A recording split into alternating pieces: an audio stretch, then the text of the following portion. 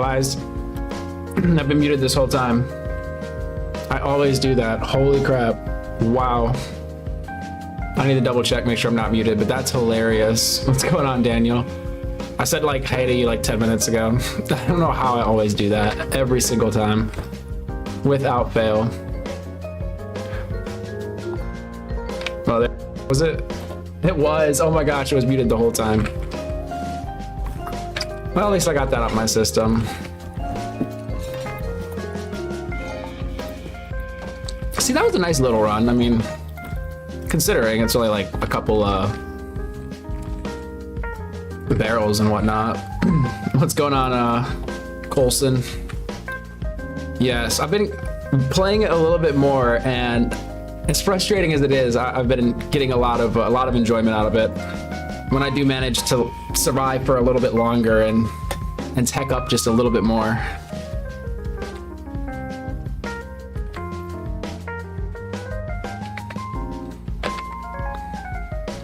This is a fresh wipe. I think it wiped yesterday, so we're gonna see how we do.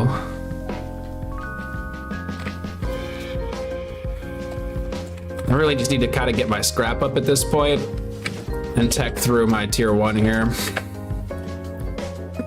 As you can see, just starting out. Should have this soon. I'm just thinking I might have to abandon this area for the early game. Not a lot of scrap out here. And plenty of enemies, let me tell you.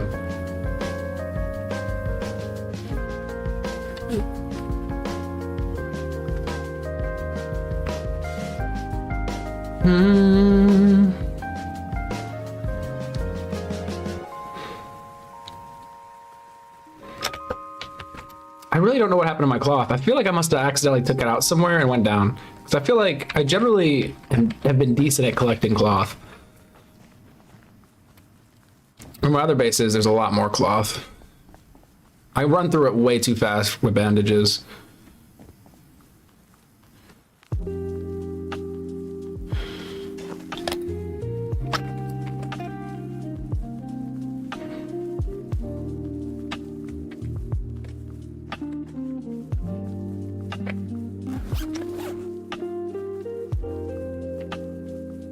Might be able to get some scrap over here.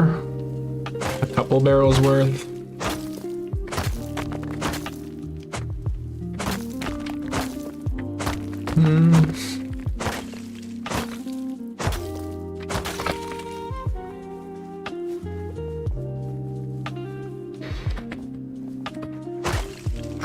Stone is like a little useful to me at this point, especially at my other base if I make it over there. I think I need some.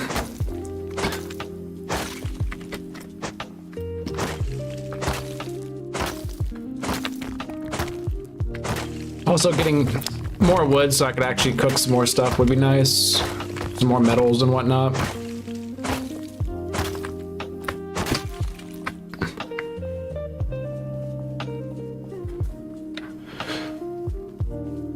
Try not to get messed with by those guys.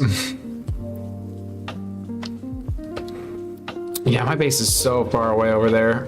I might just try to make something in between. I don't hate this area. Like if I could get up here to like F4, that might be cool. F4, G4, F3, make a base over there.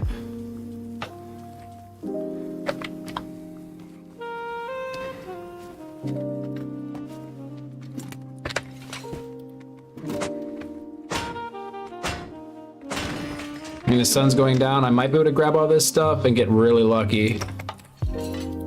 Find some fiber on the way. Or cloth.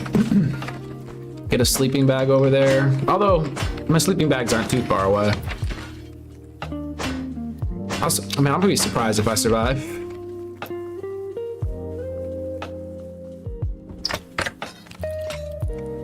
I'm really not gonna use that.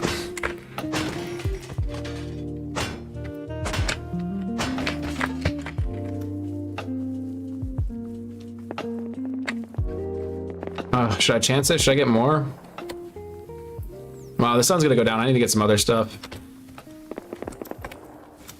I just need, oh, there we go. Sick. So I could do the sleeping bag. I just need to find some trees, like this area. Oh my lord, what? Get out of here.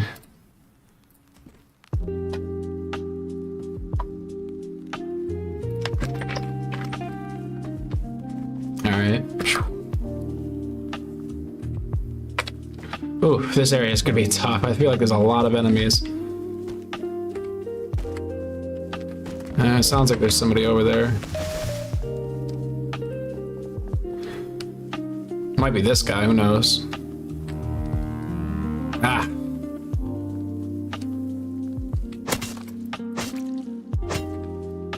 Let me get some of that chicken.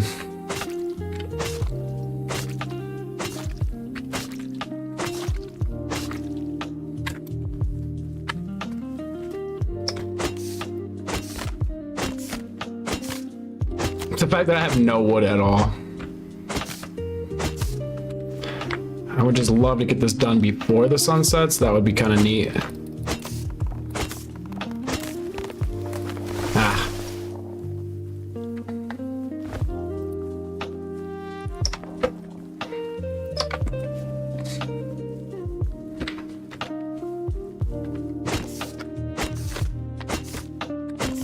What do I need, like a couple thousand? Well, if I don't really care about TC at this point. Just a little something to lay my head on. Actually, I don't really want to hear. I don't want it too close to the ledge. Ah, shit. I don't think he has a bow.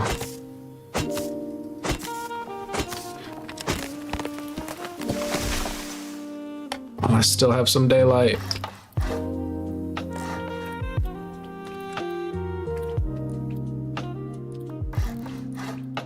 No, oh my gosh. No.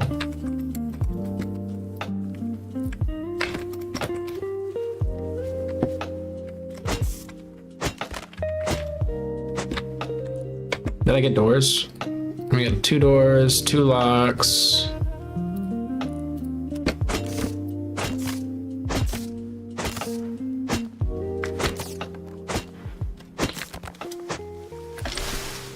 Oh my gosh, I barely have anything. I'll be lucky to build out the frame at this point.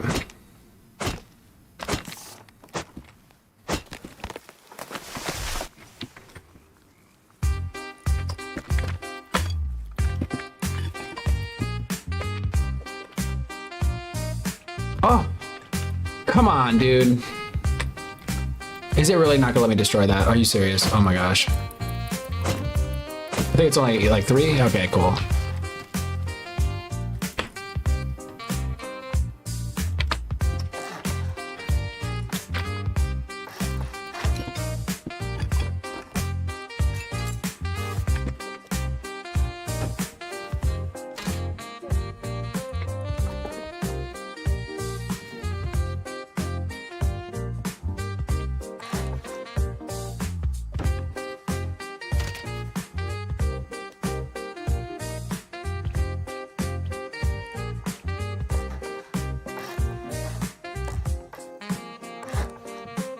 Almost can't believe I got this up without getting got.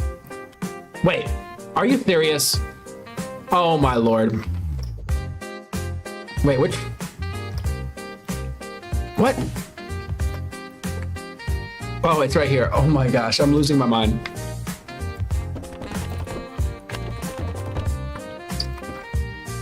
How much stone? Oh, actually, you know what? Screw it.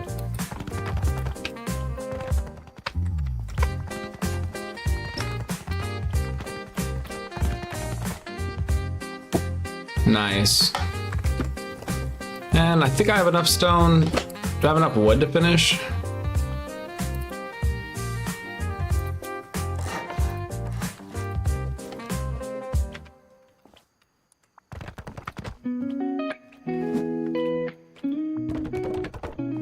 Wow, whatever.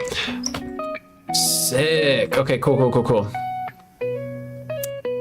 I still have the chance going out there and I'm gonna drop a marker.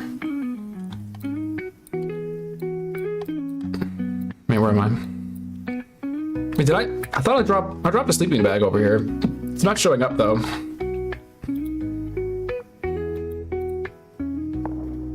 That's a base. I want to say my other base is this one.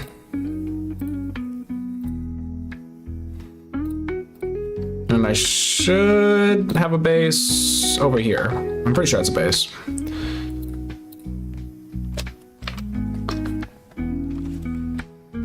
Oh my gosh, I forgot. I haven't even finished this.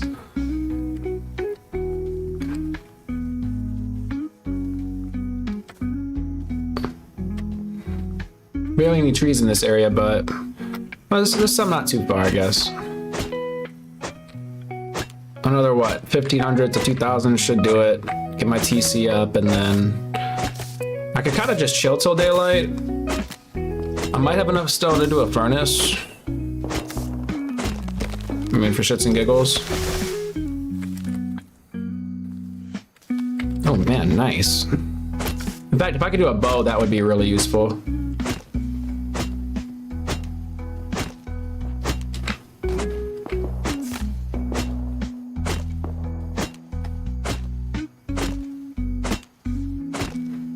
Seeing how much I could get away with out here.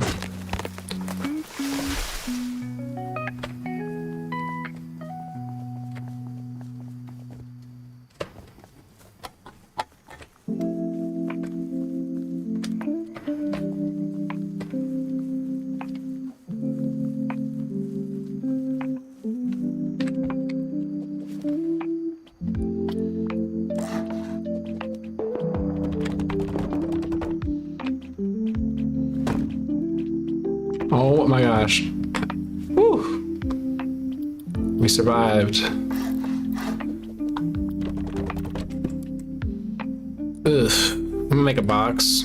And a lock. I should have did 3 locks. Did I put my locks on here? Yeah. Okay. Safety. So at least I won't lose everything if I go down. Pretty good start. 15, 15, 6, 10. Yeah, I'll just keep that. Actually, I should cook that.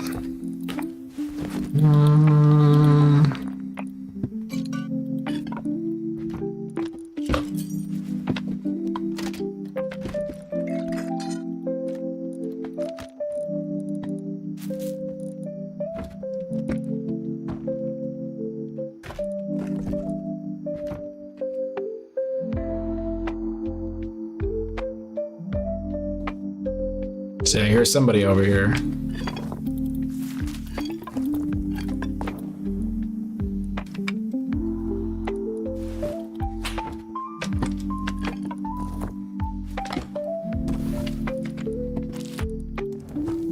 Nice.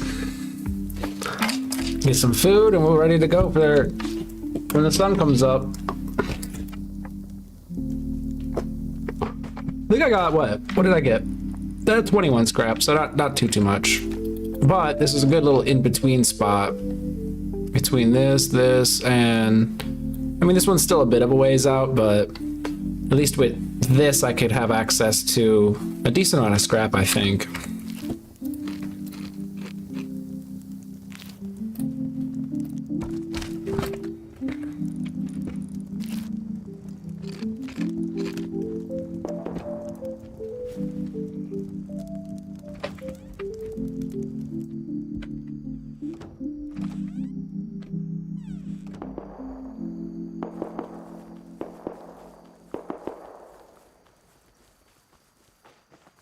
So I need to pick up a quick 1,000 wood to do the TC. And I'll be straight. I don't know what this is.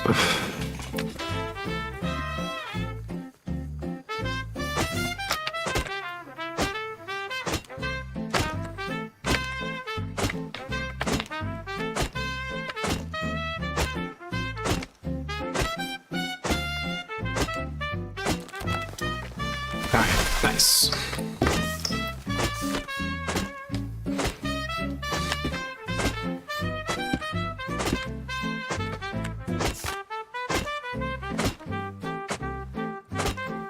Would help if I could see. Did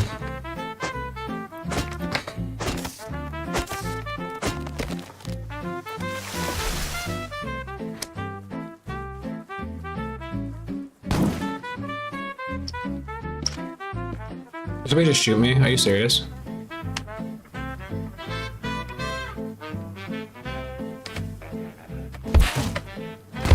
Ah! Ah! Damn. I thought I was protected by the knight.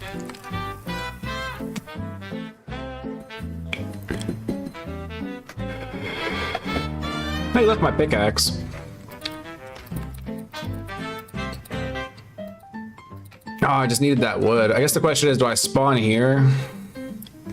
I know he's close, so I'm actually just gonna spawn over there. I could come back for that stuff. I'm not really too worried. But see, that's why I'm so glad I left everything inside my base.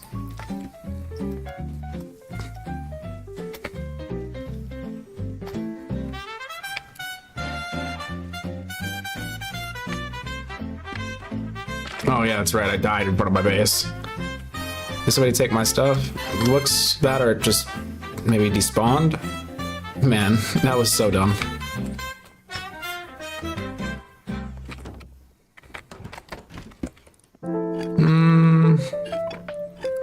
Yeah, I got some basics.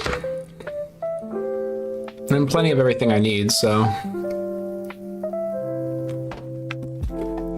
Just to get some metal, actually, for over here.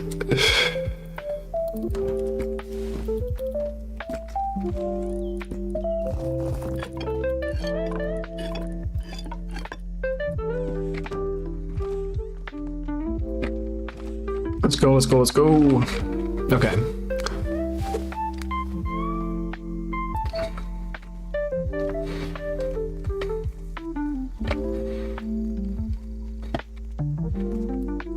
Quick little scrap run. Scrap, metal, and low grade would be the three things I need over here.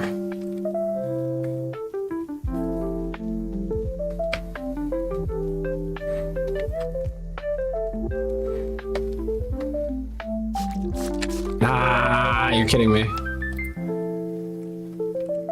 Wait, what the hell?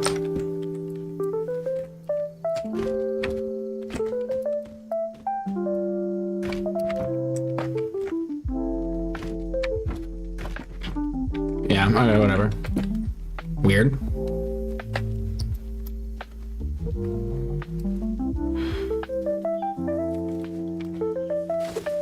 What do we have here?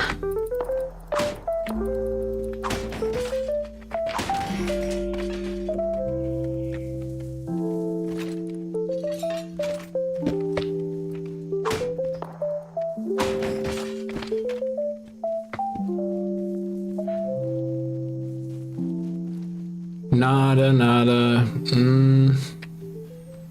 Watch a tiger jump out and kill me here. First time I walked in here, a tiger just comes out of nowhere and gets me.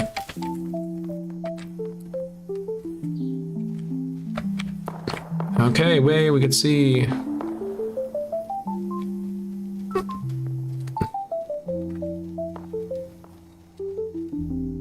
Are you serious? Almost ran into that alligator.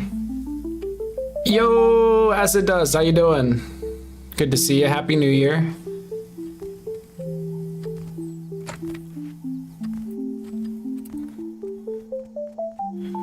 How was your New Year? How was your holidays?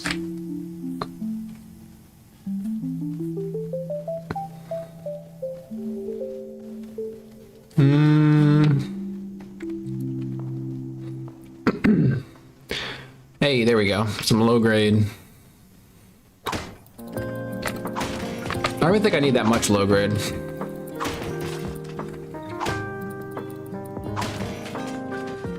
don't know why it's so laggy all of a sudden.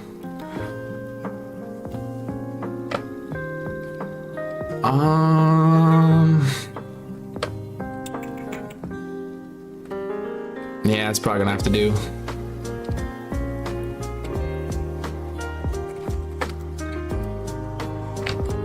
I can never get my doorway set correctly. So I don't have to jump or do something extra to get through it.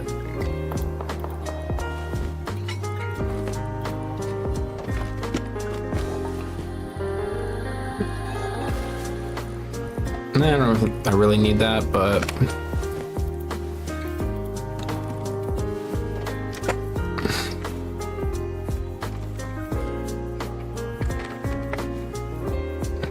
Tiny bit more low grade would be nice. I think there's some over here.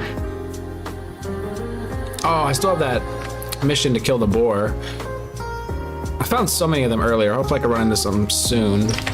Because I think that was like 150 scrap for that mission, or 50 or something like that. It was a decent amount. So I definitely need to utilize that. Probably make, like, yeah, maybe run around, try to get some fabric or cloth and make a bow.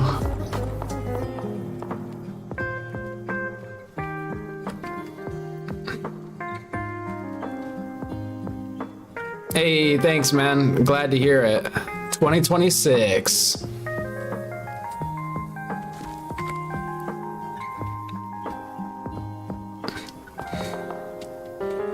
I had a very, very low-key New Year. I think that's how it's been the last couple of years for me, though.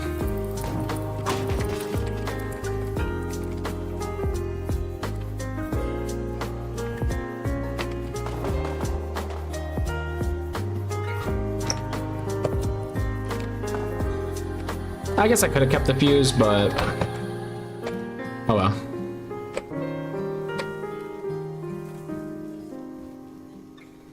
I don't know why that sleeping bag caught me off guard.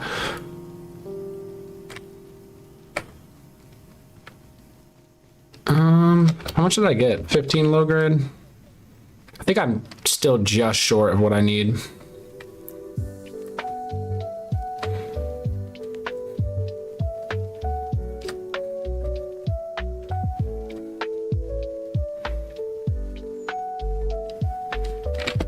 Oh, wait. I was using this as a landmark. Wrong side, though. Wait, still the wrong side. I have a lot of neighbors.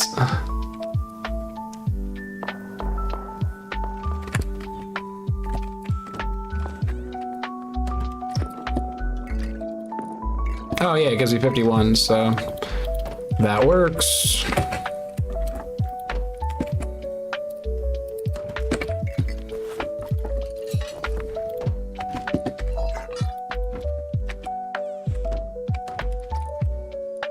I don't have anything to cook up over here though, so I need metal frags so I can get the next, or get my tier 1 over here. An additional one.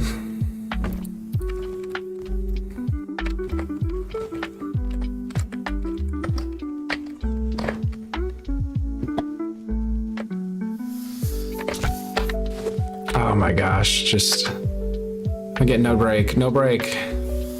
Are you serious? No. Okay, there was another snake. I was not dealing with that. I never seem to be able to, I think you're supposed to jump. That one didn't get me, but I feel like I always jump at the wrong time. Because I get got more often than not. Is it even worth trying to run past this guy? Maybe I should just run this way. Yay, cloth.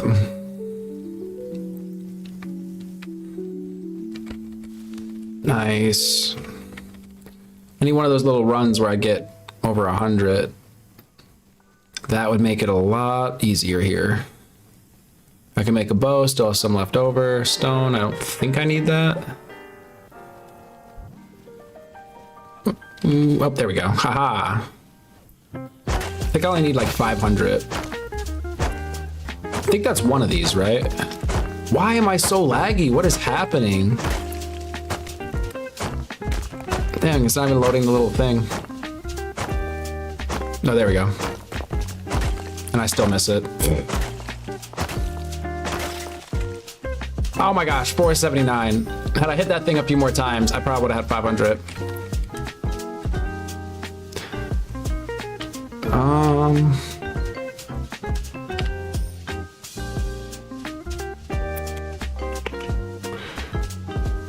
Oh, we need one more metal.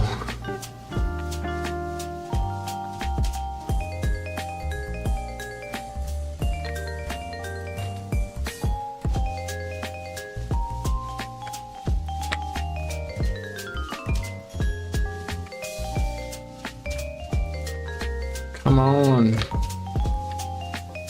Give me something. Ooh, rock. No, do not need that.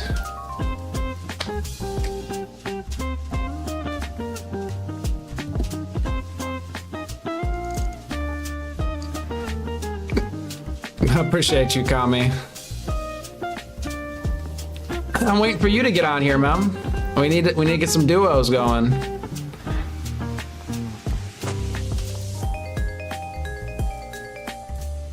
Oh, come on. Give me some metal frag. We just need a little bit. Oh, there we go. Finally.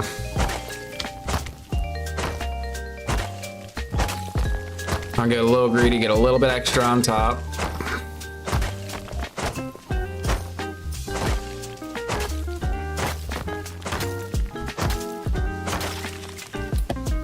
Ooh, a little bit of, oh my gosh, fibers, yes. 60 fiber, not bad. Oh, 80, nice. I'm feeling good now. If I could just make it back without dying, that would be awesome. See, that was a very successful run. I at least found pretty much what I was looking for. I have a feeling a snake is gonna pop out. I need to be careful.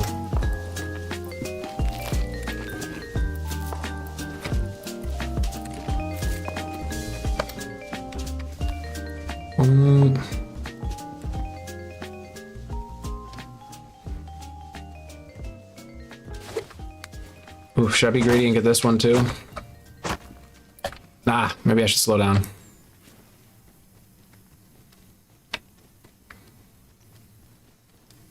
Yeah, how was your Christmas, Acid? We are not gatekeeping our life hacks, okay? This is how— Bro, I'm not trying to listen to that. Gatekeep them, please.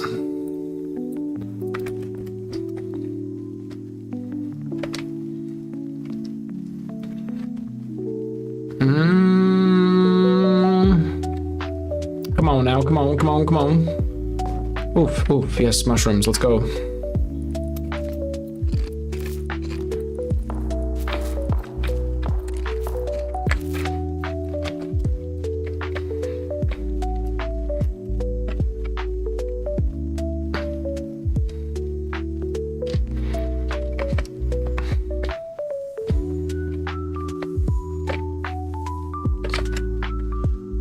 Oh, I get shot. Right outside my door. All right. Nice.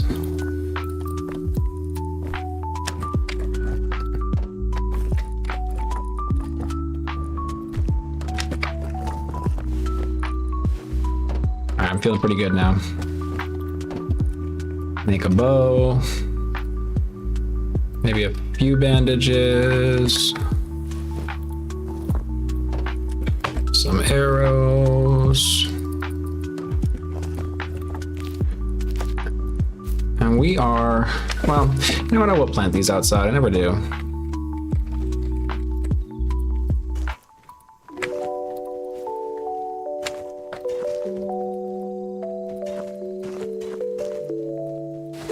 There. Seeds, seeds, seeds. We are seeding the place. Okay, nice. That's not me, is it? I need to stop leaving my front door open. All right, cool. You said Christmas was fine, can't complain. How was your Christmas, Kame?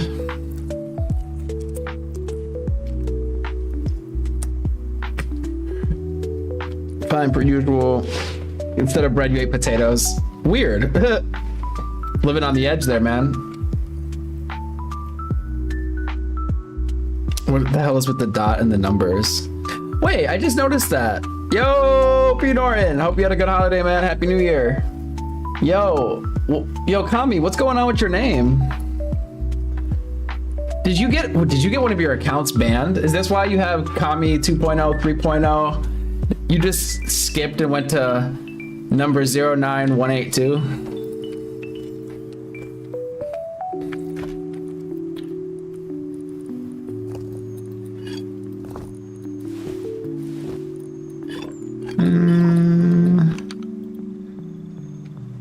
That's your real name.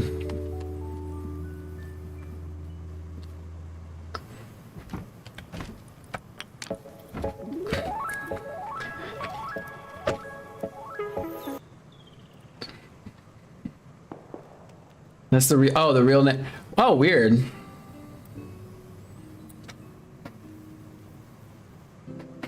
I still have my blue around same account. Oh wait, good point. Yo, that is so weird. So is that the idea? People have multiple accounts and the accounts now show up as the same name? Like across them? I thought you were doing a rebrand.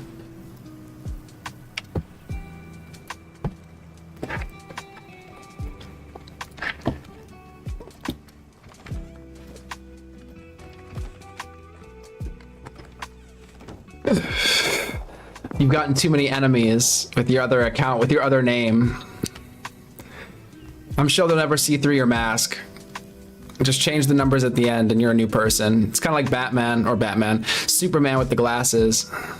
Put the glasses on, nobody knows. Nobody knows.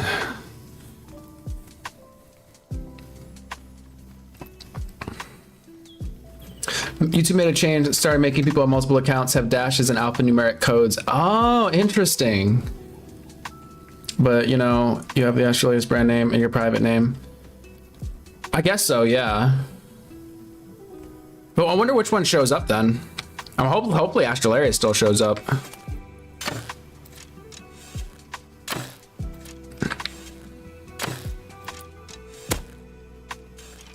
Nice.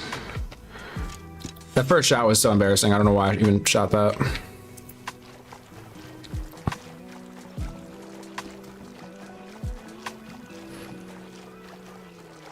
Kindness is completely different for who knows what reason. I'm almost afraid to take a deep dive. You're kidding. Wait, what? Is it because I had my bow out and drew it by accident? Are you serious? Yo, come on. That is so dumb. Okay, I'm gonna hopefully be able to just run over there and pick that up. I'm gonna get my flippers. I'm gonna go. What the hell? Bro, I don't even have a lock on my... Oh, I do. Okay. I'm just losing it. Get my flippers. Man, I can't believe that. Like I said, those sentries every now and then kill me. You said, wait, Clark communism. Oop. As screen name, but the name... That is not your screen name.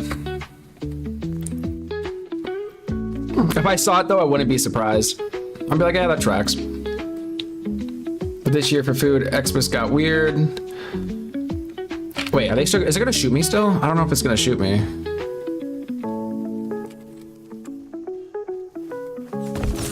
Damn it! I'm considered lethal for 5 minutes. Oh my lord. That is so dumb. Oh my gosh. Well, hopefully my stuff stays there for 5 minutes. Well, I guess I'll just run around. I'm gonna try to like mark the time here. Okay.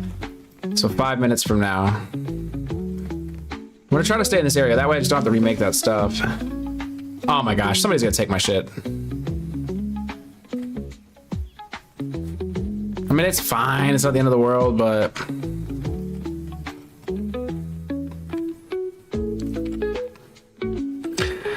Fish and potatoes go well, but not for Christmas. This shit needs bread and breaded fish. Man, are you serious? There goes my shit right there. Wait, no. He might not have gotten it. He might not have gotten it.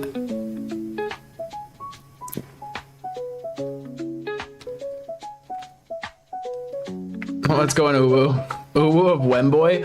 Yup, Kami, is that you? I swear to God. Bro, is that you?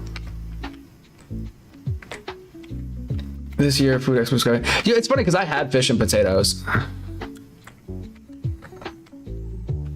Bro, Kami, how many accounts do you have?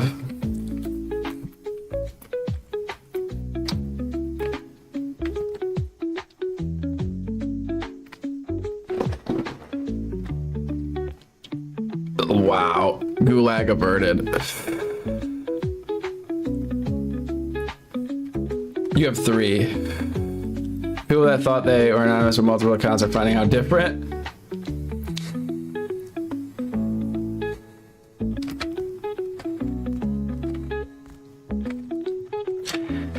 Yo.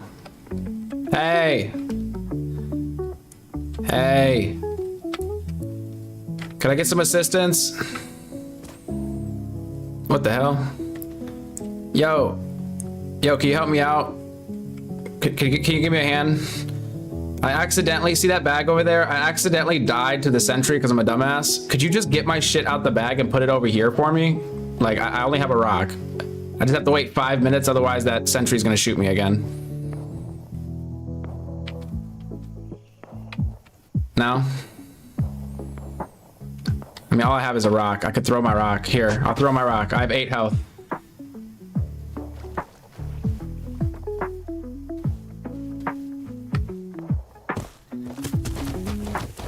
No, what the? Bro! Oh my god. What the? Why did he do that?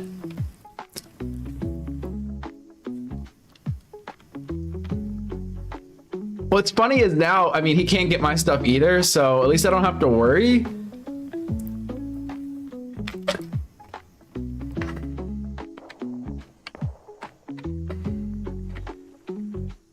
Why did he throw? Oh my gosh, that is so fucking funny.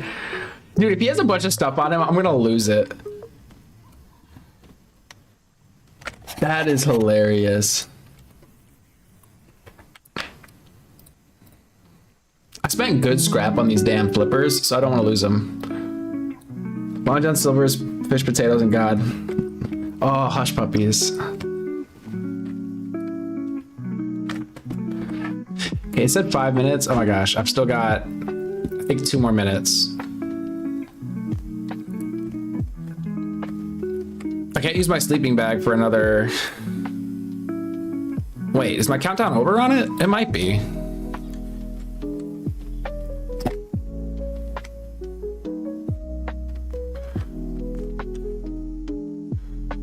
I cannot believe this.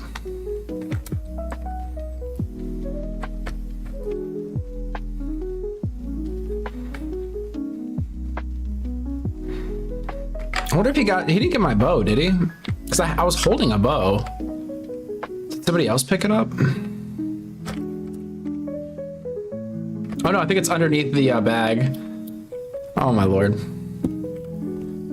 All right, 2 more minutes.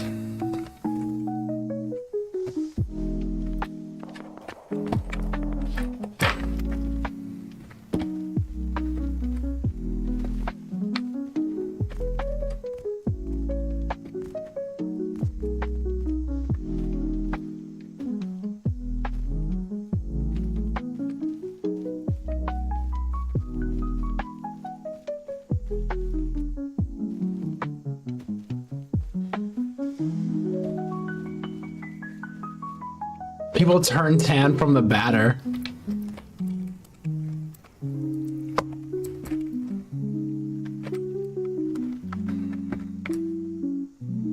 Okay, I should be good at this point. Watch me like 1 second off. All right, cool. Yes, my bow is in there. Okay, cool.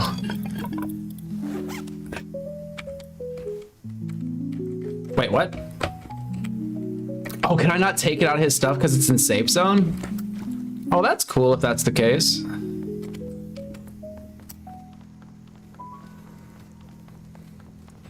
Some most people eat fish for Christmas. I generally don't eat fish for Christmas. That's the crazy thing. I felt like I was kind of doing something weird or different, but it seems like it's a norm. No, I said, yeah, I had potatoes and fish. That's so weird. That is not like a normal meal that I have, really, especially around Christmas. I had tilapia and potatoes. Ooh, diving mask, nice.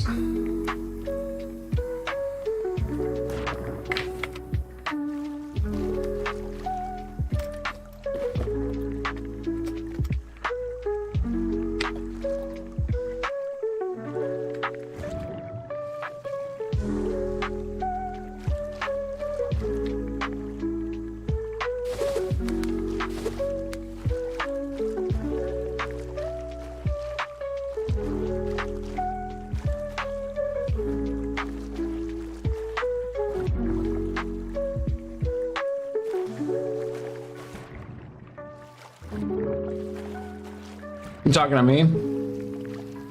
Are you talking to Kami or Uwu Boy or whatever?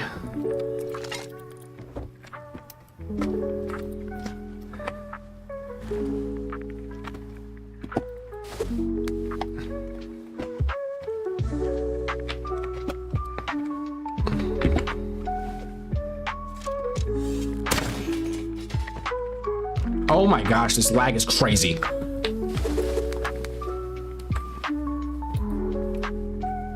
I'm really not gonna be getting much from out here.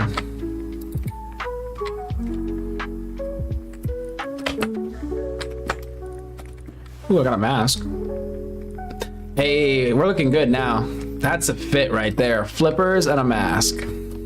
What more could you ask for?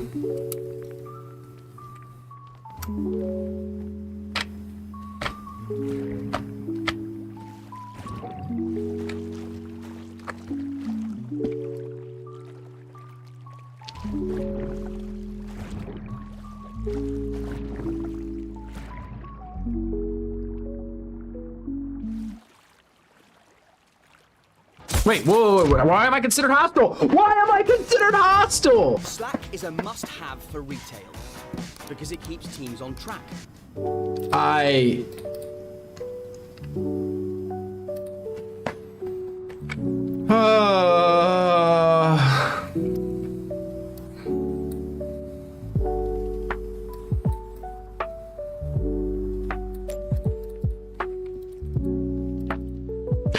Bro, dude, that's the freaking NPC killing me though. That's the fucked up part.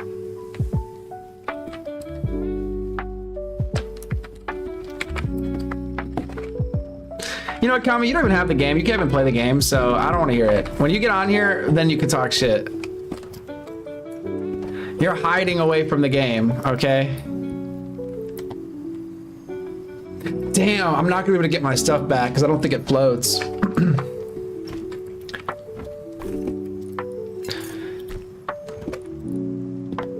I mean, I could make an axe. Nah, I'll just make a regular axe. Or a stone axe, I guess.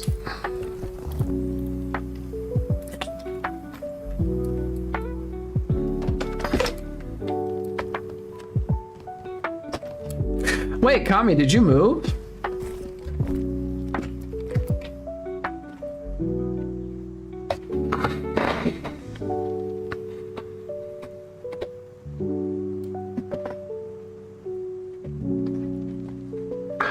Did you move? He's moving on up. He's in the high rises now. He's looking down on all of the proles.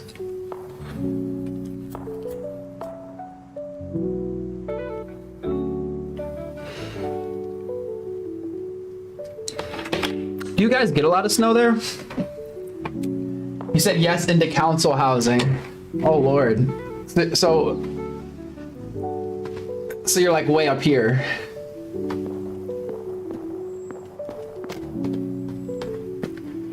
Yes, he's in control.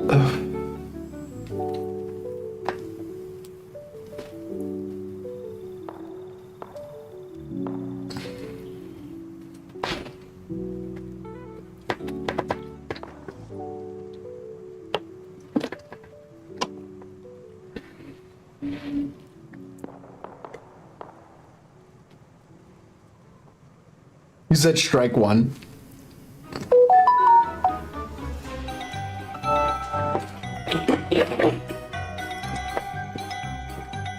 What is this?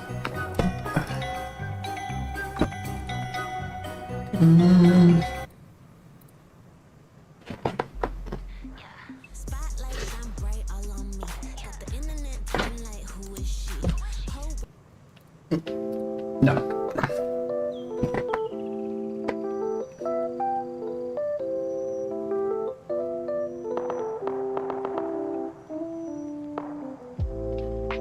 I shared comments with all the other council folk.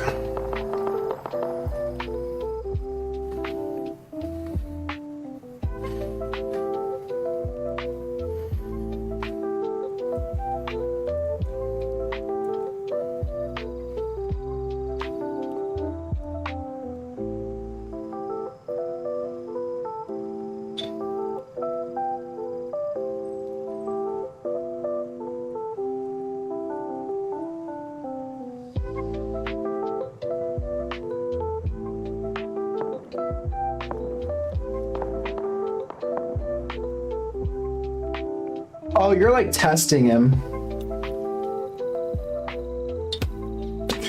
This could be an imposter.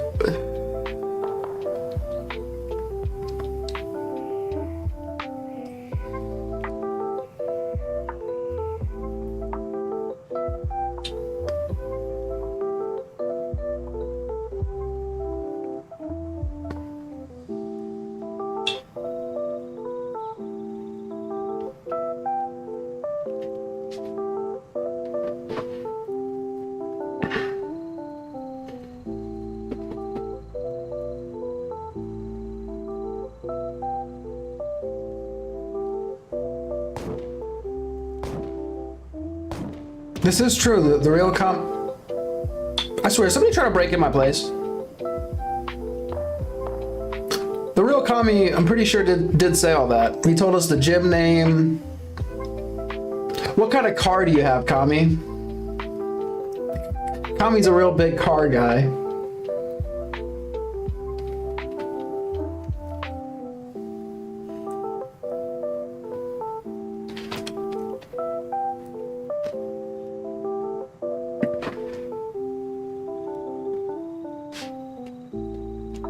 How will freeze over before I own a car or go to the gym? I don't know what issues you have with cars.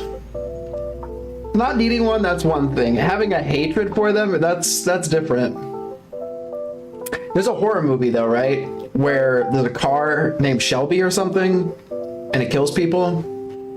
So maybe, did you watch that when you were a kid or something? You said lick? Are you saying lick my ass? I don't know German, but something tells me you're saying lick my ass.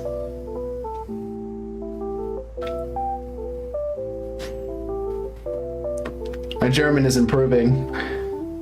Leck mich, wait. Leck mich am Arsch. Leck mich am Arsch. Leck mich am Arsch. What the fuck?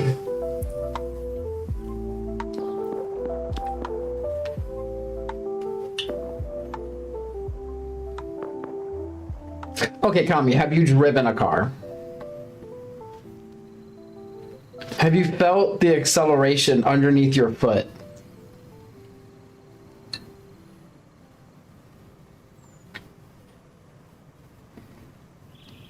No, but a tractor?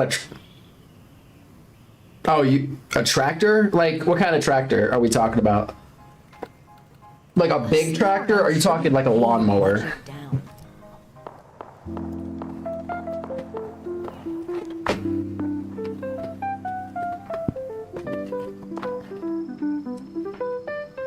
With a tractor, we're at least in the ballpark.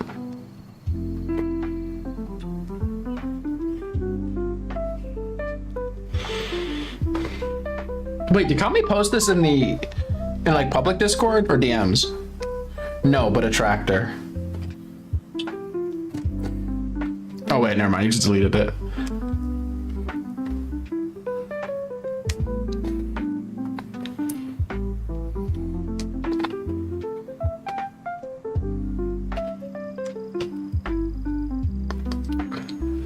A big boy. Was it like a John Deere?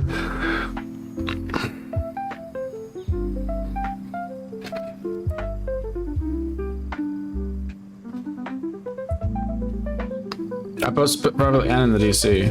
Let me see. I don't remember seeing that.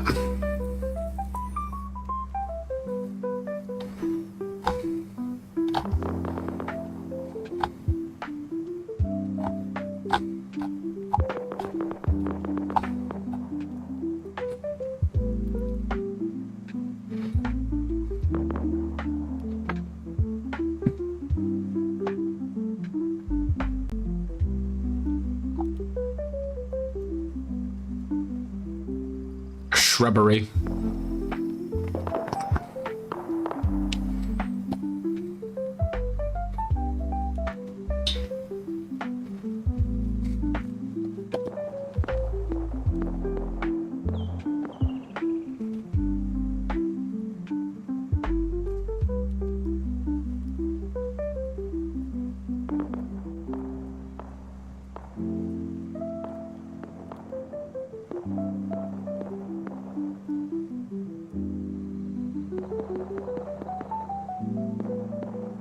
Yeah, I don't know if he is who he says he is either. I'm pretty sure the real Kami hates furries. Last time I checked.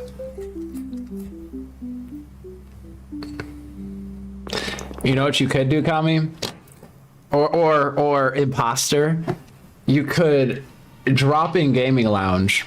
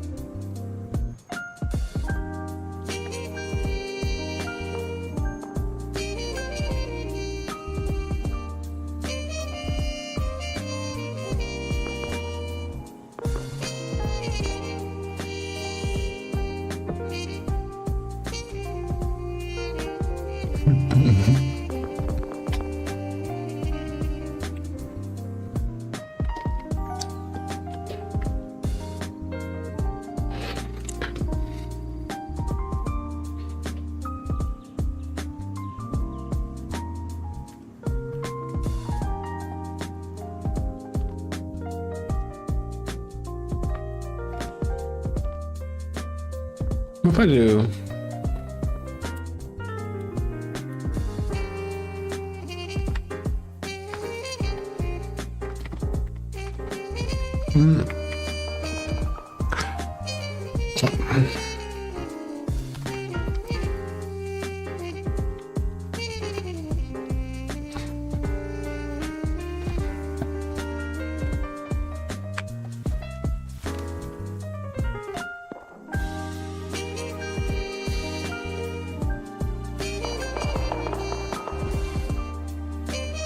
Do you have a green thumb, Kami? We've talked about farming, but do you like growing plants?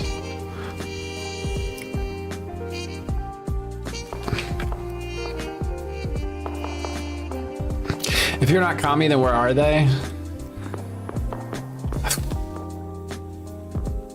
I'm assuming they're probably out there in some Discord or some live stream LARPing as a capitalist.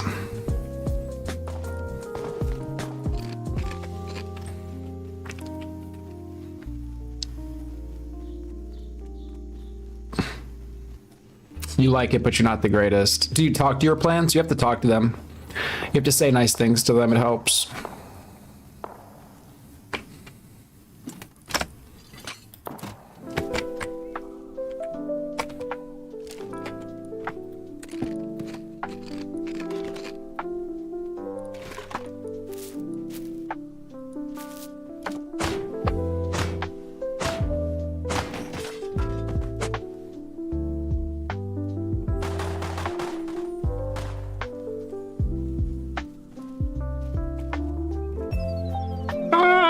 I hear guns. I'm just taking off.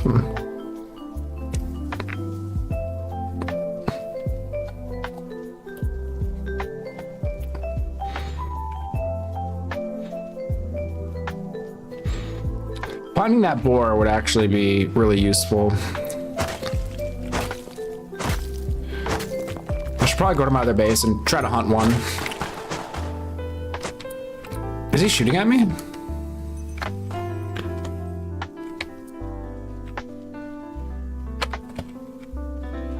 I think he was.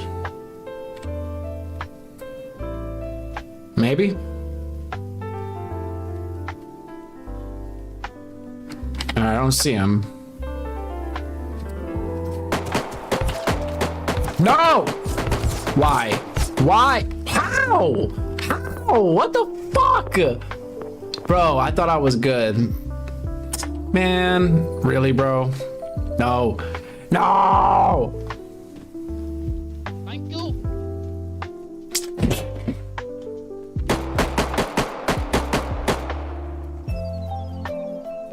Could you at least pick me up?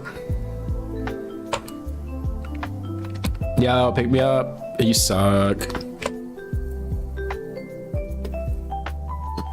Do I ever want to go back there? Not really. I'm gonna go back to this one.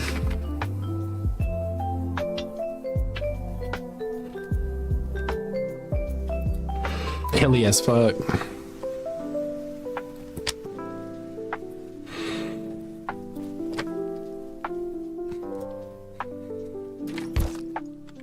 What? Dude, I just spawned. I literally just spawned. No, don't do it. I just spawned. No. I'm gonna bleed to death. Oh, Pick it up. As no soon as way. you pick it up, we fight. We fight to the death. Pick it up. With you two But I have, but I have 3 health. So Oh. hurry up. Fine. Okay, fine. You But better okay, hurry up. can we do like? All right. Count of 3. 3.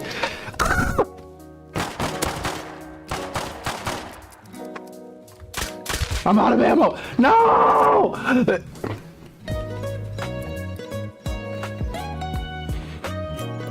You know what? That was the wrong one anyway. So I'm glad he killed me. Yeah, I'm like, bro, I have no health. I thought he was just being nice. I was like, okay, cool. That shield is serious, though.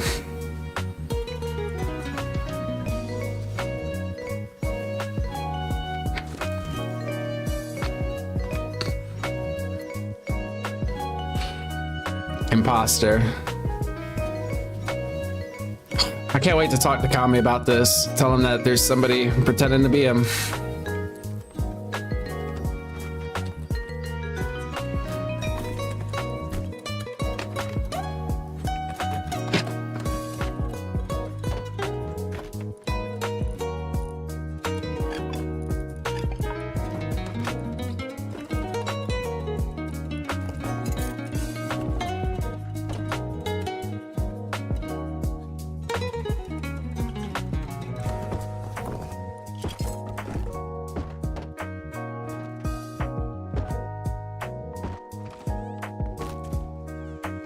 Can I please hit this tree in peace? Thank you. And yeah. Absolutely. Can you just hold my hand? Just stick your finger in there. Alright, thank you. Hey, how you ever got Whoa, careful with that thing, bro. That's loaded. Thank you.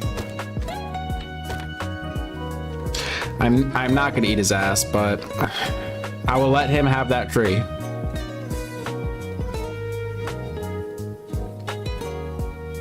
Don't do it. Don't attack me. Don't. Yeah, hey, I was walking here, man. Jeez.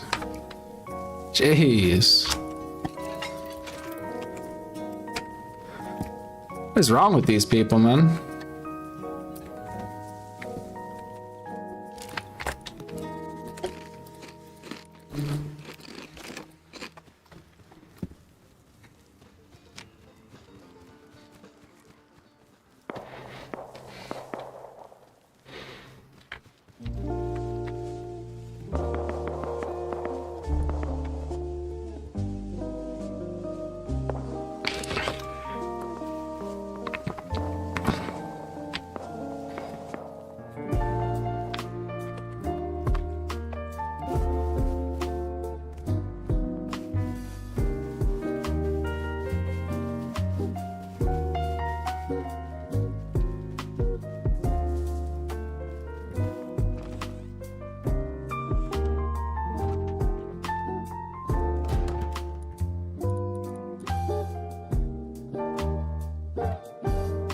You go to the toilet once. Yep, I'm telling you, somebody was in here pretending to be you, but don't worry. We know you well enough to know when somebody is faking.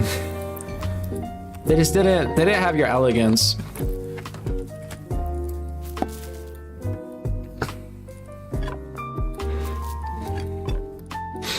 Well, I mean, they could have been a communist as well. I mean, who knows?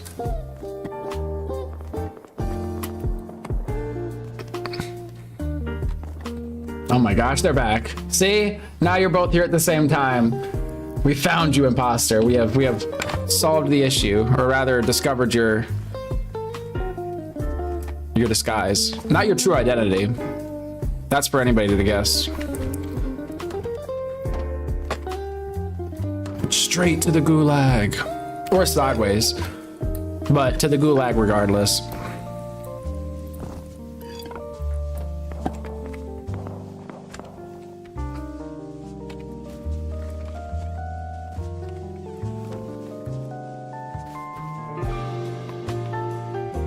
It'd be funny if you come back on this account, like your normal account, but all of a sudden you don't sound like Kami. It's like, wait a second.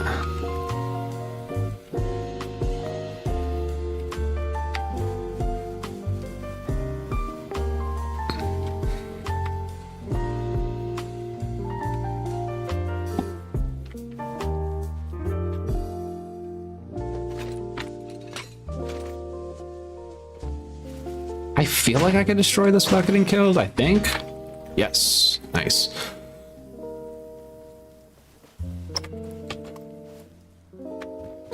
This is like the slowest way to get scrap, I swear.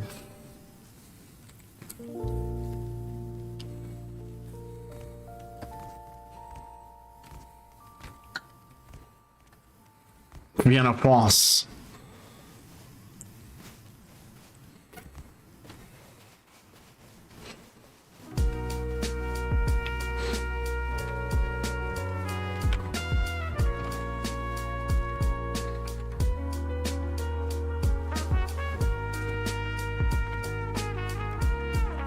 Come on. Okay.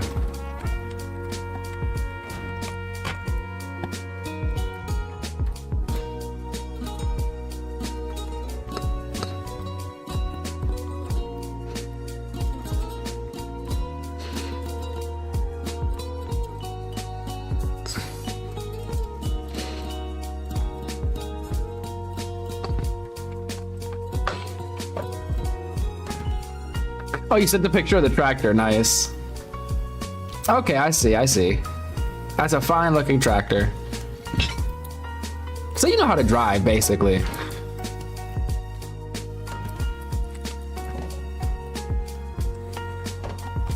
That's pretty much the same thing.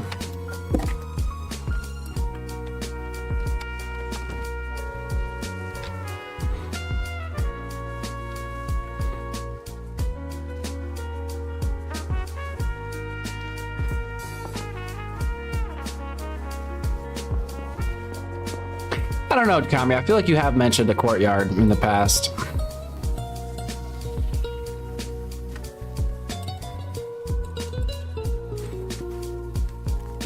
Means of production.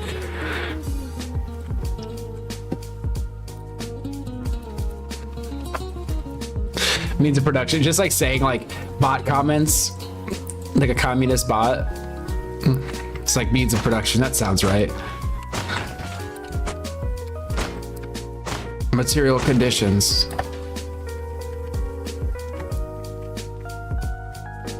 Oh! Oh, no, never mind. Wait, is that a boar? I can't tell. Oh my gosh, it's a bear. Let me get away from there. That would be crazy.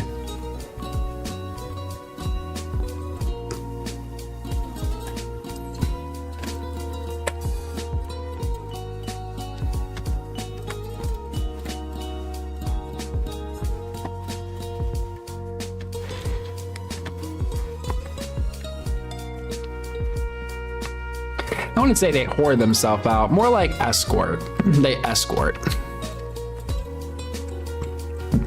There's a difference, okay?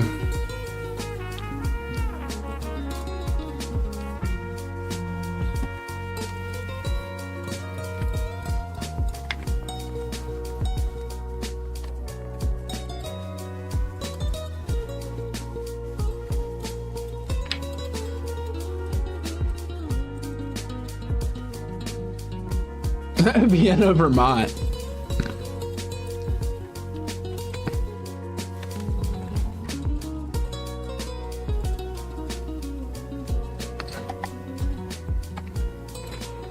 Howdy. How you doing?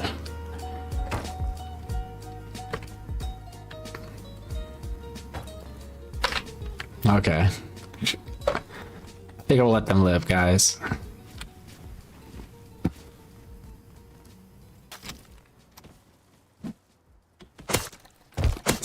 Yeah. Why'd you attack me? Why'd you attack me? HBO Max is available on YouTube. I'm sorry, bro. Award-winning TV shows. Welcome to the pit. Look, that did not feel great. That did not feel great. You know what? If I see him again, I'm gonna apologize. That felt horrible.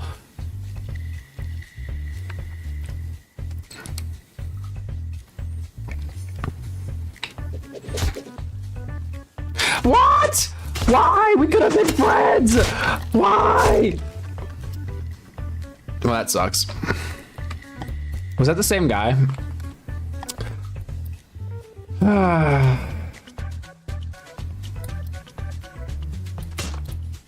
Thing is, we could have been friends.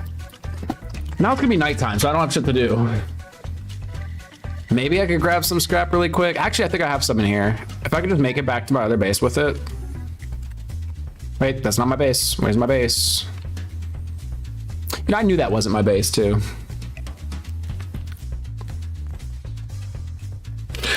What country do you live in? You get this wrong, and you're done with me. Well, at this point, I don't even know. I'm more questioning the Uwu femboy person.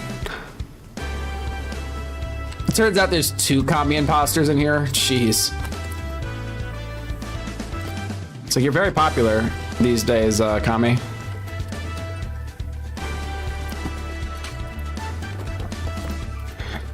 It's like, what are you doing?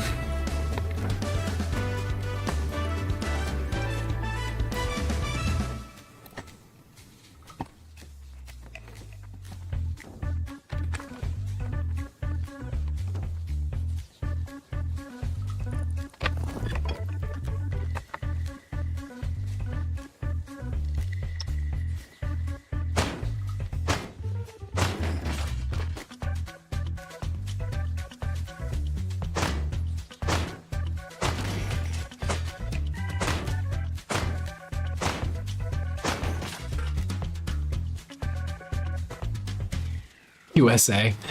Well, the real Kami does live in USA, so...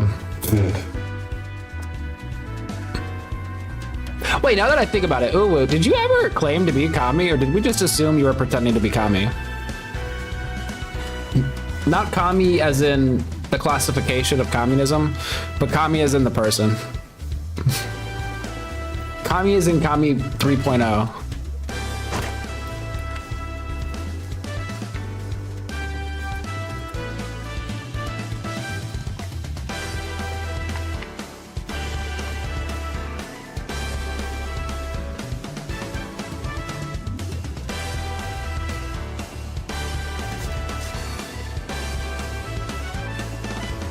Wait, you said, is it imposter?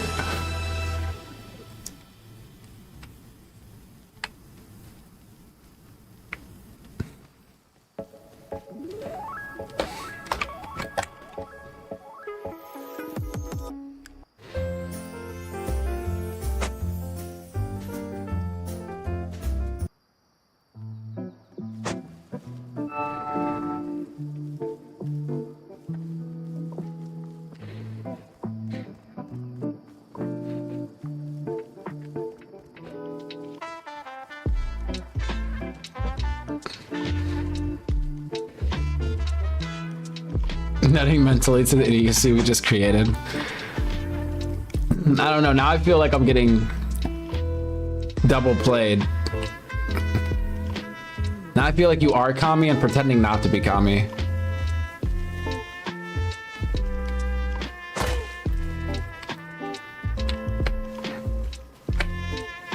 Am I just psyching myself out?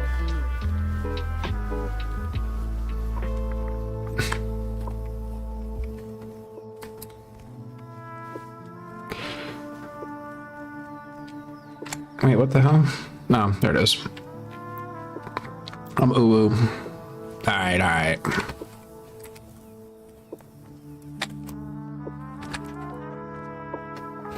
Is an imposter. Damn, speech to text. Wait, are you saying they're not the real Uwu? Who would have thought?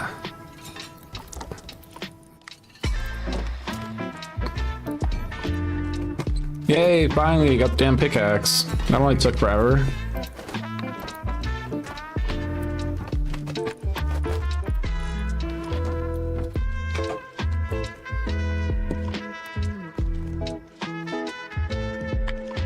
Implow style. Oh yeah, my gosh, I'm done.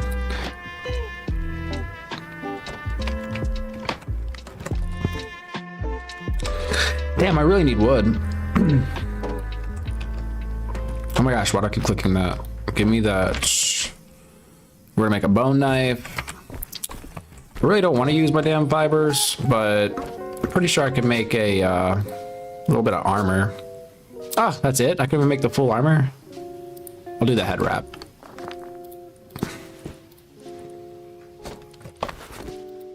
There we go.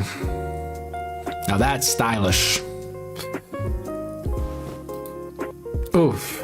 Look at that. Wait, can I wear pants with this? Do I have pants? No, I don't have pants. Thought I did.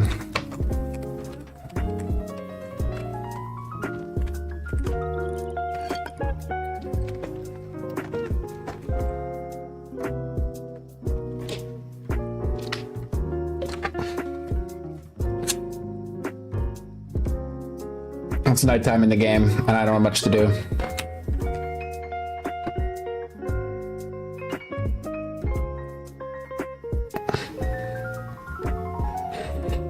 Wait, what? I'm so confused.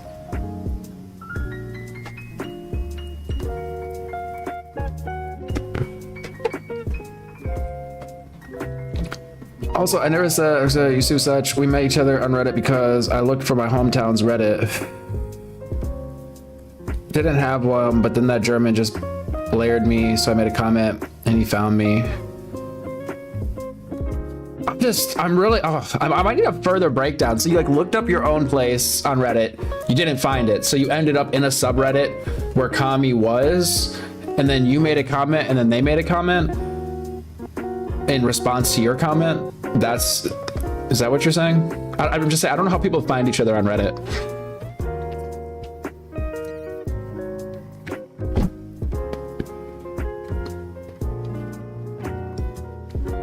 Alright, Vienna. I did think that'd be crazy if you're like two different people and you both live in different Viennas. I was like, what are the chances of that randomly? But I guess it's not by chance this time. This is by design. But the Reddit thing was by chance. That's crazy. Wow, what a small world. That's so cute. Communist probably has so many different accounts you don't know if he's coming or going. Yeah, more than likely. More than likely. I mean, he did post a tractor in the Discord, so I think that's the real Kami. Plus, I'm pretty sure he's the only Kami or only person on the internet with that profile picture, so I don't know how anybody else would get that profile picture. Unless they're like a hacker or something, you know?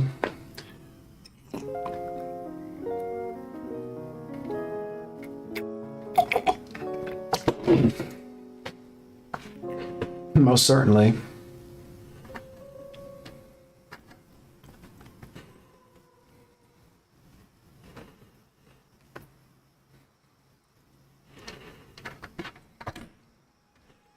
Ah.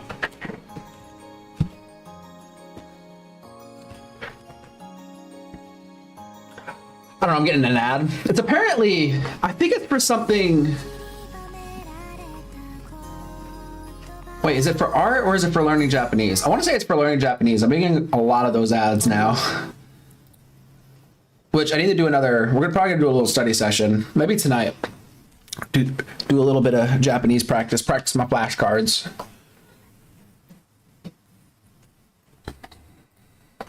Because I did miss like yesterday, maybe the last 2 days of practice. So, in fact, while I'm sitting here, I think I'm gonna do that. Don't notice their chains. Oh my gosh. I feel like you're the same person. You guys are the same person. I'm back to it.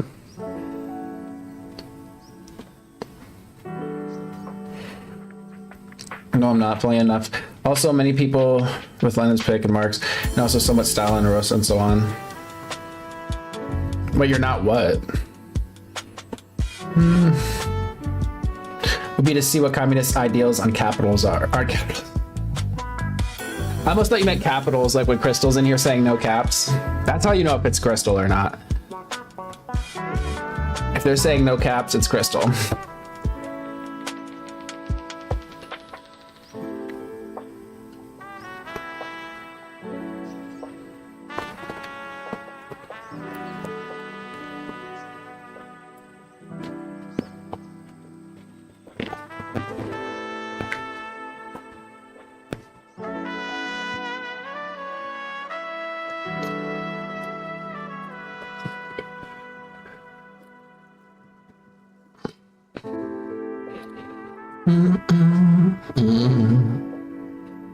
Da da da da.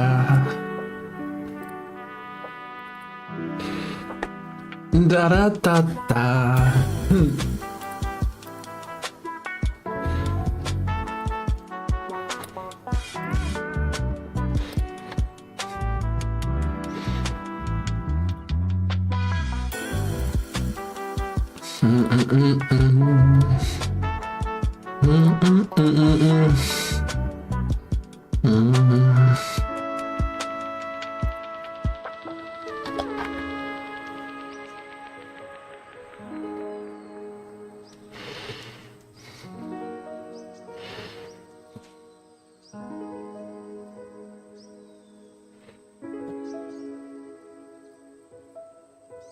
No, P. Norton.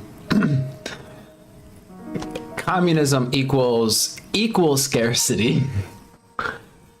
It's the equality part of it. Distributed scarcity. Equally distributed scarcity.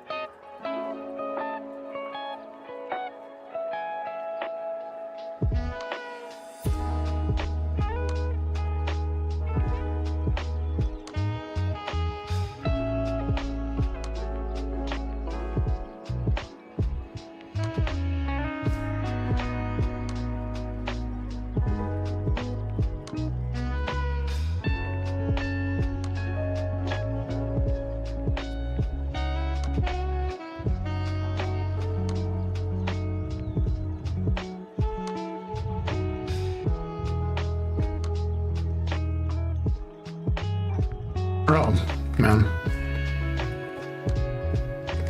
All right, be right back.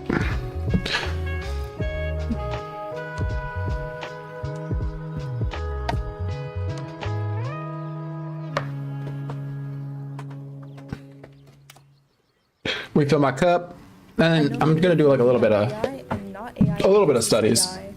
Maybe in the Yay, AI ads! I love it.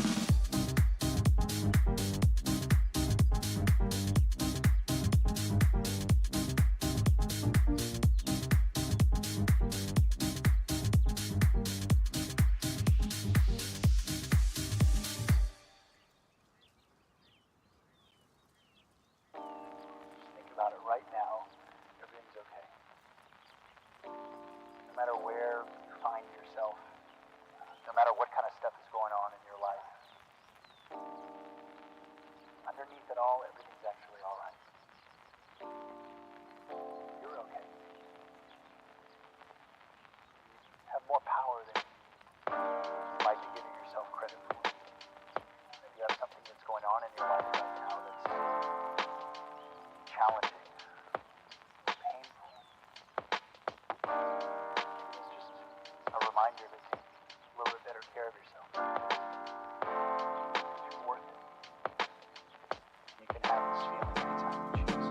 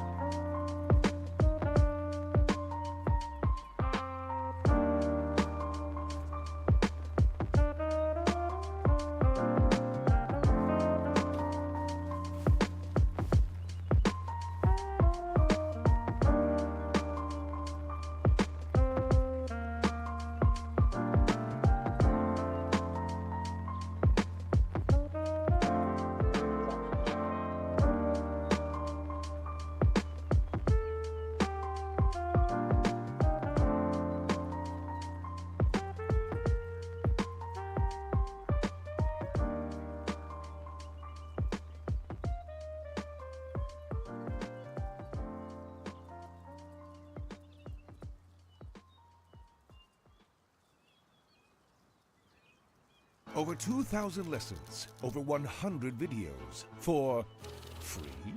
Yes, all the content on boot.dev is completely free. All the lesson explanations, the starter code, and even the videos. However, if you don't pay to become a member, then after a free trial of the interactive features, you'll find yourself in read-only mode. You'll still have all the content, but you won't be able to get personalized help from Boots, pass off lessons, view solutions, earn certificates, complete quests, or level up. So, if after trialing the interactivity you decide to keep it, use code BOOTS for 25% off your first payment. But if not, don't fret. You can still read and watch everything without opening your wallet. So go to boot.dev now and create a free account.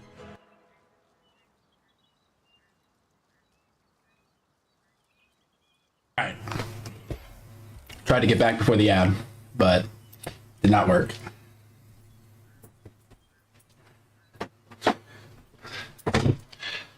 Alright.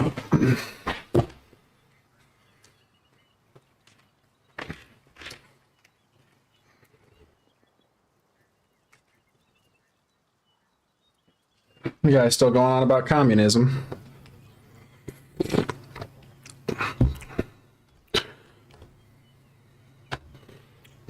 Well, Think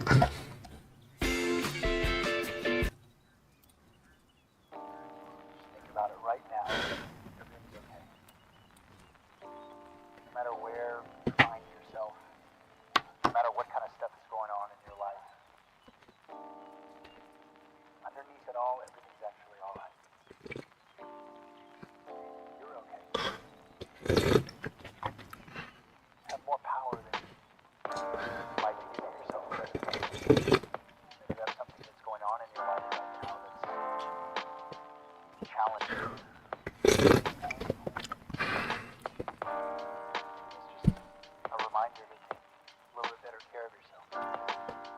worth it. You can have this feeling anytime you choose.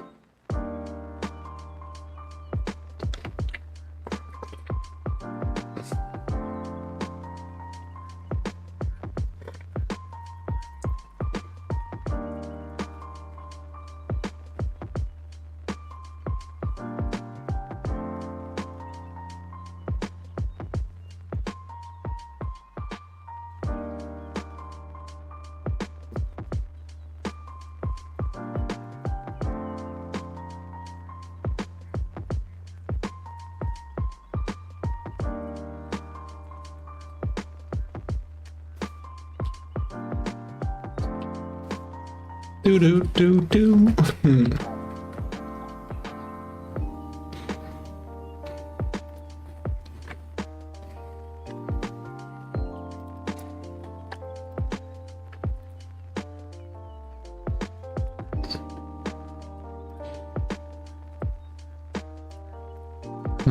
Weird.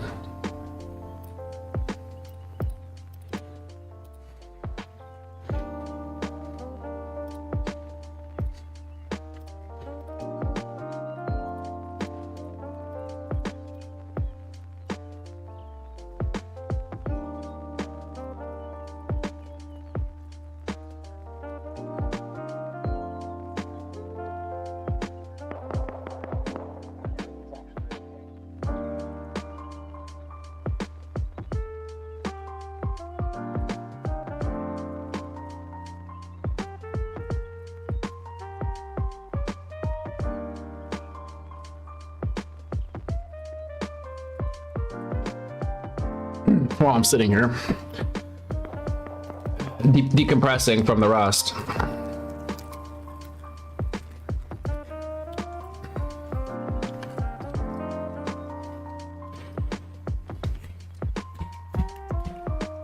Oh, we also kick it in the gaming lounge on Discord. Norton, because you're on the Discord, right? But we're in the we hang out in like the gaming lounge and stuff. I try to be there more or less daily at this point, so you could drop in, chit chat, like either through text like you are now, voice to text or whatever, or just on the microphone and stuff. So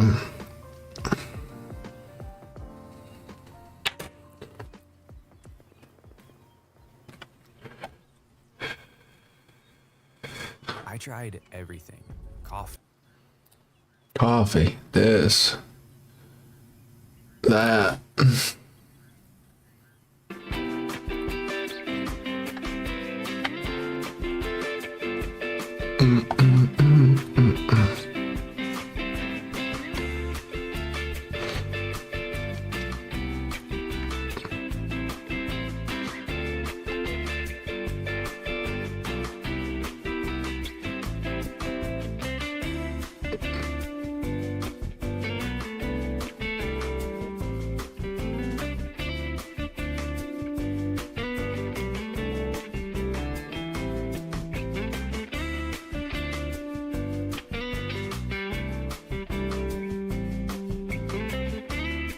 Howdy.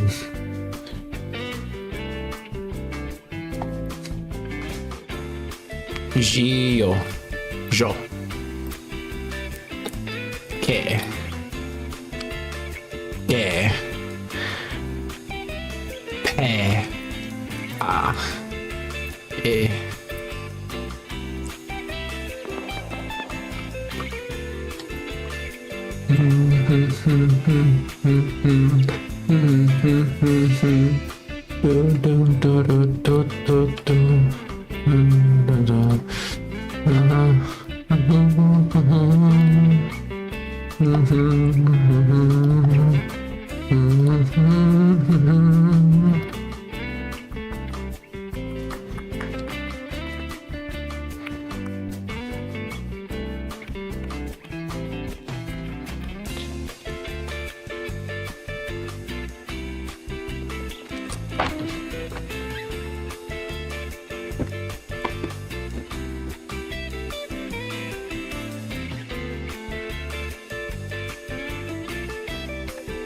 Oh, this one is gonna fuck me up. It's either Jew, it's Jew, right?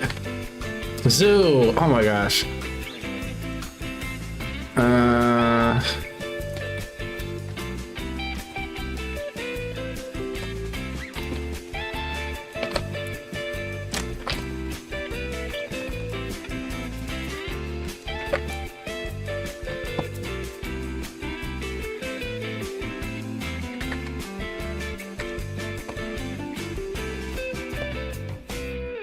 Oh no, he. Oh my gosh. Two, three, ray.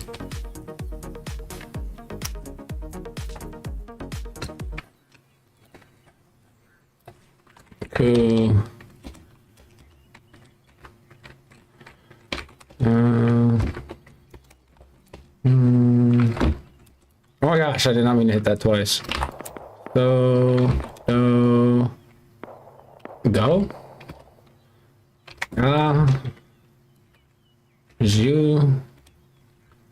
Zoo. Giu. Cha. Ga? No. Chi? G? Oh, G, like GJI. Okay. Yo. Ryo. Ryu.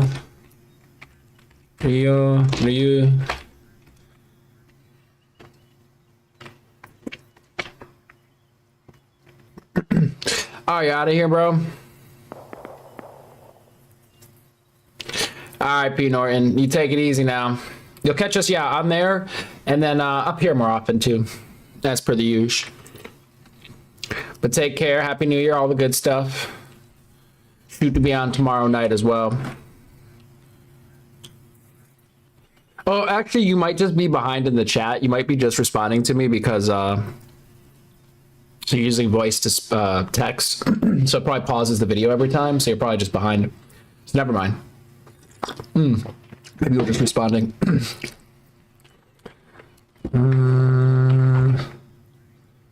This is your...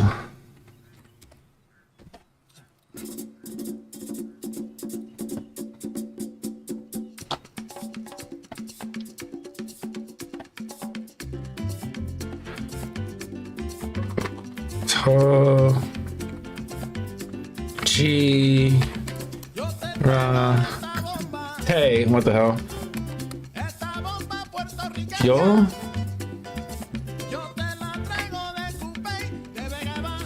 Ma Ve Sunosa Ya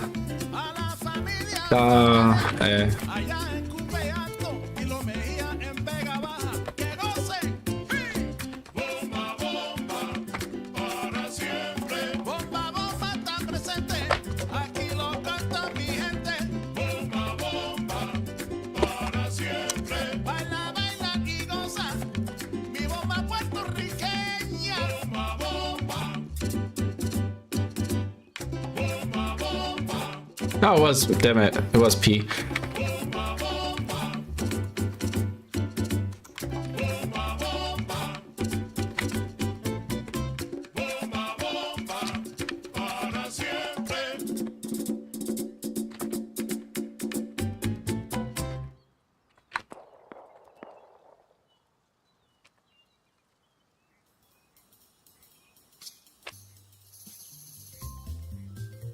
Moo. Isa.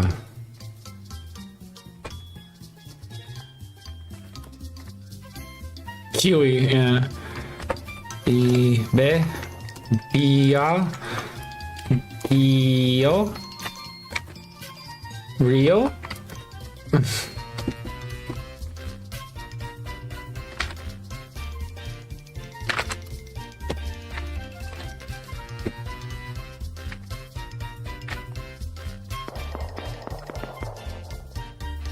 Jimia. I don't know what I got wrong there. Kami. Pekami. What the hell? Yo. Jazz Club.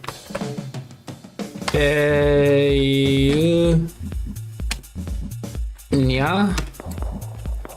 We. Hi. Hio. To. Hyoto. Ra Hyoto. Ge. Ne. Pegenu. Okay. Ge. Wa. Mo.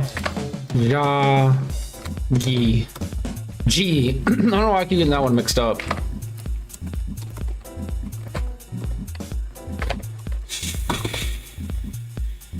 Yeah. Sia? Or was it Sha? I think it was Sha. Give me. You.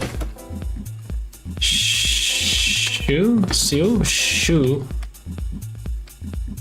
The band sounds great. Double Penny was Oh. Chi. New. Chu. Goo. Yo. Ri. Yo. Oh. Ha. Gi. Tay. Is it Tay or yeah? Ri. Shu. Hey. Oh, I always forget Sue. Is it G? Ku Zoo? Damn it. It's Zoo. Zoo. I just didn't remember that. Goose Su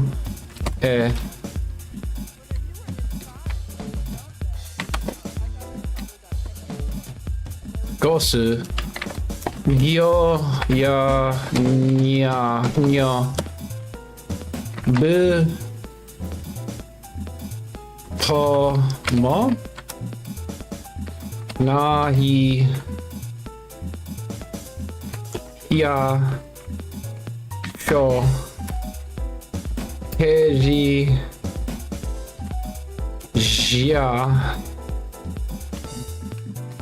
bi jia jo hi chi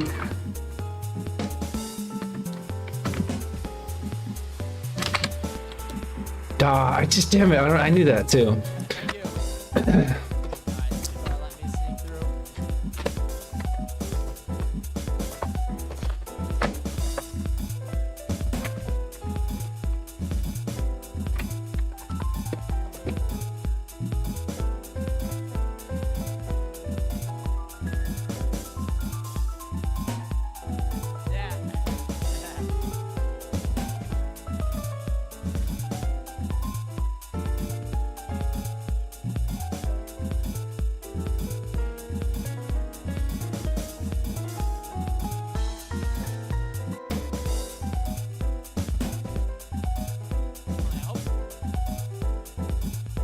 Zay, oh my gosh, that's gonna like freak me out.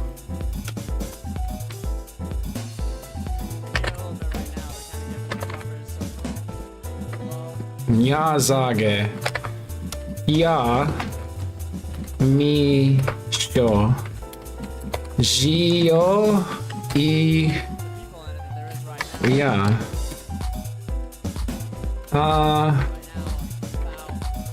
Ba. Nyo. Mi. Ni. Yo. No. Pero. Yo. Pero kyo. I'm pretty sure that's what I typed in. Ba. O. De. Pa. O. De. Zu, which is G, right? No, Zu. Zu. Shio. Shi. Ru. Suhi. Q. Q. Kia. G or B. Bio. He. Ju. Zay.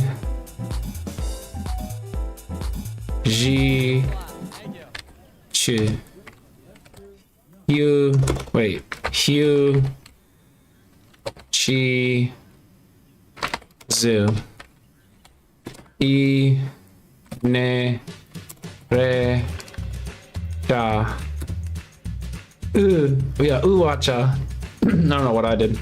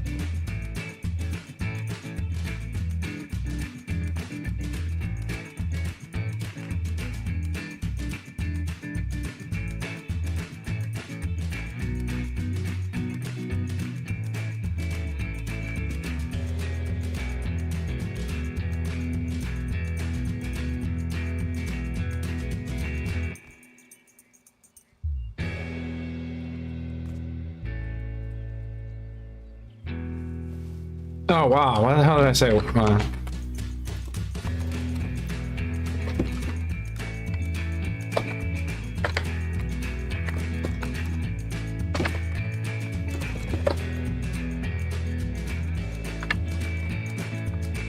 Gee, I don't know why I keep doing that.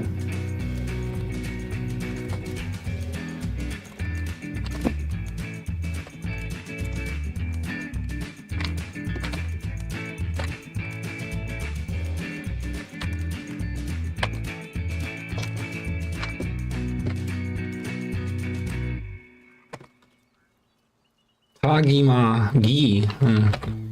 Yo Yu Yuzuke Sage Sage Bay? No. Zu Ze Ryu Komi Kori.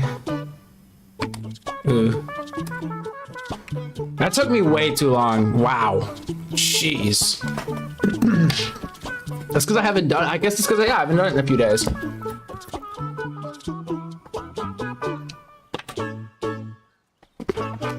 don't even want to try katakana at this point. Jeez.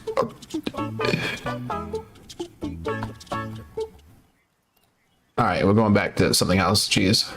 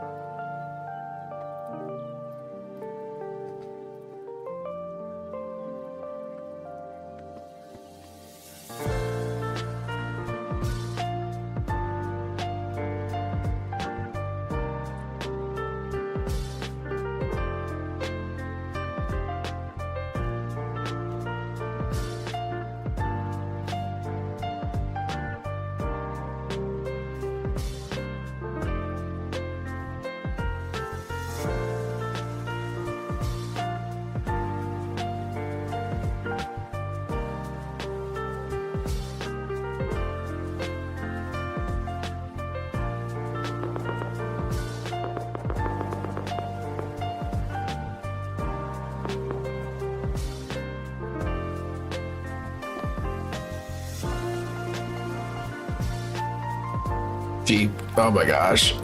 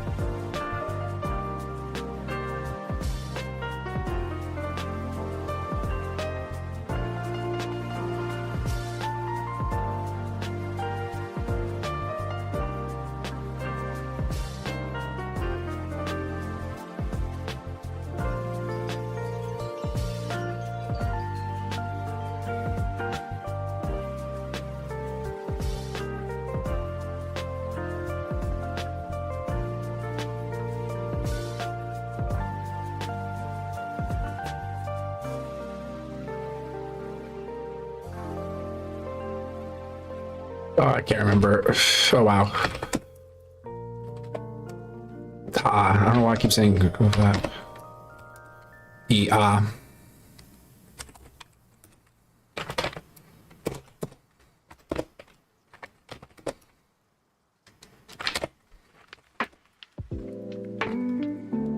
Or she.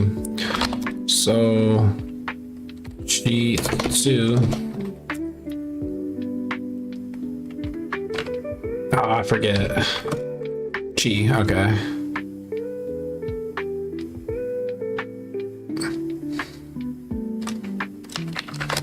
Te, ye, so, ooh, oh, ooh. Oh my gosh. Yes, ka. So, oh my gosh.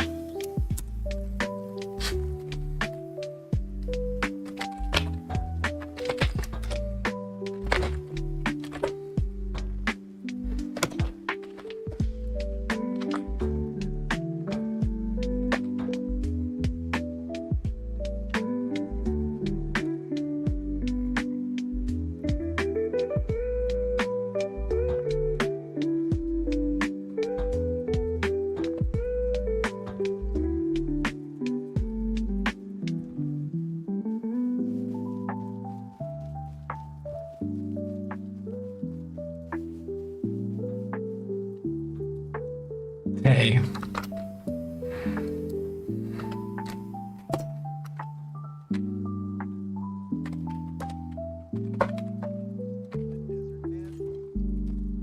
Yeah.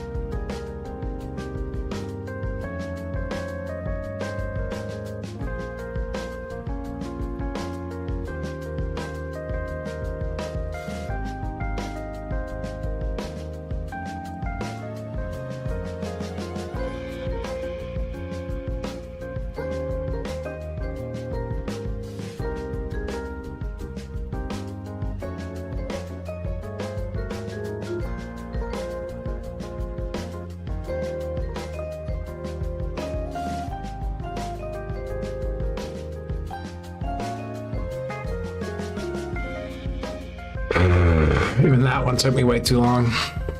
That was like 4 sets.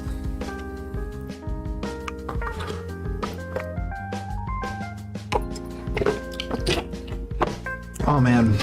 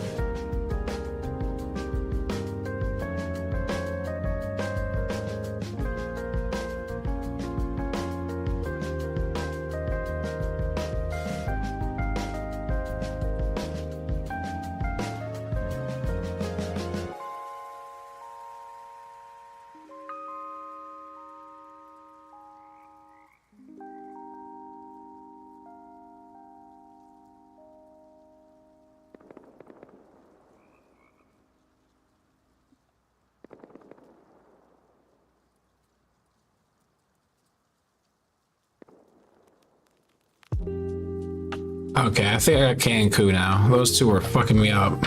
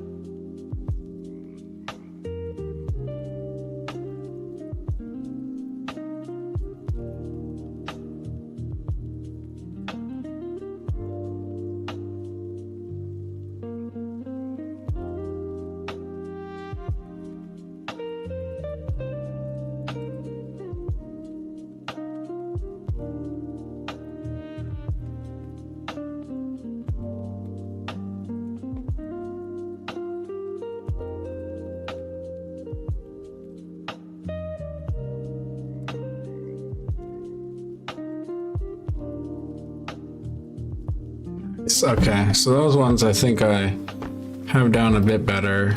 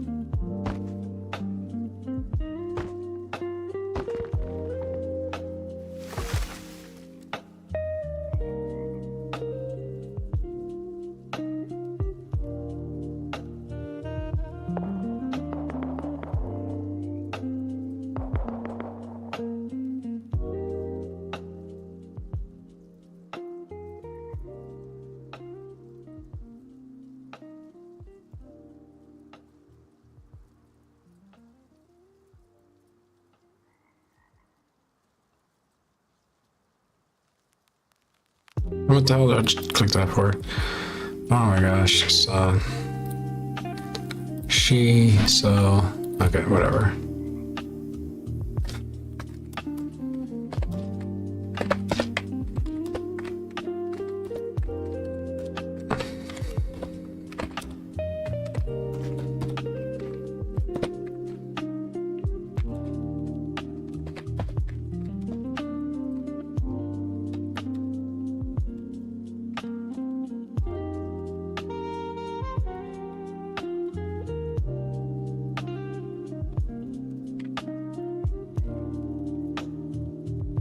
Okay, cool.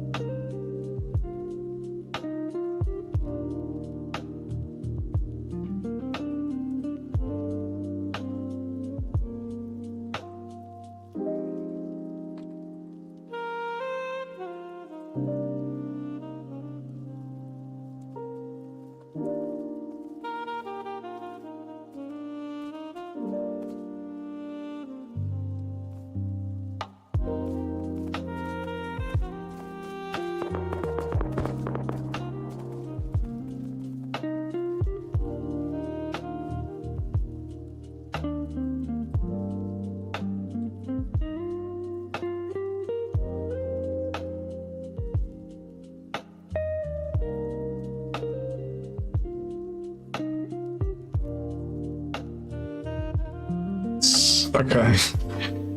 Feel a little better about those.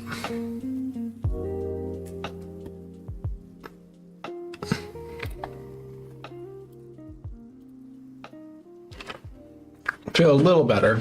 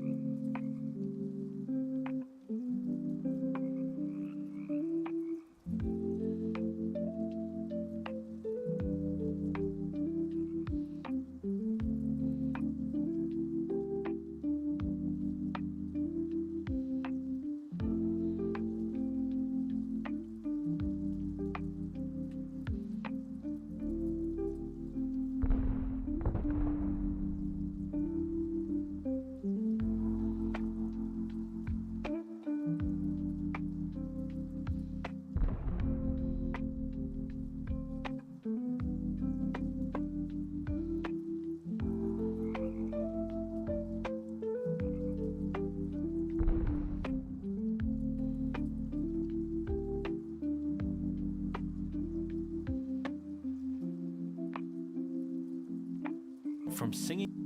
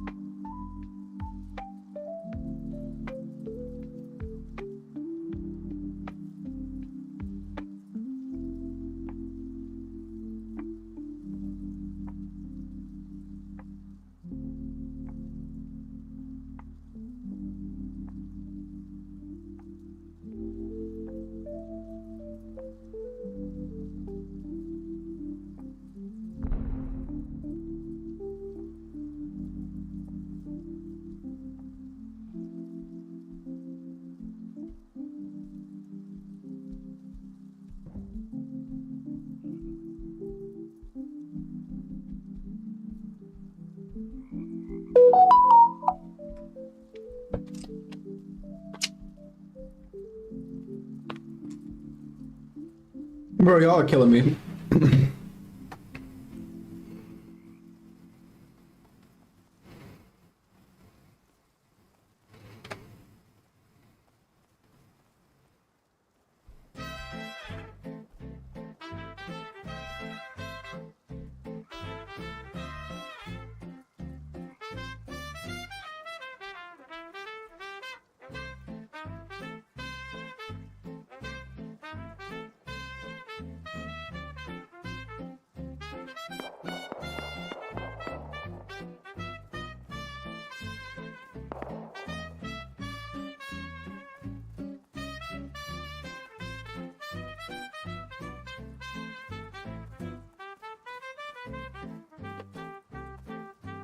Why must you scare me? I think I'm gonna watch this Will Smith comeback video. I'm gonna whip up some eggs real quick, and then I'm gonna watch this Will Smith video.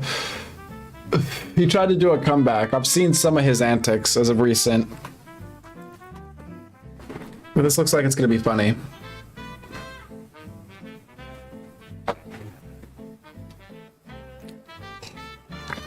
But let me run and do that real quick. Be right back.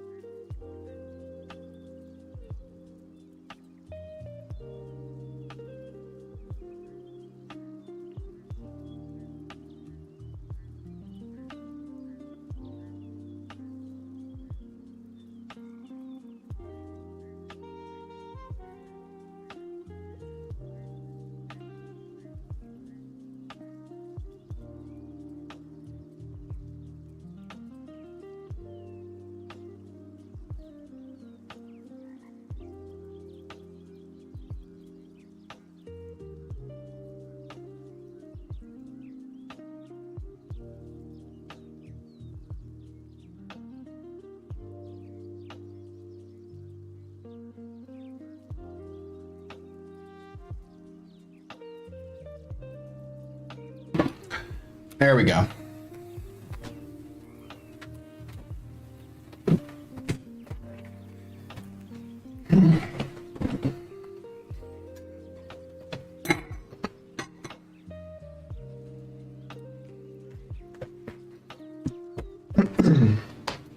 So, just whipped myself up some food real quick.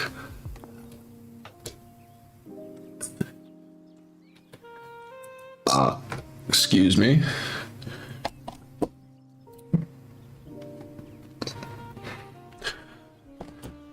Excuse me.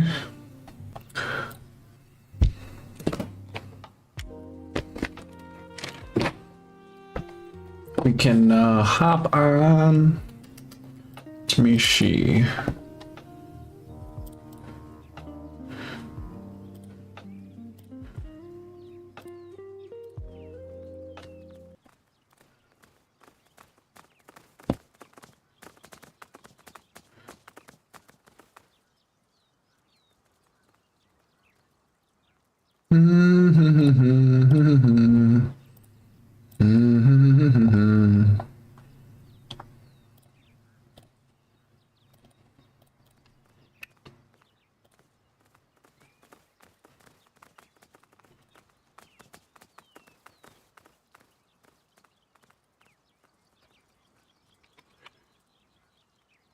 Yeah, dude, I had to get something. That's why I realized I was so low energy.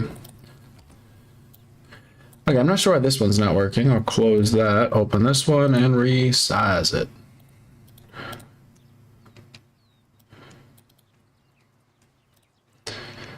This will be something I think fun to listen to while we eat, or while y'all talk about food in the Discord. Man, I would love to try, I think, P. Norton's cooking, or whoever's cooking for him, but whichever way that works, because I feel like him, you, and I feel like there was one other person who, when y'all talk about food, I'm just sitting there, y'all are so descriptive, or just so much more, you had so much more going on in the meals you guys talk about. I'm just like, damn, y'all sound like you're eating amazing every day. I need to get on my cooking shit. Boom, boom, boom, boom, boom. Vivid. Yeah, vivid. Maybe that's what it is. Lordy, why isn't this working? All right. So this is coming from this channel, Moon. Let me go ahead and show their channel real quick. Bam. Moon on YouTube. I felt like I was going to get a kick out of this because every now and then I like going down the Will Smith rabbit hole, and it's so interesting, you know, growing up on Will Smith.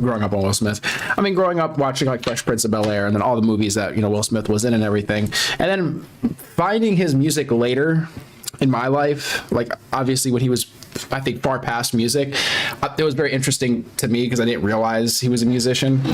So looking back at it now with everything that's sort of transpired and the route that he's going down, it's fascinating because it just seems like he was on top of the world. And now it's like, what is happening, man? Come on, age gracefully. Age gracefully. So, but anyway, Moon on YouTube. Give him a subscribe. I subscribe to him. I think I've checked out their other stuff. But let me see this one. To fake AI crowds, to putting castles in their head as a statement, and getting cancelled by Hollywood, the Will Smith family has been going through it all. Ever since that fateful night of the Oscars, the Will Smith family has completely fallen off of the map. And so in this video, we're going to explore where the Smith family is today, and how... Alright. Let's explore where the Smith family is today. And I'm going to go ahead and drop a link to their channel here. I'm just resizing everything, getting everything to look a little better, you know, look a little better.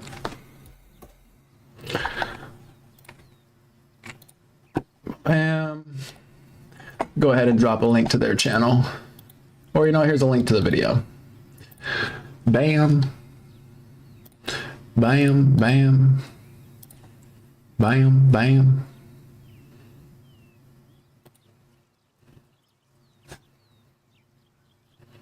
Weird. All right.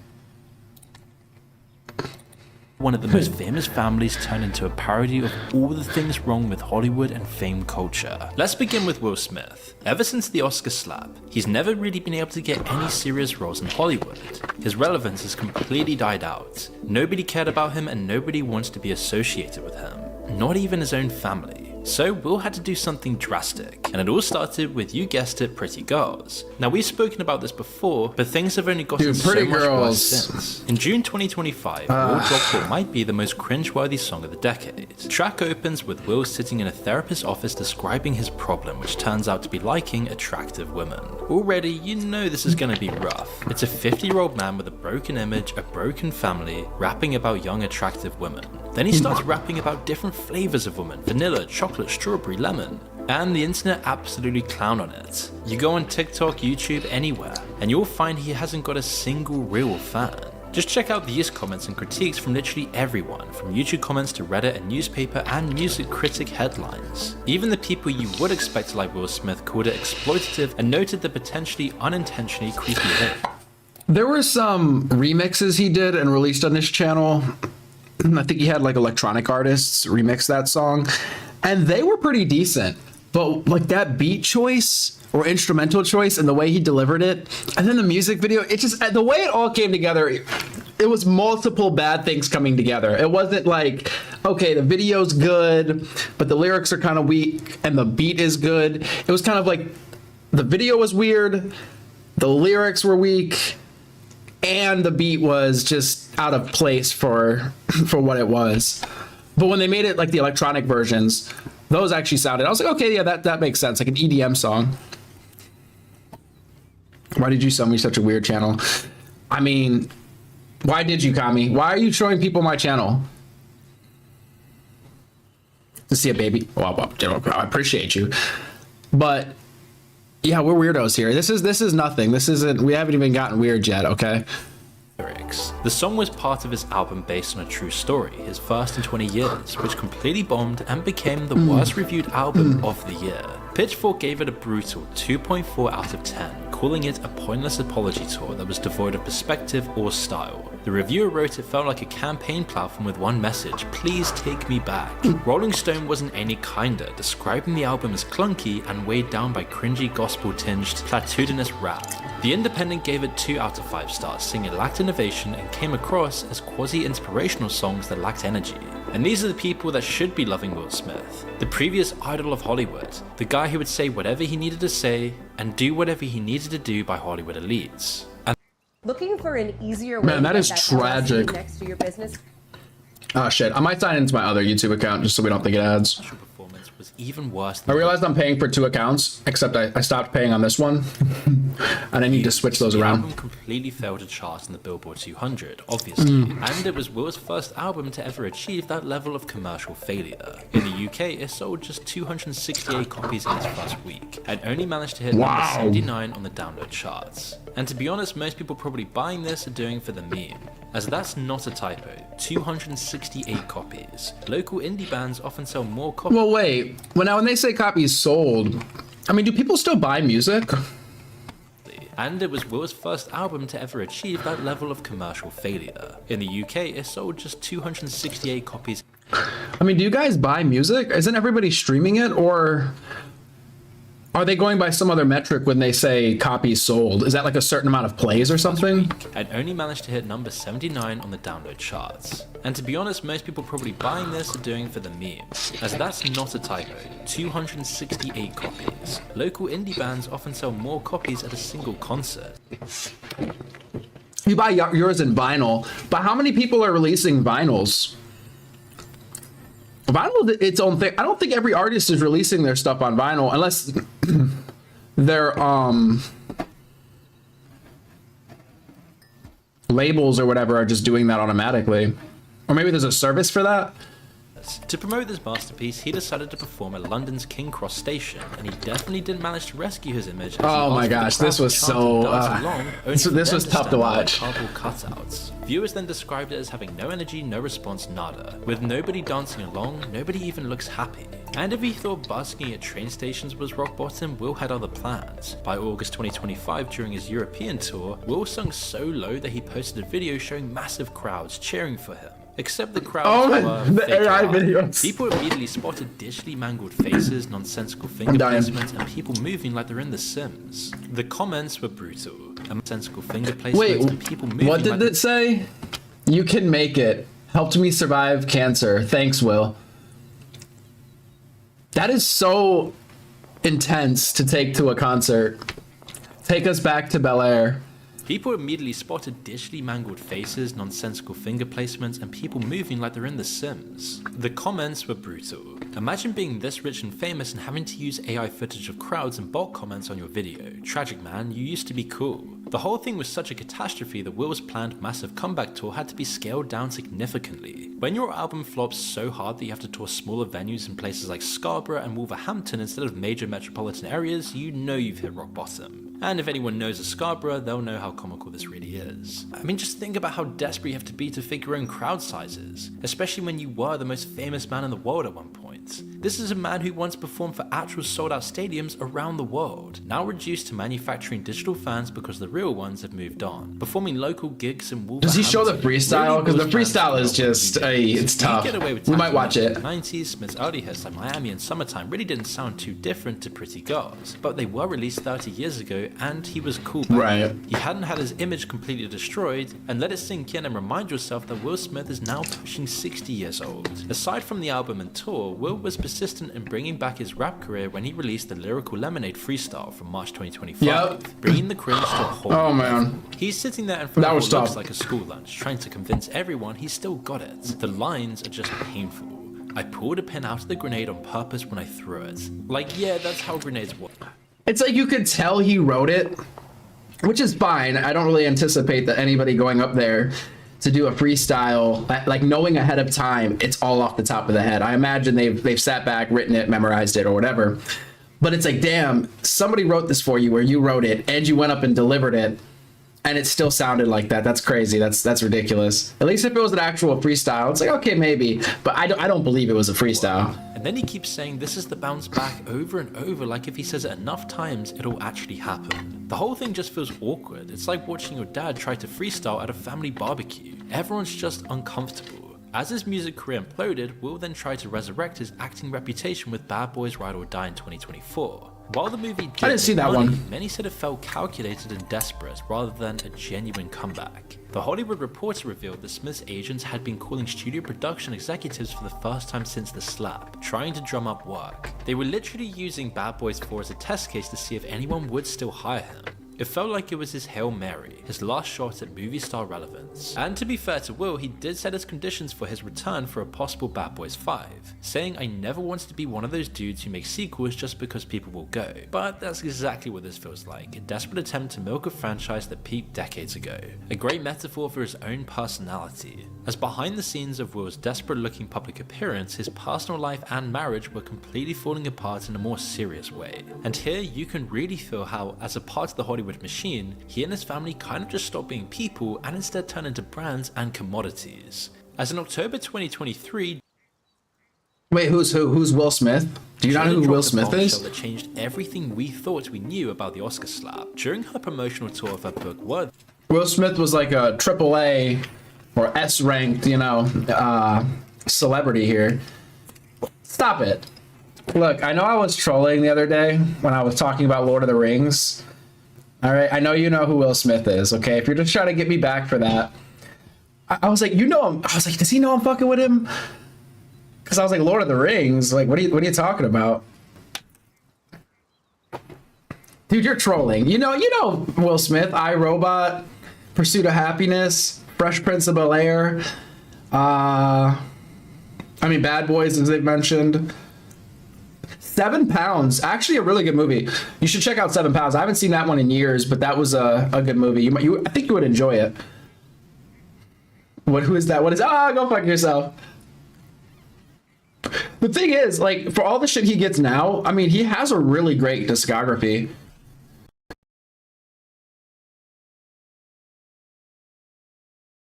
she revealed that she and Will had actually been separated since 2016, meaning they hadn't been living together as a couple for 7 years. So when Will slapped Chris Rock and shouted, "Keep my wife's name out of your mouth," he was defending a woman.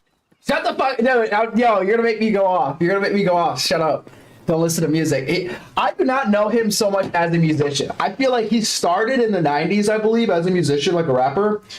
But he's known for his, I'll say he's much more well known for his acting career. Who wasn't technically his No, I'm done. I'm not. No, I'm done. Kami, I'm not. The most famous public I'm not doing it. marriage in recent All right, you got me back. We're equal. We're even, okay? history was actually a lie.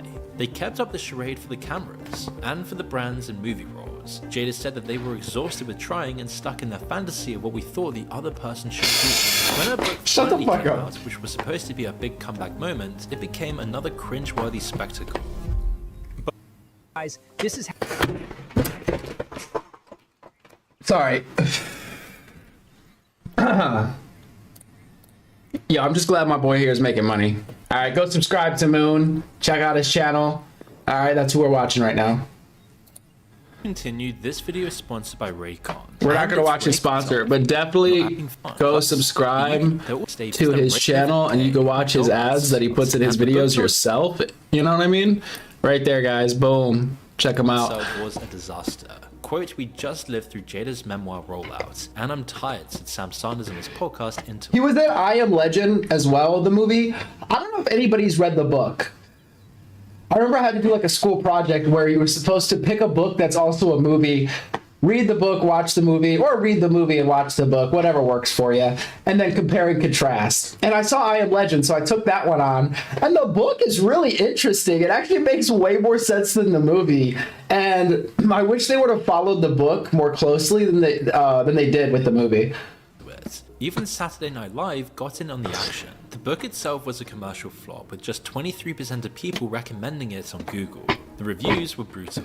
I read mostly biography, almost never fiction. I watched all the episodes of Red Table Talk, so I was looking forward to this book. There is nothing new here, and it's not even well written. You can skip this book. Another reader wrote, what a stupid book. Completely not worth the money. After about 30 pages, I had enough. Speaking of Red Table Talk, that was another thing that objectively hurt the Smith family as a whole. Jada's talk show with a terrible 2.9 out of 10 rating on IMDb gave the world an overly intimate look at the whole family. It exposed the This is a weird strategy. Between her and Akash's wife, I don't even know her name.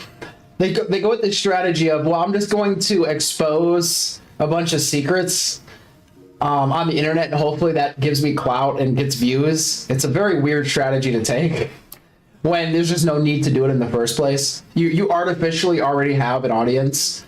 I mean, cultivate that, right? Why sort of bring down, you know, your kingdom, so to speak, just to get more views? It's very odd. For the sake of virtually nothing. The most infamous episode was the entanglement one, where Jada admitted to her affair with her son's friend who was 27 while she was 48. I don't want to respond to you right now, Kami, but I would say, like I said, A tier, like AS tier or whatever, like top tier. In terms of like quote unquote celebrity world, or at least they were. I mean, in terms of fame, like in terms of name recognition. But I don't know why I'm responding to you. You already know. Stop it. The episode spawned the sad Will Smith meme that went viral, showing Will looking absolutely miserable as his wife casually discussed cheating on him. Decades ago, the average person knew very little about their favorite movie star. With Will, Jada, and their kids, Willow and Jaden, everyone seemingly knows too much about their famous family. The financial pressure probably didn't help their relationship either. Will's media company Westbrook, which he built with Jada, has been hemorrhaging money since the slap. Before 2022, they were bringing in around $170 million annually, and had turned down... Wow. Wait, really? Media company Westbrook, which he built with Jada, has been hemorrhaging money since the Oh, it's a media Before company. 2022, they were bringing in around $170 million annually. Well, in revenue, right? Down a $600 million buyout offer. Wow. The their revenue dropped to just $100 million in 2023, forcing them to lay off half their staff and lose major deals. Sure, it's still massive figures, but you just get the sense that the whole situation has taken a serious toll on Will's mental health. It's what's led him to do all these weird collaborations with any random influencer, just trying to stay relevant no matter what. And he has actually been open about struggling with depression, which is at least somewhat redeemable. But it seemed like Jada again brought this to the public. I feel like instead of going into music and rap again, well, one, there was the whole slap.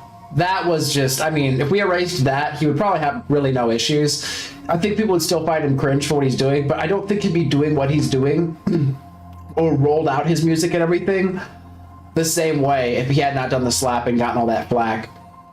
He should have just done a podcast. I feel like that's the aging gracefully. You start off as like a rapper, hip hop community. You go into acting. Your acting career, you have a fucking amazing acting career. Okay, you still want to stay in the limelight. A podcast. That just seems just logical. But he's circling back to the beginning and being like, okay, I'm gonna do rap again. And it's like, oh, I mean, yeah, of course, do what you want, obviously, but it did not pan out well. Tension in a way that didn't really show Will much respect, as people pointed out that the way her family's revelations were handled seemed to prioritize content and publicity over privacy and dignity. The pattern of exposing intimate family struggles for the public to consume, from their marriage problems to their children's mental health issues, all feels really uncomfortable and ultimately damaging for the family. But it's not like Will has tried to tame his ego though. Instead of handling the whole slap incident quietly, he decided to double down with a Chris Rock diss track. During an appearance in Apple Music's Fire in the Booth series, he clearly references the incident, spitting, "If you talking crazy out your face up on the stage and disrespect me on the stage, expect me on the stage." You know what? I don't even hate that. I don't even hate it. I don't think the line was terrible. It's just the incident itself is terrible. He's trying to reframe it as something, you know, badass. If it was a different situation, maybe, right? But damn. 2 years later, and Will is still trying to make Chris Rock the villain in his story. Again, he's 57 years old.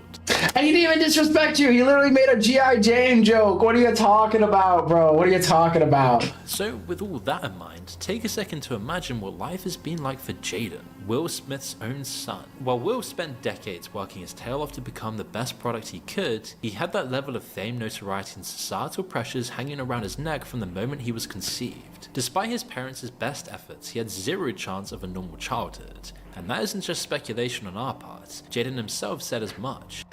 What do you do in that situation? If you're like super famous or super rich, but you didn't start your life off super rich, you know, you worked for it, got lucky, what have you, but you want to have a family, you want to have a child with a normal upbringing, a quote unquote average normal upbringing, so they don't have issues that I guess celebrity children tend to have or whatever, right? How do you do that? Do you just kind of get rid of all your stuff and just live a very simple life for those like 18 years that you're raising them and try to downplay that part of your life? It does seem very difficult. In a 2018 interview, he told Teen Vogue, "People treat me like I'm not a normal human so much that you start to believe it. Like, am I not a normal human?"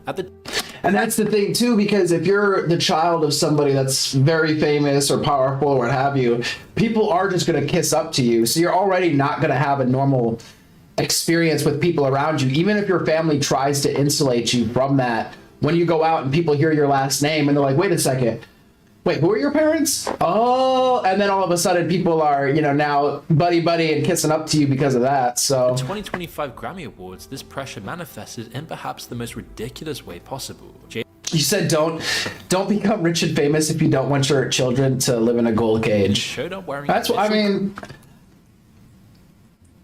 Okay, that's a way to put it, I suppose. Just don't get rich and famous, I guess. Well, hey, that's not a problem for most people. So, you know, this is still a minority issue, right? Pressure manifested in perhaps the most ridiculous way possible. Jaden showed up wearing a literal castle on his head. The $4,600 piece called the Vampire Castle was designed by a Transylvanian designer who claims to have descended from nobility. But rather than his weird fashion choices, it is so stupid. Guys, I just don't care how much. Even if I had $1 billion, why? But how much did they say this cost? Because it's like, okay, if you just wanted to wear that as a meme and it costs like $10 at Walmart, I'll be like, okay, whatever, fine, I guess. Manifested in perhaps the most ridiculous. But if it's like, oh, that was $20,000, it was made by this famous person, it's just, what are you talking about? I'm pretty sure that's just money laundering. This way possible. Jaden showed up wearing a literal castle on his head. The $4,600 piece called the Vampire Castle was designed by a Transylvanian designer is being sold for $4,600. Who claims to have descended from nobility. But rather than his weird fashion choices, it's the blatant nepotism that has frustrated most people about Jaden. This became painfully obvious in late 2024, when Jaden was named Christian Louboutin's first men's creative director, sparking massive backlash about nepotism in the fashion industry. People criticize that the fashion industry is already one of the toughest to break into, and instead of opening the doors for real talent, it feels like most opportunities go straight to celebrity kids, nepo babies, or famous individuals. I mean, I don't know. That just seems to be the natural progression. I wouldn't even be mad about it. It's just like, oh yeah, of course. The castle headpiece and nepotism aren't even the most absurd things about Jaden. In 2022, old clips resurfaced of him complaining that kids his age just didn't want to discuss the political and economic state of the world. In an interview with Big Boy TV, Jaden said, I am very happy that I spent my childhood with more adults than I did with kids my own age. Because I was picking up more things from adults than I were from kids my own age. And I look, and I go around sometimes and I hang out with other people that are my age, and they're just kind of just, my phone selfie. I'm just like, dude, like, oh my God, like, can we talk about like the political and economic state of the world right now? Can we talk about what's going on with the environment? Can we talk about other things? Of course, the Oh my gosh, I mean, internet absolutely demolished him for this. One meme said Jaden Smith on his way to curse out his kindergarten classmates for not understanding the complexities behind the current political climate. Another showed a crying SpongeBob with the caption 8-year-old Jaden Smith when Jada gave him a Spider-Man themed birthday party instead of a book study on the War of Mesopotamia. Jaden eventually made his own meme poking fun at himself, posting a poker face photo with the caption, me, hey, wanna talk about the economic and political state of the world together? Girl, nah. Me, okay, cool. But this whole I mean, at least he's making, you know, playing with it, right? Not being too serious about it. Episode perfectly captured the Jaden problem. A kid who never had a childhood trying to sound wise and important when he really just comes across as pretentious and out of touch. But with his parents, it's kind of hard to expect It's hard to, yeah, that's what I'm saying, is it's hard, like, and I don't feel one way or the other. It's just kind of like, dude, you got luck of the draw, you got an amazing hand, you're going to be how you are because of the way you were brought up, and it just is what it is. And, you know, hopefully it works out for you and you're a well-adjusted person and you're happy, I guess. I mean, you probably don't have to work the rest of your life or ever. You could kind of get into whatever you want to get into. I mean, it's sort of like, I guess you have the issue of like living in your father's shadow, if that's like a problem. But, and like the whole Nepo baby thing of, oh, anything you do in life, it's only because of your last name or it's only because of your parents, or, you know, yeah, those things I imagine are annoying and whatnot, but it's just like, I'm not going to be mad at like some of his stuff, because one, he was like super young with some of those interviews. And again, considering how he was brought up, I mean, what do you really expect? You know, at least he's not coming out as an asshole and just like doing the whole flexing thing on people or whatever, or just, you know, at least his takes, it's like he was trying to be conscientious, right? I guess the worst part is if it's fake and he's the complete opposite type of person, then it's like, okay, that's kind of shitty. But if he's at least trying and he, you know, means what he says, then, you know, there's something there at least. anything else would happen. And the fact that he supported his dad's Oscar slap with a tweet saying, "and that's how we do it," shows the same misguided sense of righteousness. This is what happens when celebrity kids in LA mistake privilege for wisdom. Jaden's recent musical output also reads like something straight out of the Smiths' very public. We all stand on the shoulders of giants, yes. You can't escape, great man, otherwise you'd not be here. Standing in Father's shadow is the greatest honor you have for your own ego. Oh, I see what you're saying. That's a beautiful way to put it. And yeah, no, of course, we're all, I mean, that's why we are where we are. We stand on the shoulders of greats. You know, so many generations that have built society, right, and brought us to be, right, and survived, like our lineage. Like, just being alive means that somebody survived, or not somebody, but like people in your family and bloodline have survived for thousands of years for you to be created. And not only that, you were like the fastest sperm or whatever, right? It's pretty incredible. Like Hollywood tragedy. His 2024 Project 2024 case study on the long-term effects of young love. Strongest. You're the strongest. Or the most conniving. I don't know. Maybe there's a lot of ways to get to the egg. And it is. The pretentious ramblings of someone trying too hard to sound deep. I honestly wanted to make it because I'm sad Jaden described to the press. And that's not funny in itself, but you can't help but feel he's been a bit wrecked by his family life. Many celebrities want to shield their children from the media, but Will and Jada ultimately failed to do so. They pushed him straight into the Hollywood industry, as Will even admitted their parenting approach was a very, very, very terrible mistake, saying they taught their kids they could do whatever they want as long as they confess afterwards. So it probably won't surprise you that Willow hasn't been spared from the controversy. In August 20... That's why I try. Okay, Kami. That's why I went back and said, "Or the most cunning, or the this, or the that," because I was like, okay, it's not just the fastest, like da da da da, but the best negotiator as well. Okay. 25, she posted a crying selfie on Instagram with an explicit caption that sparked You have to have a certain charisma stat, I guess. massive backlash. Instead of quietly deleting the post and moving on, Willow doubled down with a response that was peak Smith family tone deafness. Y'all niggas so dense. Y'all forgot funny existed. Calling her critics dense for I think it's just so tough because you're looking at a rich kid, and there's just this. It's just this feeling of like, yeah, you live in a different world, so it's hard to consider the things you say in the same way, you know, you would talk to like a normal person that kind of has to do a 9 to 5 and yada yada yada. for not understanding her humor. A classic Smith move. When in doubt, blame everyone else for not understanding your genius. Well, when I meant charisma, I mean like the sperm had to sell itself to the egg. There had to be a negotiation or something, right? So it was the most charismatic, fastest, cunning. It's a whole stat tree. He made a more serious error that again shows how totally out of touch Hollywood kids really are. Plus, I don't think it's okay. Not to get okay. Well, I don't know if charisma is just selling yourself to dumb people, to idiots. I mean, of course that goes along with it, or that comes along with it. But I think charisma is also like people have like a barrier to entry when it comes to consideration. So if you look essentially homeless, let's just say, and you approach somebody on the street, they probably have a much lower threshold for like sort of accepting you, taking you like taking their time out of their day to talk to you and take you serious and things like that.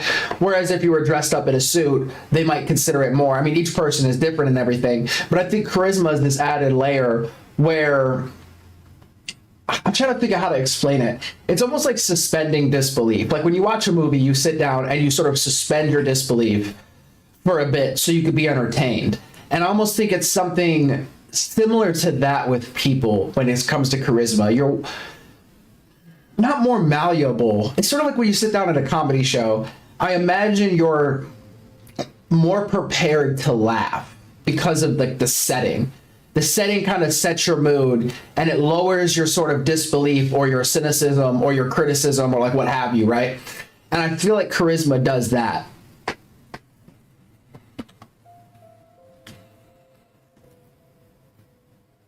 Wait, you said what? Correct. Wait, charisma is your ability to... You don't need charisma if you have other stands to stand on. You can sell your ideas, you don't need charisma, and hobos are a capitalist thing as well as suits. Well, either way, I think you understand generally what I'm saying, sort of like the concept of first impressions and I mean just impressions in general.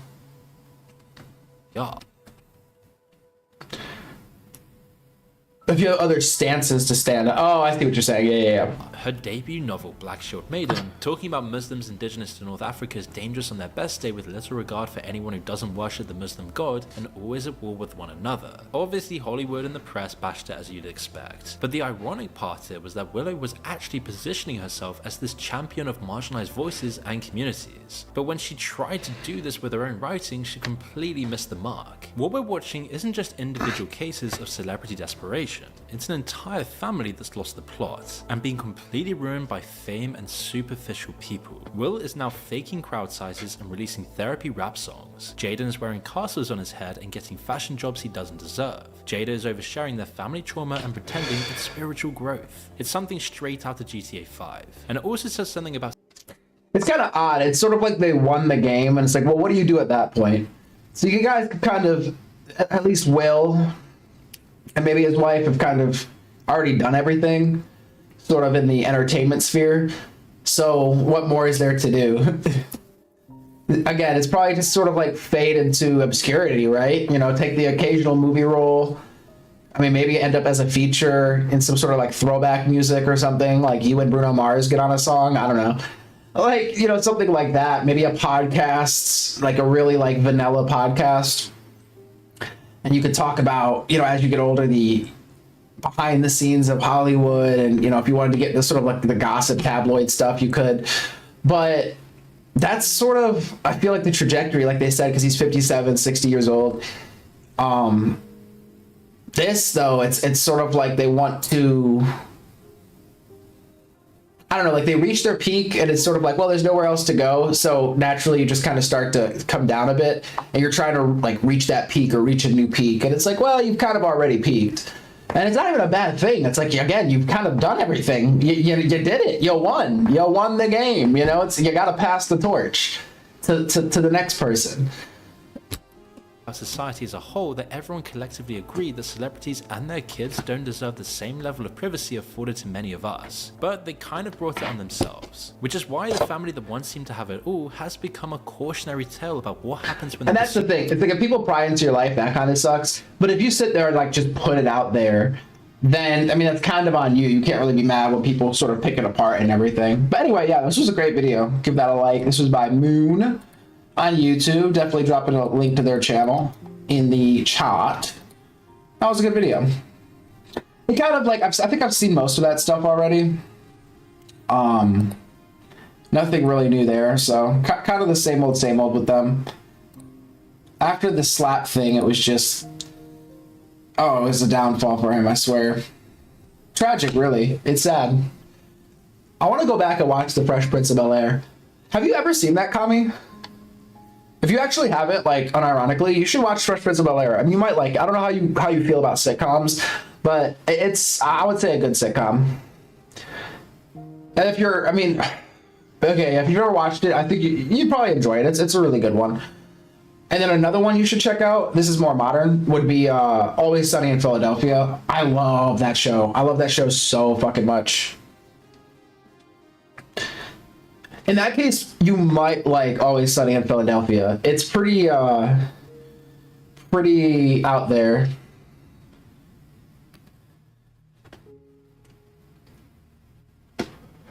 The characters, I think a lot of it's improv. They're such good actors. I don't know. I feel like I've seen all the seasons. Maybe they've released new ones, but I mean, that show, I think it has like at least 10 seasons. It's got a lot there. I mean, just their first episode, if you watch that, you'll be able to tell quickly whether it's your kind of show. But it gets like so much worse. Because I think by the third or fourth episode, they introduce Frank, who's Danny DeVito, and his character. And it just gets wild, just more and more wild and like demented. And then as you watch the show and sort of learn the character's quirks, it's so much funnier.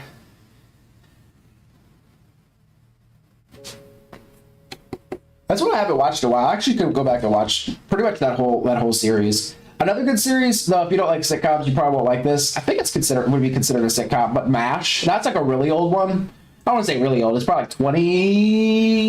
like 20, 30 years old or so. And that one I really like with Alan Alda. I grew up on that. I haven't watched that in a while, but I've watched that like every episode of that show like 20 times, I feel. That's really good. That's more of like a low-key one. Always Sunny is like, you're probably gonna be like laughing out loud. And it's just kind of like wild. MASH, more serious, but still pretty funny. And then Fresh Prince of Bel-Air is just kind of funny.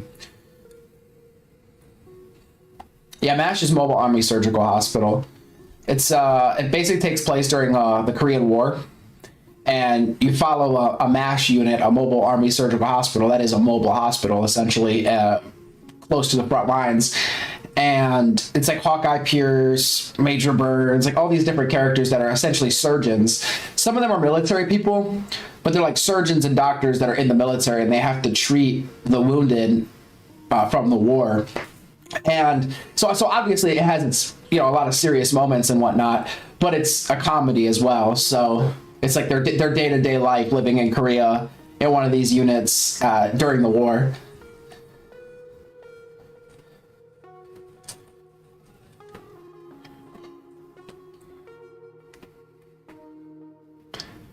Oh, you've seen MASH. Oh, okay, sick. I've actually haven't seen Hogan's Heroes. I don't know what that is.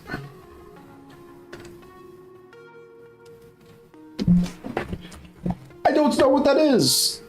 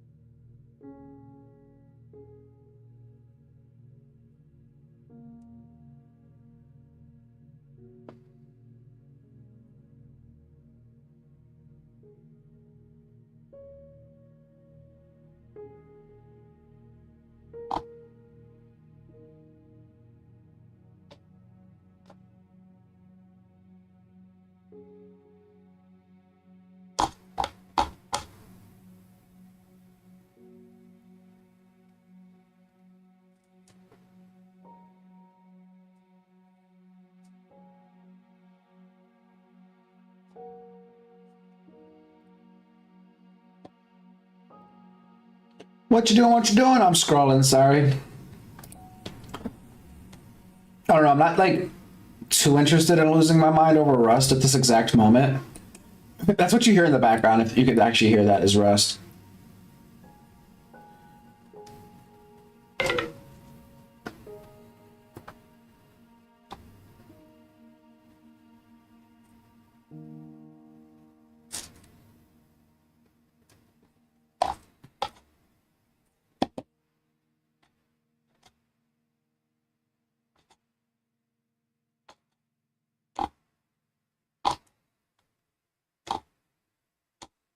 You guys heard about those daycare centers that were apparently frauds, essentially stealing money?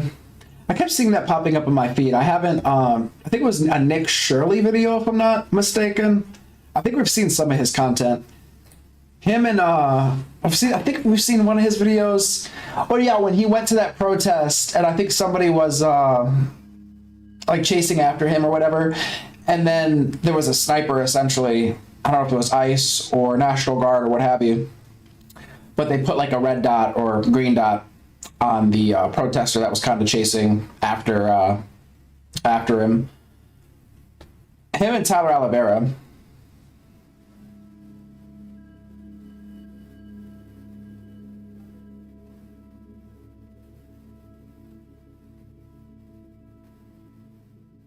I think those two are the ones sort of within that realm that we've kind of seen. Tyler Oliveira's videos are just... Both of their videos are actually kind of the same.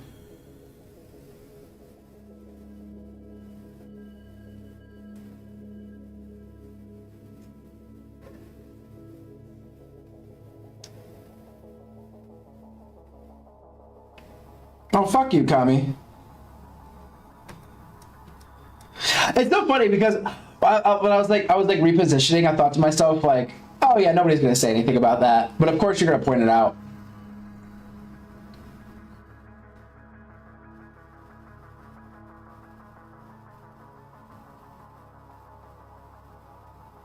You said, so you're a streamer who's online but doesn't do anything. Yes, I think you've basically summed up the channel. Yeah, I know that, but that's fake outrage. My chick did it and got served years ago. Hardly news. Are you talking about the daycare thing or something else? Same as MASH, but World War II and more comedy. Oh, okay, cool. You said it was... wait, what was it? Hogan Heroes?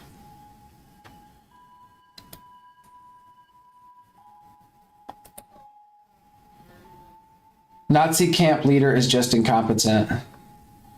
Oh, so it takes place... Okay, interesting. What, is it like World War II and it's from like Germany's perspective?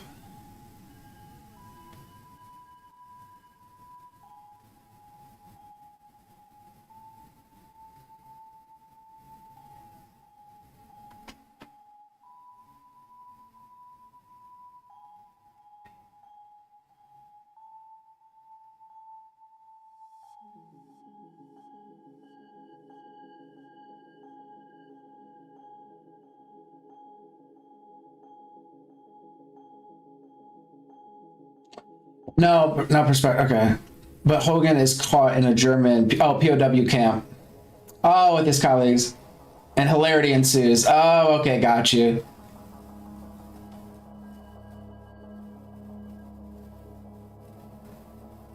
Is it a long-running series? Or is it like a short thing?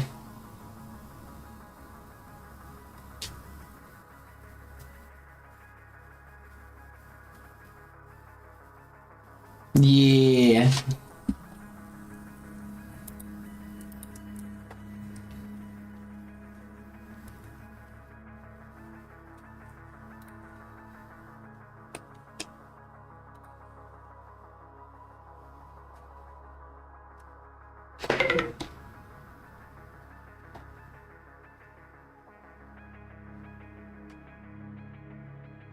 What the fuck? Yo, you're stupid, bro. SFW all day. Or at least on YouTube. But stop over on Kick for the more. No, I'm just kidding.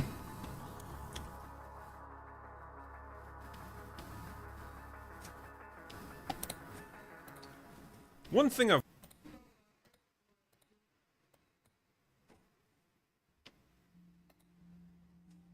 Long series, yeah. I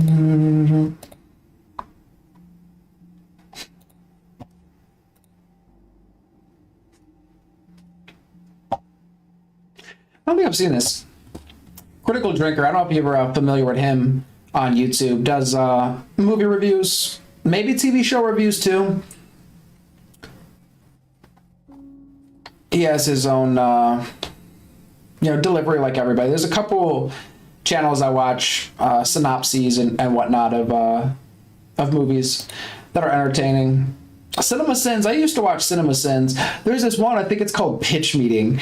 That one I really like. I think I've shown you that, where it's a guy basically pitching movie ideas for like movies that have been shot already or are already out there, and it's kind of just how ridiculous the movie ideas sound when you're pitching them.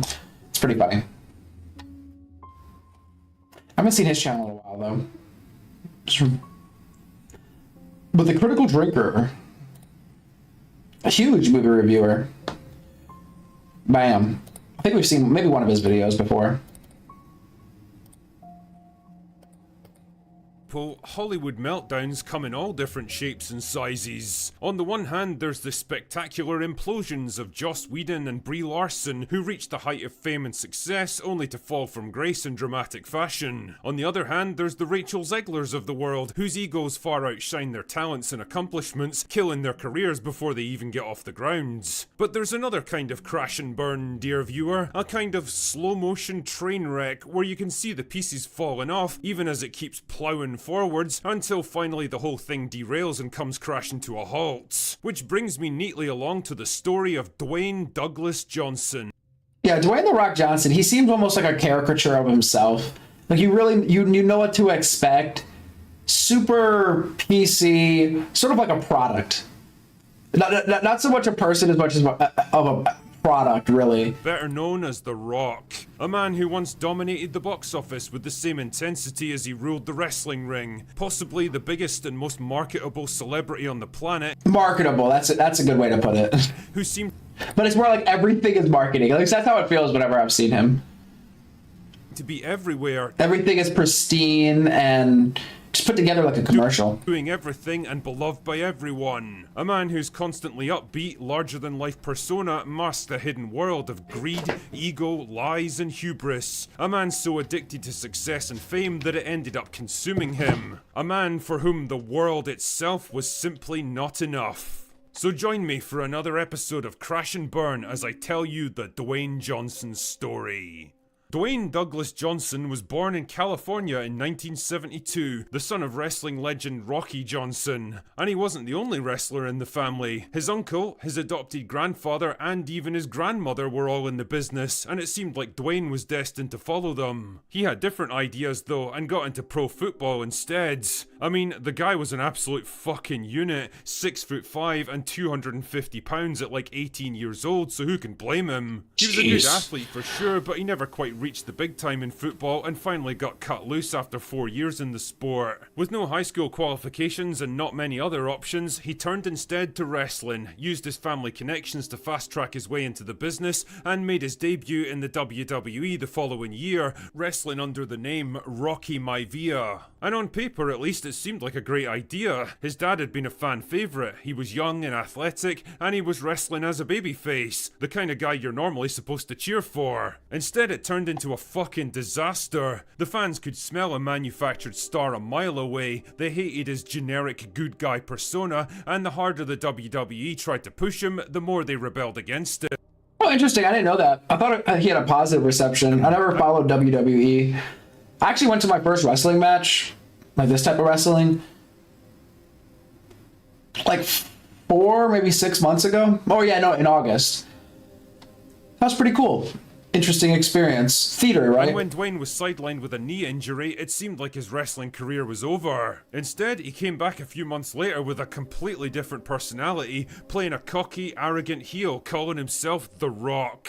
He shit-talked everyone around him, constantly referred to himself in the third person, and generally acted like he didn't give a shit anymore. It was an inspired decision and an instant hit, tapping into the Attitude Era that was just kicking off at the time, and in the space of a few months he went from one of the most hated wrestlers in the business to one of its most iconic superstars. He seemed to have a keen sense of what people wanted from him and the ability to reshape his persona to suit it. Keep that in mind, dear viewer, because it'll be important later. Things were going great in the WWE, but Dwayne's aspirations extended way beyond the wrestling ring. Just like Hulk Hogan before him, he wanted to get into the movie business, and after playing the bad guy in 2001's The Mummy Returns, he landed his first lead role in the spin-off The Scorpion King. Dwayne turned out to be a natural on the big...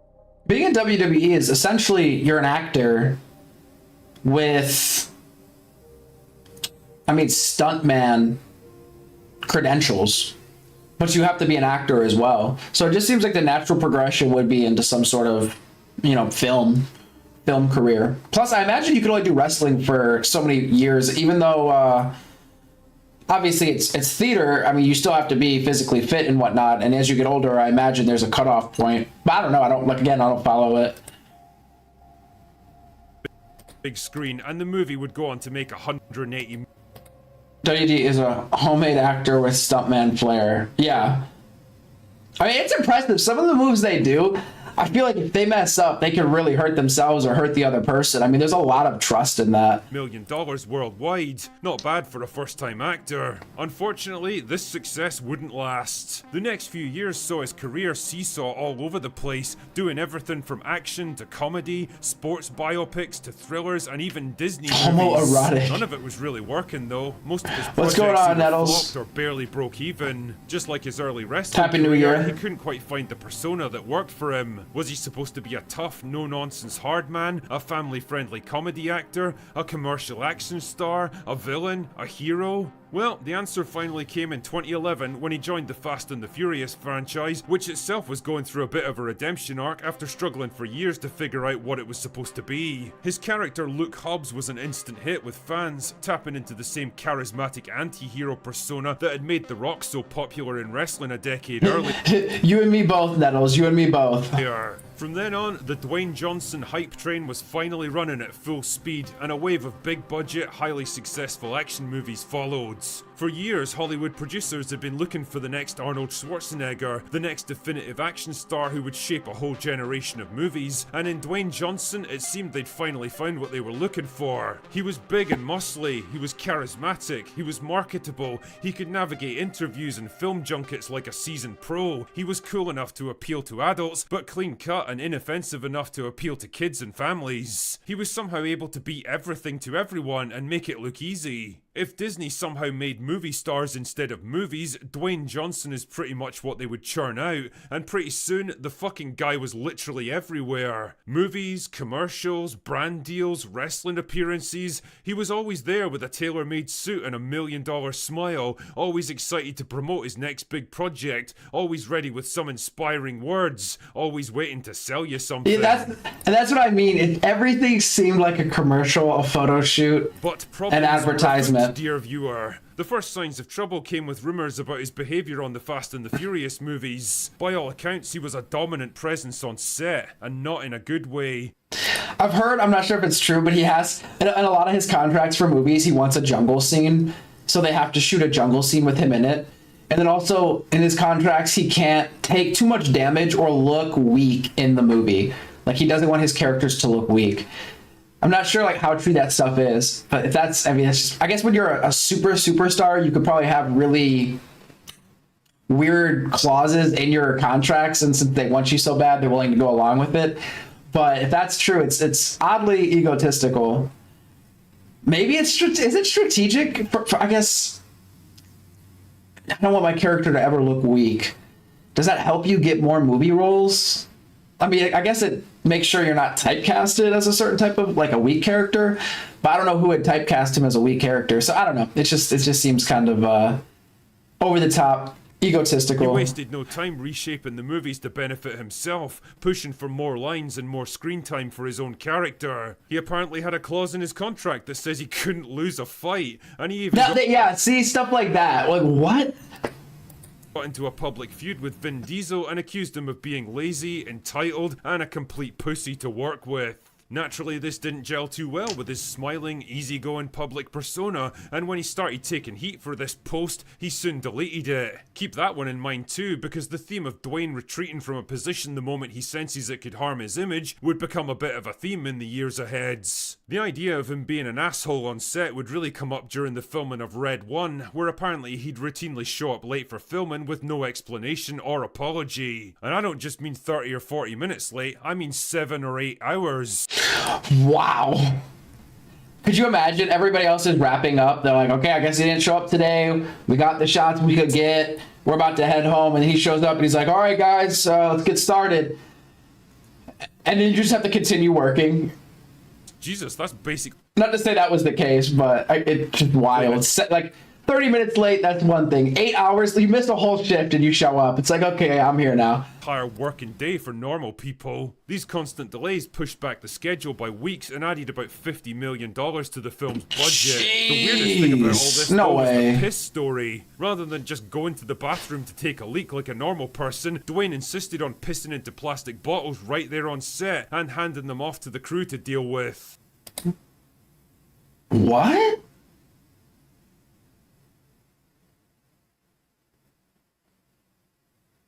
Like, is he pissing in the bottles in front of people? I imagine there was a bathroom somewhere nearby. What? Like, imagine that for a second. Imagine it's your first time on a film set. You're all excited about... And then somebody just... Oh my god, Dwayne The Rock Johnson just hands you a bottle of piss. Of, like, warm piss. Being part of the magic of movie making, and instead you find yourself hauling a leaky bottle filled with some asshole's urine. But that was only the beginning of Dwayne's problems. People were beginning to notice things about all those big budget action movies he'd been churning out over. It's weird enough to do it, but it's like, okay, fine. Maybe he has a good reason for it. To hand it to somebody else to throw away, that's just nasty. Come on, what are you doing? That's I'm sorry, that's a weird power play. That's a weird power play. For the years, he was basically playing the same fucking character in everything he did. Same personality, same general character arc, even the same clothes half the time. His movies were starting to be seen as the McDonald's Happy Meals of the film world, experienced by millions of people worldwide, but completely homogenous and forgettable. Kami, you're the one into the furries and the what do you call that, water play or whatever? I don't even know what y'all call that stuff. Started out as charming. Don't try to rope me in on your interests over there. And marketable. Stick to one. You can just stick to the communism, okay? Just stick to the communism. Becoming tiresome and predictable. The other thing people were realizing about Dwayne was that he lies a lot. Often about the weirdest fucking things, like how many calories he eats per day, or claiming that he was visiting In-N-Out Burger for the first time. Yeah, that was the weird one. He showed up like a few times and shot, it seemed like a promo for the restaurant, and then he kept showing up and saying, this is my first time going here. It's like, that was your first time like 2 times ago. What are you talking about? It's just weird lies. It's sort of like Elon Musk lying about playing video games. Why? Who cares if you're good at the game or not? If you actually like playing the game and you want to stream yourself playing the game, then just stream yourself playing the game. You don't have to be the best. It would actually be more interesting to watch you learn the game mechanics and play and get better over time than just assume that you're super good. Like, I don't know, it's just weird. Different times. Like, why would you even make something like that up in the first place? Who even gives a shit if you go to a burger restaurant? On the subject of stuff that Dwayne was putting into his body, though, people were also starting to get a bit suspicious about his physique. Despite the fact that he was hurtling towards 50, he seemed to be getting bigger and more muscular with each passing year. I mean, he's huge. Well, people were not buying it anymore. Allegations of steroid abuse were running wild, and the more he tried to play it down, the more they seemed to ramp up. Now, remember what I told you about Dwayne Taylor and his... You talk about selling his pee. Bro, bathwater. People be selling bathwater. It's crazy. You don't deny it. But I know you. Nah, Kami. No. It takes one to know one, I'm sure.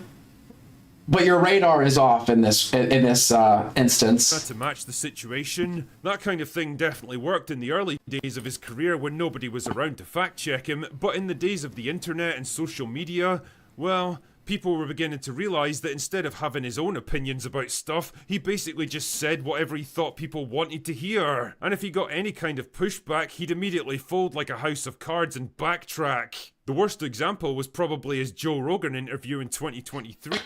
I mean, the dude is so jacked, it's crazy. Where he basically spent 3 hours giving evasive answers and reflecting the questions back at him. It was like Dwayne was the one doing the fucking interviewing, and it all fed into the public perception that nothing about the guy was real. He was more like a brand than a person. His every public appearance and sentiment carefully stage managed for maximum financial impact. All was not well on the wrestling side of things either. See, ever since his jump to Hollywood, Dwayne had kept one foot in the wrestling business as a kind of part-time superstar. Anytime one of his movies flopped or he needed a bit of a career boost, he'd retreat back to the WWE for another run, make a ton of money, and then leave again. That strategy had been working pretty well until he showed up in 2024 and shoved his way into the middle of a long-running feud between Cody Rhodes and Roman Reigns. The fan backlash was so extreme that the WWE actually had to rewrite the whole storyline and put Cody back in center stage where he belongs. Damn. In typical fashion, Dwayne would later claim that the whole thing was part of a grand plan to make Cody even more popular.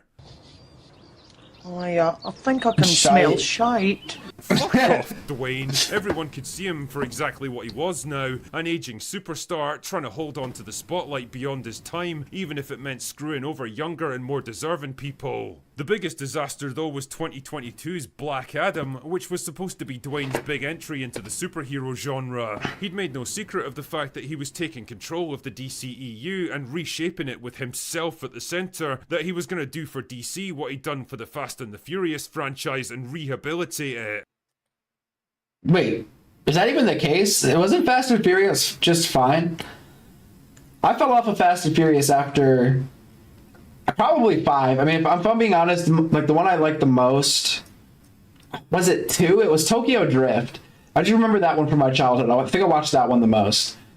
But like 1, 2, maybe 3. I think I remember seeing 5, but after like 5 or 6, I don't even know what they're at. Aren't they at like 10 at this point? It kind of feels like the Transformers movies. I may have seen them, but I don't remember them at all. Like after the first 2 Transformer movies, it's all a blur.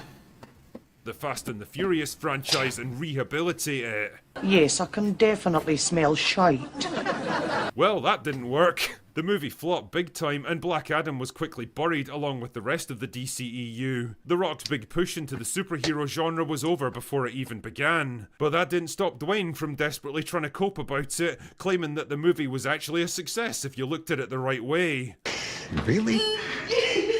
Yeah, sure, buddy. Losing hundreds of millions. Listen, the glass is half full, okay? I like his perspective. Of dollars and nuking an entire franchise is a pretty loose definition of success. And so we find ourselves in the year of our Lord 2025, where Dwayne Johnson has gone from the king of the Hollywood box office to a star in decline and a cautionary tale. He really is a perfect example of having too much of a good thing, that trying to please everyone ultimately ends up satisfying no one, and at the end of the day, all the fame and success in the world is no substitute for authenticity. I don't think he's a bad guy necessarily, and he's clearly done a lot of good things with his life and career. He just became so intoxicated by his larger-than-life persona and his desperate need to appeal to absolutely everyone that in the end...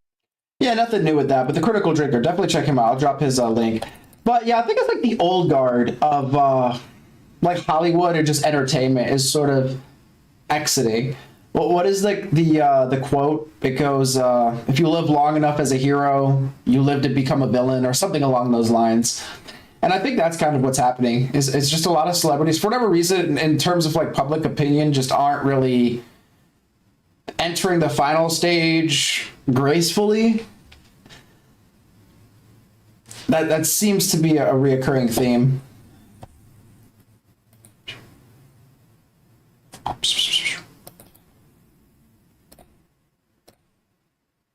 said your radar's never off. No, your radar is off in this instance.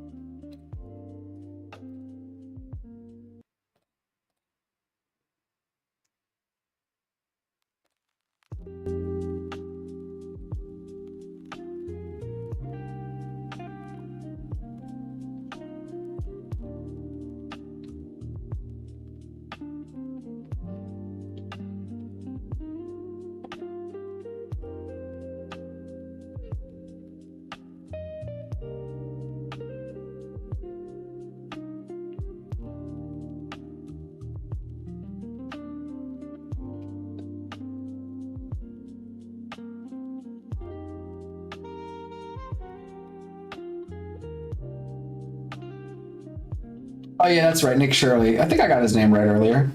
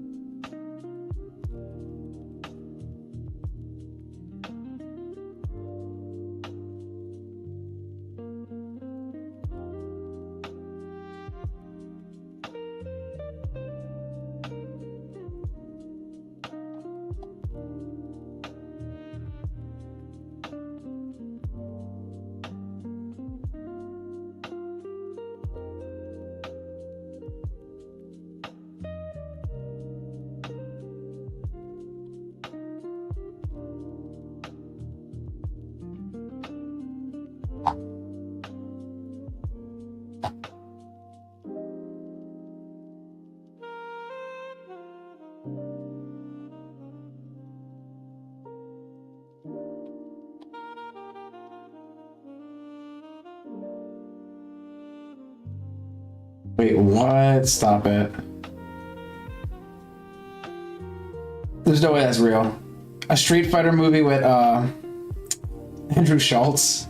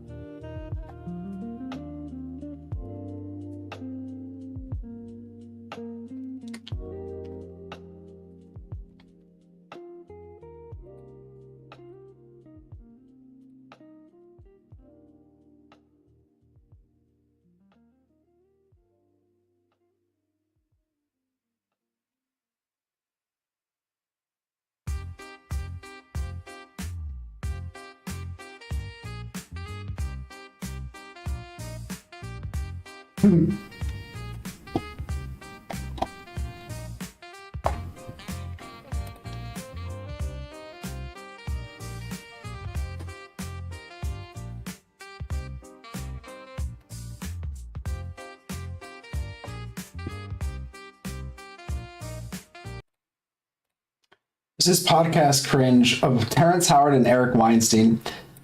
Weinstein. I think I tried to do the Terrence on Joe Rogan. I think I tried to do the Terrence Howard Joe Rogan podcast at some point, and I think I streamed it, but I couldn't post it. It wouldn't let me post it. But hopefully I could do this one, because it was really funny when Eric Weinstein came on and talked to Terrence Howard. The whole dynamic between them was so interesting, because it really just seemed like Eric sort of shoot his way in as just a means to sort of be on Joe Rogan and get more sort of publicity and whatnot, and then sort of placated Terrence Howard, who is just on another one. I keep saying, I swear, when I think Terrence Howard had basically turned down the Iron Man 2 movie, because he was in Iron Man 1, and I think what happened was he wanted more money in Iron Man 2.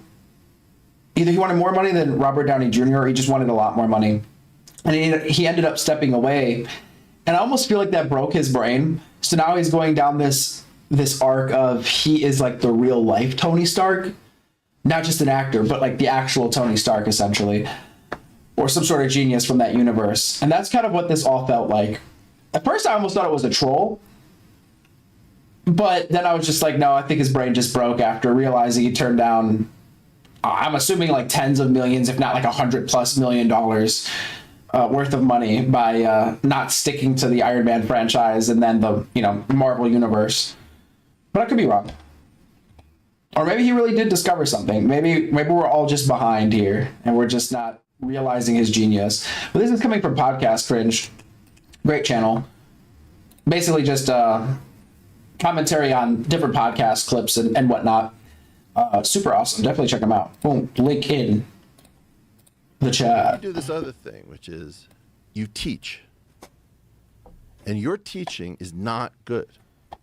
You tell us stuff that's not true, that we can tell is not true.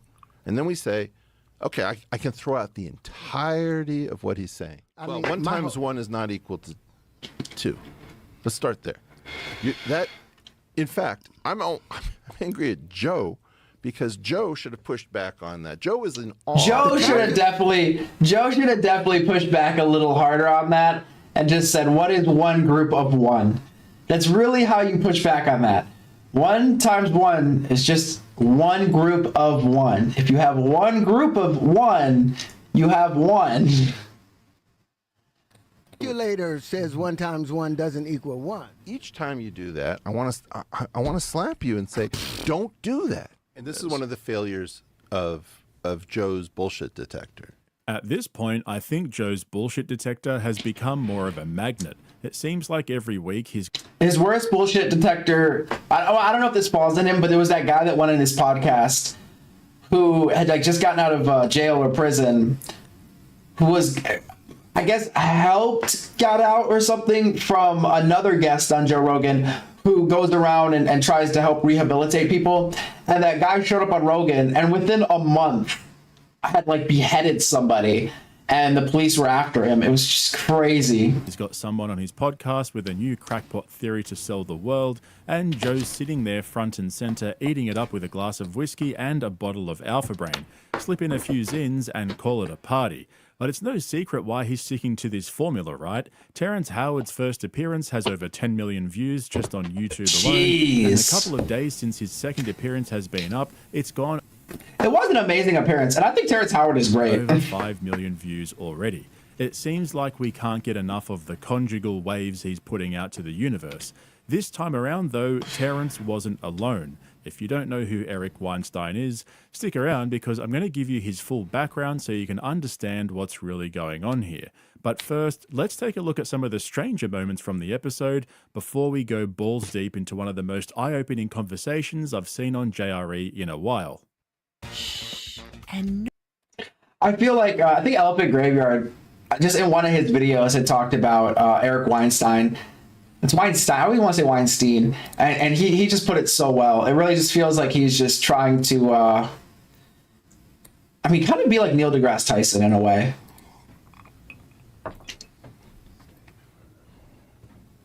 Shout out to all the homies right now trying to figure out what the fuck's going on.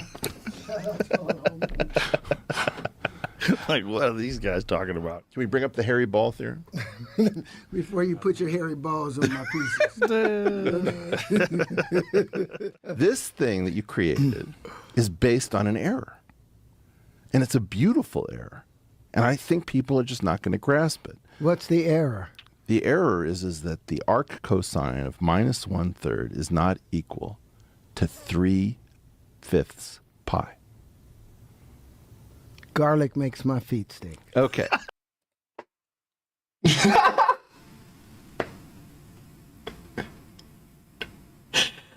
Holy shit.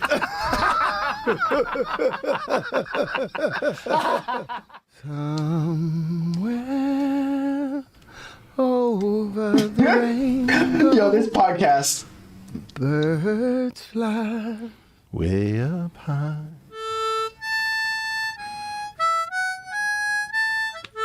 I feel like I'm in a boxcar. What are we doing here, B? And so as a consummate podcast listener, let me lay this all out for you. First of all, who is Eric Weinstein? Well, he's actually a super smart guy. He graduated from University of Pennsylvania with a Bachelor of Arts in Mathematics and went on to complete a PhD in mathematical physics from Harvard. However, he never actually held a traditional academic position. He was a visiting fellow for short periods at MIT and the Hebrew University of Jerusalem, but his main work was as a financial analyst and consultant, which led him to become managing director at investment fund Teal Capital. So, the first important thing to note here, which Eric admits several times during this episode, is that he isn't an academic, and he hasn't been involved with academic institutions for decades. Basically, he's not part of the academic establishment like, what's his name again? You know, the guy with the hat and the long sleeves. Oh, Flint Dibble. Wasn't it Flint Dibble? That's Flint Dibble? What kind of name is that? He's an archaeologist. Flint Dibble. That's the one, Flint Dibble. Fun fact, that's his real name. Anyway, you've probably also heard of Eric's brother, Brett Weinstein, who is one of the biggest pandemic grifters, in my opinion. Him and his wife have the Dark Horse podcast, which has turned to shit since they've run out of talking points. But I feel like they're all a part of this whole, like, academia is run by the elites, and they don't let anybody with any opposing views in. And I'm sure there's, like, some semblance of merit there, but they really seem to it's sort of like the freedom of speech people, that they just use freedom of speech or that idea as their whole shtick, as if they like really believe in it and really care about it, because at one point it was super popular to do that, and it just seems like it was more for the popularity, more for the clicks and everything than anything. And that's kind of, I don't know, how I feel about those two. Whenever I hear them talk, it's just kind of how I feel. You may recall he blew up after the Evergreen State College controversy in 2017, which... Yeah, it was, no, that's what he's talking about. It was difficult. It was very difficult because the one guy, Eric, I mean, I really think he was just there for views. He was just really just trying to be on Joe Rogan again, get views, and just be in the limelight. That's just what it felt like. And then Terrence, I think Joe had him come back on just because of how crazy that podcast was. And again, I feel like Joe probably could have pushed back a little harder on the 1x1 thing. I mean, but what are you going to do? I mean, the guy was just kind of going off. Coincidentally, was the same year he made his first of many appearances on JRE. Now, there's a reason I'm giving you all of this background up front, because towards the end of this video, I'm going to tie it all up. They're part of the intellectual dark web, right? They're like that group, I think. And make sense of it. As for Terrence Howard, if you don't know who he is, you can check out my... Another crazy one. Oh, what is his name? Oh, I forget his name. But this guy is kind of in a similar realm to Terrence Howard. Although Terrence Howard might actually, I don't know, I think he actually believes what some of the stuff he says. Whereas this guy, I don't know, I kind of think he's probably more just making money. I don't know. He might believe what he says, but it feels more like a business. Whereas Terrence Howard just seems like he actually believes this shit. Previous video covering his first appearance on JRE, where I go through his background as well as various other important details. You may also remember, if you've seen that video, that Neil deGrasse Tyson actually published a response here on YouTube to some of the claims Terrence made about him on JRE. Tyson's response came up on this episode as well, where Eric both expressed his respect for Tyson, but also complained that he can be an arrogant establishment academic who not only didn't give Terrence a fair shot, but also, according to Eric, didn't fully understand Terrence's theories to begin with. Now, Yes, exactly. He was Yeah, it's like he wanted to be friends with Terrence or have some sort of connection to him and sort of utilize his name, so he didn't want to go too hard on him. And yeah, it seemed like he was trying to tell him he was wrong while saying he was right. That's what it felt like. It felt like really just strategy to try to be liked by... I mean, he's already on Joe Rogan, so that's whatever. But to be liked by Terrence Howard. a couple of more things just quickly. Rogan didn't reach... Plus, if he could have been the one to talk Terrence Howard down from some of his claims and whatnot, that would have been kind of a win for him. He could have said, yes, I helped Terrence Howard come back to reality. Out to Eric to have him on with Terrence. Eric was the one who reached out to Rogan Take with care. the idea of doing a response podcast with Terrence. And so after all of Eric's waxing lyrical at the beginning about how shocked he was at the response to Terrence's first appearance and criticism of Neil deGrasse Tyson, he ended up basically confirming everything Tyson was saying in his response video. So what started out as this coming together of minds to give Terrence an opportunity to really flesh out his ideas with a part-time mathematical physicist, once Eric realized that Terrence doesn't fully understand the basic theories that he's supposedly refuting, it slowly sunk in that it's all just riffing on horse shit, which is an actual quote from Eric. The irony is, Eric himself suffered from a similar response to his own theory called geometric unity, which he presented on JRE in 2021. But, like I said, I'll tie everything up at the end and show you exactly what I mean. For now, this is how it started. Yeah, he tried to come up and be like, yes, I've solved this crazy problem in math and physics, and I'm talk to someone instead of like putting it out to like the scientific community and having them refute it or what have you. I think he was gonna premiere it on Joe Rogan. It was very odd, very odd. A deep education in it, and let's see like what he believes about these ideas, and maybe you guys can collaborate, or just like let's start from Eric. Like what out of the podcast that I did with Terrence really stood out with you? I was not so happy with certain things that happened in the podcast, and then I started hearing the response to it. And I was much more infuriated by the response than anything I heard in the podcast, because I thought that a lot of people just used their position of greater formal education in some of these areas to be jerks and to be really dismissive and pretend that they couldn't understand things that you were saying. And so one of the things... There were probably a lot of people being, I guess, dismissive. At the same time, I was surprised by how many people were defending Terrence and basically seeming to buy on to what he was saying. That's what threw me. Because I thought most people would be like, okay, he's on something, who knows? He's going through something, hopefully he comes to his senses. But the amount of people that seem to be like, nah, he's uncovering the truth and they're trying to silence him, I was like, whoa, this is crazy. There's a lot of people backing him up right now. Things that I wanted to do was to try to just begin by steel manning, because I've been really disappointed in a lot of the critique that Terrence has experienced. Joe loves a bit of steel manning, huh? So like I said, Eric's mission was supposedly to come on the podcast and help Terrence to communicate the best version of his theories so that everyone could develop a deeper appreciation for what he's really trying to get at. Remember, that was one of Eric's main criticisms of Neil deGrasse Tyson's response, that he didn't put in the time and effort to really understand what Terrence was saying. Now, as for Terrence, well, he was pretty clear that he was hoping to partner up with Eric to help legitimize his theories. But there's a problem. See if you can pick it up. I'm trying to explain physics the way you explain it. Well, okay. I'm looking for a partnership at the end of this. That's what I'm hoping to win you over as a proselyte. You can try. I'm part of hoping you that that's the information does that. There's at least one area that you have won me over in, which I'm very excited about. But I'd like to Your get movie back Hustle to and What is Flow. that area? Don't leave us hanging. Yeah, what's that area? The linchpin. We'll get to it. Yeah, but you can't leave us hanging. Let me let you talk. You're just gonna talk. Stop trying to control everything, you freak. He's got a plan. I know he's got a very rigid plan. He didn't. We're gonna have a good time. Can I get an ayahuasca chino? So here's the issue, and this is going to come up again at the end when I show you the time Eric tried to publish his theory for the first time on JRE back in 2021. Eric has a scientific mind, Joe and Terrence don't. For the whole first hour of this 4-hour podcast, Eric was constantly trying to get the conversation back on track and stop all the jumping around and endless tangents from both Joe and Terrence. See, Rogan just wants to talk trash, have a drink and get high, then go and hang out with his buddies at the mothership.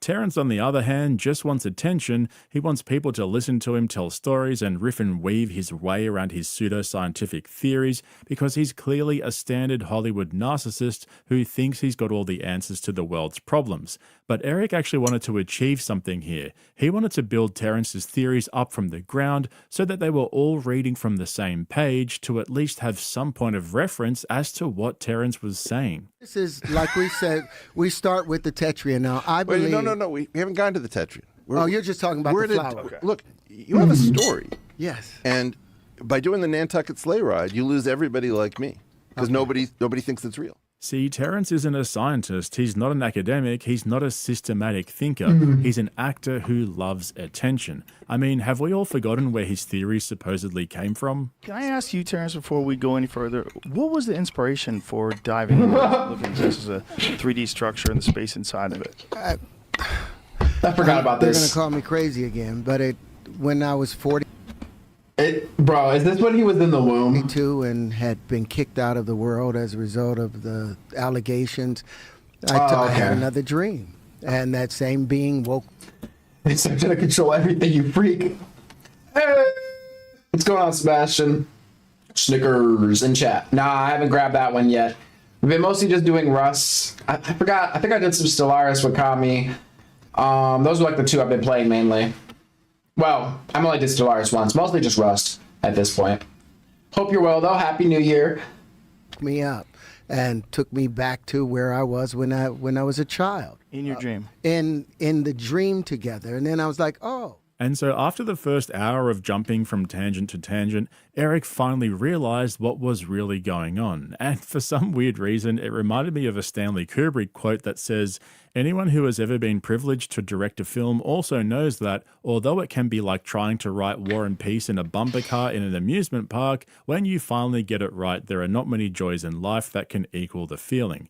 Eric Weinstein was trying to help Terrence write War and Peace, but Joe and Terrence weren't interested in doing the groundwork. The problem, Terrence, is that you have a desire to go immediately towards what this means, right?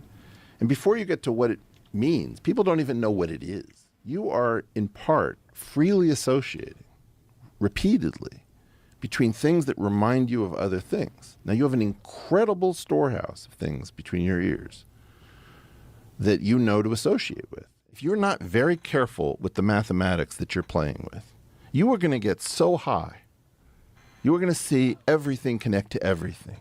And so everything is going to rhyme. Now, your big problem is that everything rhymes to you because you know a lot of stuff and you know a lot of similarities. Your brain's very good at that. And what you're I feel like what we meant to say is you know a little about a lot of stuff, like which is the danger is when you're kind of on what is it, like the Dunning-Kruger effect where you're on Mount Stupid, so you think you know a lot more than you actually know, and until you go further, like once you go further, you know, oh, okay, it turns out I didn't know that much. I'm in the valley of despair. There's still so much to learn. Am I ever gonna know all this? He's sort of like appearing to be on the Mount Stupid, and he's making connections to a bunch of different things, but without understanding sort of like the underlying aspects for why what he's saying doesn't really make sense. That seems like what Eric's trying to say, but in such a nice way that it doesn't really come across. Thing is going to rhyme. Now, your big problem is that everything rhymes to you because you know a lot of stuff and you know a lot of similarities. Your brain's very good at that. And what your brain is not very good at is pruning the amount of rhymes that it sees. I think one of the big turning points in the conversation was when Eric realized that not only can Terrence not do the math behind his own theories, but he doesn't understand the math behind the established theories that he's supposedly refuting and providing an alternative to. Once Eric realized this, it changed the whole dynamic of the conversation. The moment that these 8 tetrians disappear, that interior space, it's no longer there. Okay. The moment that 42 that disappears. So I don't know how to stop you from doing this because I hate doing that. Well, I no. hate you stopping me from doing what I'm not supposed to be doing. No, I don't. Terrence, I'm so far out over my skis. I promise you what the internet is going to say the next day about me is, ha, Eric Weinstein sees blah, blah, blah. Read the internet. You're taking all the good stuff. Don't read the internet. And you get into 19, and you're saying, hit me. And each time you do that, I want to slap you and say, don't do that. I think what you're doing is totally canonical, and it's very, very natural. And I think you're building models, and you don't know how to do the algebra, probably, and you probably don't know how to do the differential equations, all that. Fine, I can point you to books, I can try to help you. And so Eric eventually got Jamie to pull up the theory of everything equation to see if Terrence could make any sense of it. This is my community and how it thinks of everything in the world, all right? And then he was like, garlic makes my feet stink. Although that wasn't his response here, but I imagine it's going to be something close to that. Do you have a way of relating what you think about in terms of what my community has wrong? Does this mean anything to you? This is not a gotcha, and it's not me. I know. I'm just saying. Do you know how to read this? As best as we're talking about, I as imaginary. Yeah. You know, d to the 4. I don't know what the d represents. So that's the volume element saying that you're in 4-dimensional space and you're going to take an integral. And y to a negative g, y to a negative gravity. Yeah, that's the determinant of the space-time metric with which you might have an issue. If the rulers look one way or the rulers look another way, according to Einstein, you have to put more weight or less weight on a region of space. Do you know what that R is? That's the foreplay, and then in the parentheses is where the stuff gets crazy. Explain it. So look, I have a very basic understanding of what the equation says. I'm just some guy on the internet, right? 42, but you think for obviously. somebody who claims to have access to a whole new way of doing mathematics and physics, not only would he know what the equation is and its components back to front, but he should be able to sit there and completely rip it apart and point to all of its holes and shortcomings. Now, I'm not trying to belittle Terrence or make him look stupid. He does a very good job of that himself, but he's the one trying to teach us everything. And this is where Eric absolutely nails it. He calls out Terrence for trying to teach us things that are clearly false because he doesn't have a comprehensive understanding of the basics. Then you do this other thing, which is you teach. And your teaching is not good. You tell us stuff that's not true, that we can tell is not true. I think this was a good point, yeah, by Eric. I mean, this is when he was, I think, trying to right the ship and sort of like hold Terrence's feet to the fire. We say, okay, I can throw out the entirety of what he's saying. I mean, 1 times 1 is not equal to 2. Let's start there. In fact, I'm angry at Joe because Joe should have pushed back on that. Joe is in awe. The calculator says 1 times 1 doesn't equal 1. There's a lot of wild shit I don't push back on if I'm not sure what that person's saying. I understand. That's why. But also because I know that people are going to eventually respond to it. Right now we've got a crisis where nobody knows what to believe in. Unfortunately for you, you were in a bad spot because you wanted to have fun. You had a show and it got really big. Okay? That's why you're here, Big Daddy. All right, there's so much going on there. First of all, like I was saying before, Terrence is trying to teach us things that are obviously false because he gets. Do they go more? I want them to go into 1 times 1. That in turn paints everything else he's saying in the same light. If this guy truly believes that 1 times 1 equals 2, then he's clearly batshit crazy. The second thing is, Eric called out Joe for not calling out Terrence. This is going to come up again soon when I show you Eric discussing the problem with academia and peer review in general and why he thinks podcasts are so important to fill the void. Except here, Eric is saying that Joe did a crappy job of mediating the conversation. So my question is, which one is it? Is JRE the right or wrong place for this type of discussion? But the other... I'd say the discussion is fine. I think that's the difficult thing, is if you do just have fun conversations with people from all walks of life, you do a podcast doing that and you get super popular, and then you get so popular that now people are saying, well, you need to be careful what you platform, you need to be careful to push back on crazy things. It's like, well, now you can't have as much fun or be as ridiculous with it because you have to be like, oh, fact check, oh, fact check, oh, fact check. So, you kind of lose the essence of what you started out doing if people take you too seriously. The thing is, and this is truly brilliant, you guys are going to love this. After Eric completely rips apart Terrence's 1 × 1 = 2 theory and proves how it's completely false, Terrence pivots and starts pushing the narrative that it was just a metaphor and he didn't mean it literally. When I say 1 × 1 = That's the code. 2, that's a metaphor for challenging the status quo. But in me saying 1 × 1 = 2, like I said, that's a metaphor that there's something very wrong with the math because math should not be done. There's nothing wrong with the math. But that's why I keep saying the 1 × 1 is more of a metaphor. It's not a metaphor to us. It is life and death. I understand that, but it was really to gain the attention. Then never do it. To gain the attention. Listen, you didn't know, and now you wrong. know. So he finally openly admitted that he made it up to get everyone's attention. Oh man, that for me was honestly the best part of this episode because that's what everyone's been talking about. But at least he came out and said it, right? 1 = 2 guy. He even got the shirt made and everything. Now, after Eric completely shut it down, all of a sudden it became a metaphor. You seriously could not make this shit up. But then after all the technical talk came to an end, the final hour turned into a discussion about Neil deGrasse Tyson and the academic establishment, and basically how the whole system is rigged to protect their own and exclude outsiders, which I generally agree with. This is where I wanted to get to because here we get to see the true motivation behind Eric calling Rogan they talk put about this it. podcast together. One of the things I've noticed about Eric over the years is that apart from being super intelligent, he's also very calculated. This is how he set it up. Terrence, let me ask you a question. Have I been fair to you this time? You've been amazingly fair. You've given me criticism on things where I've made mistakes. You've told me where this is I've not offended available as a people. service in academics. I know. In academics, basically, it's a closed little world, and if you don't come with protection, we stab you in the eye. This idea that Neil said about why doesn't he just submit to peer review?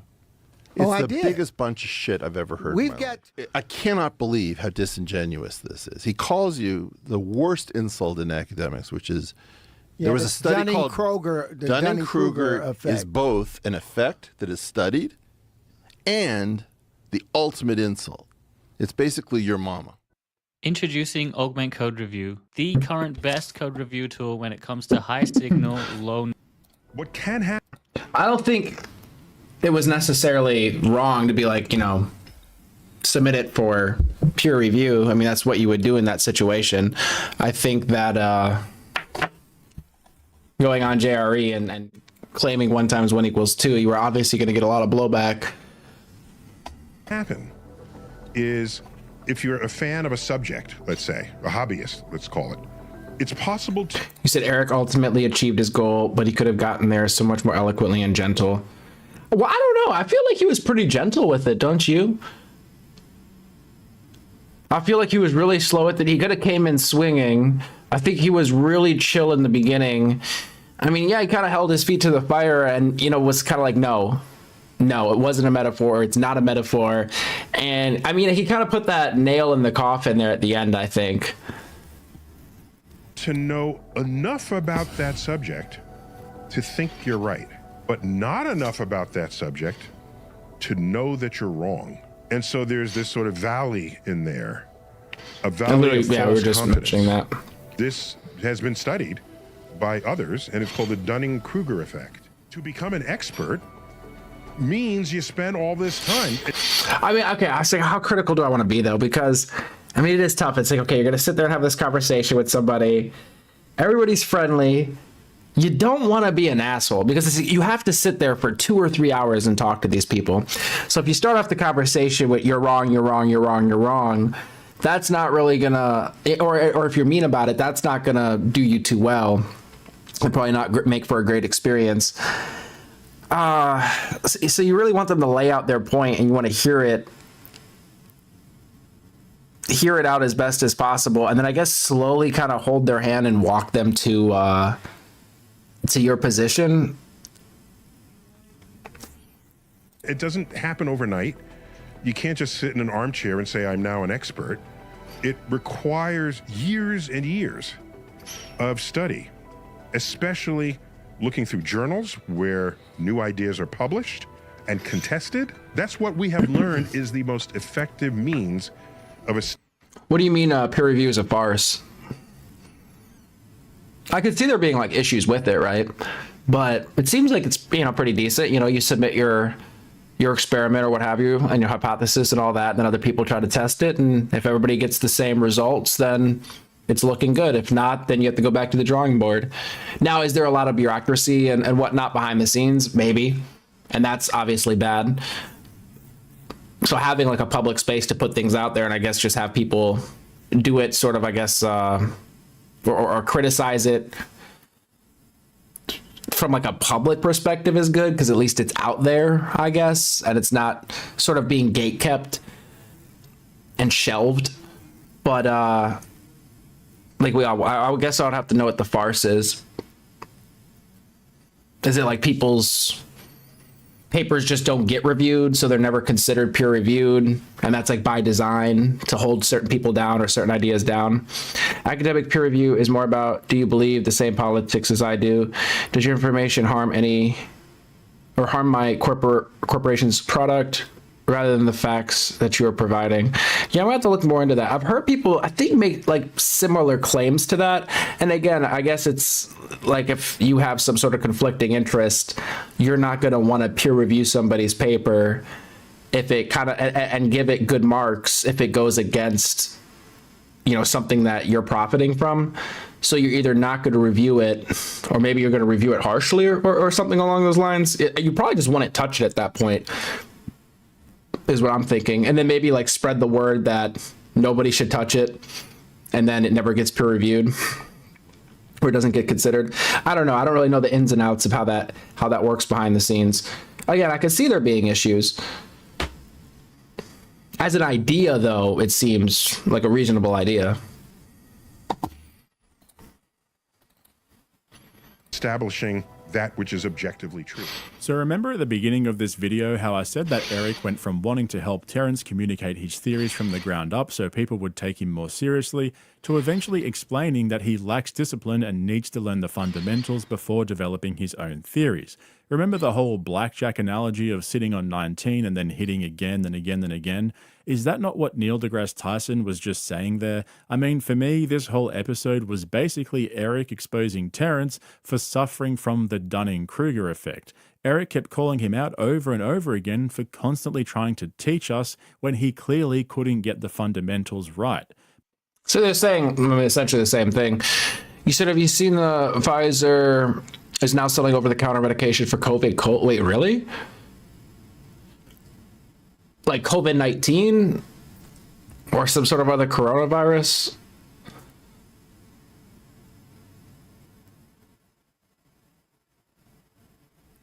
Or is it like COVID flu or something? I don't know. That's weird. COVID cold. Is it like catching a cold plus COVID?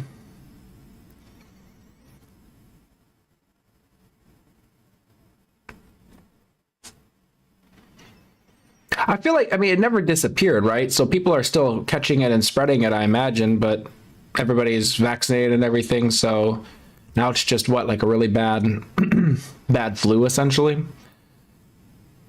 Somebody had asked me earlier if I had caught it. I think I did. I remember getting sick for like a little bit of time and just, you know, a few days I felt bad and then everything was fine. I think that was like the only time I caught it, I think.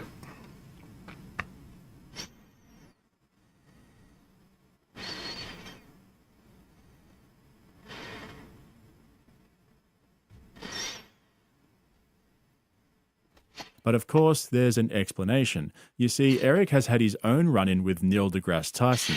This is Neil deGrasse Tyson, just so you don't feel bad about yourself, talking about me and my theories. Will you be able to talk to Eric Weinstein about the new theory of geometric unity? This was from 2015. Oh, so it's like him sort of teaming up with Terrence to kind of go at Neil deGrasse Tyson. That's kind of funny.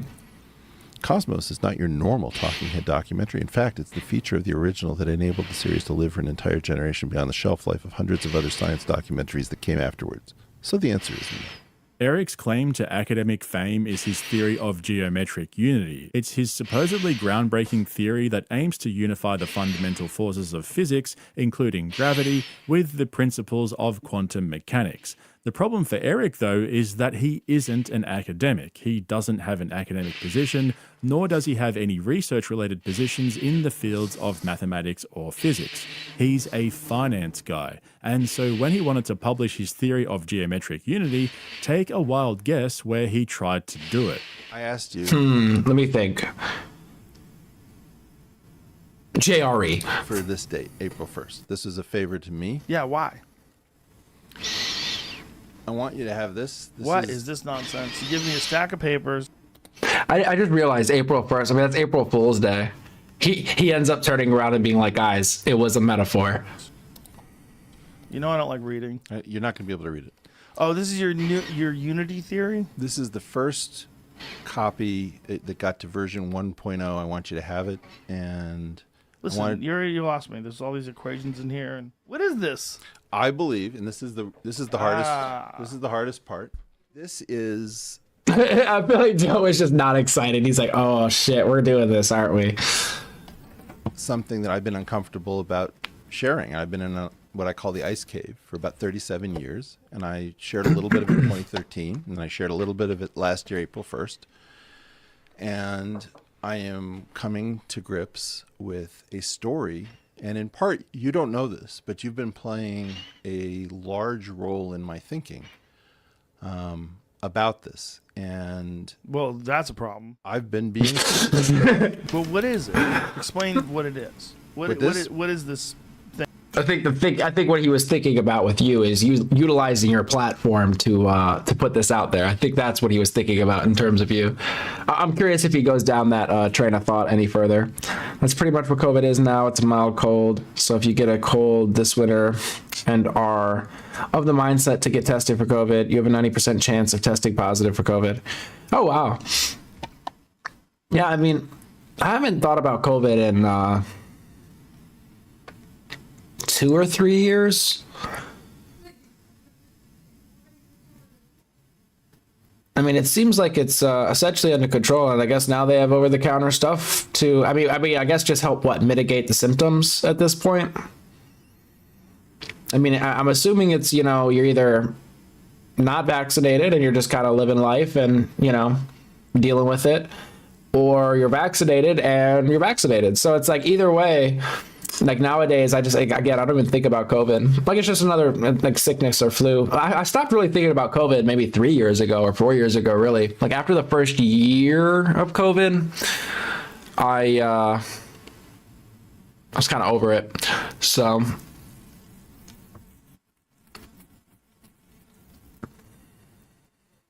I'm not really surprised, a lot of people obviously got really hyped up about it. So I'm sure slapping COVID flu on, some medication or whatever, or COVID cold medication, whatever, is going to sell bottles. So this kind of makes sense. They're about making money, my guy. And Pfizer isn't wasting any time getting to gullible people and selling them COVID medication.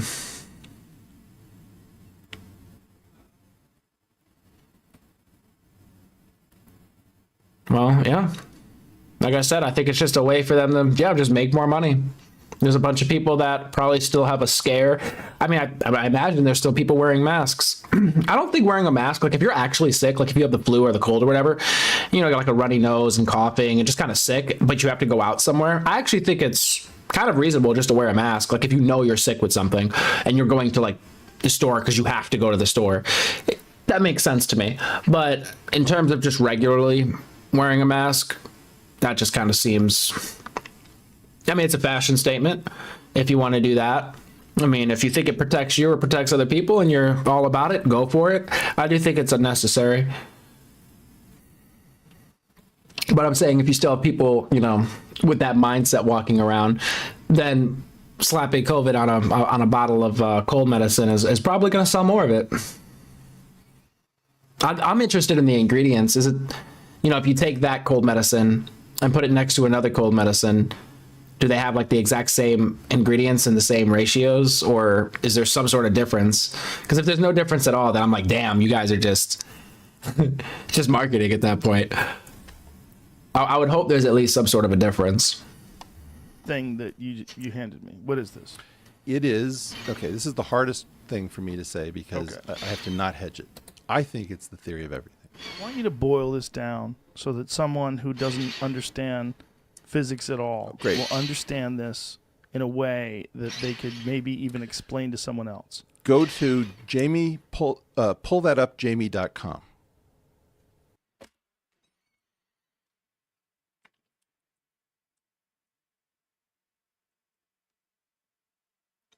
I'm trying to figure out how I feel about this.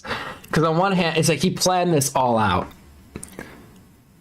And when he said that, you could tell he was like, yo, this is going to be badass. Go to jamiepullthatup.com. Oh, what? You made a website? You planned all this out? It's like, yeah, he did say you were in his thinking, around this.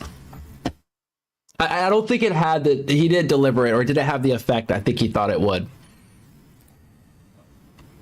Try pull that up, Jamie. Paxlovid? Are you serious? Paxlovid?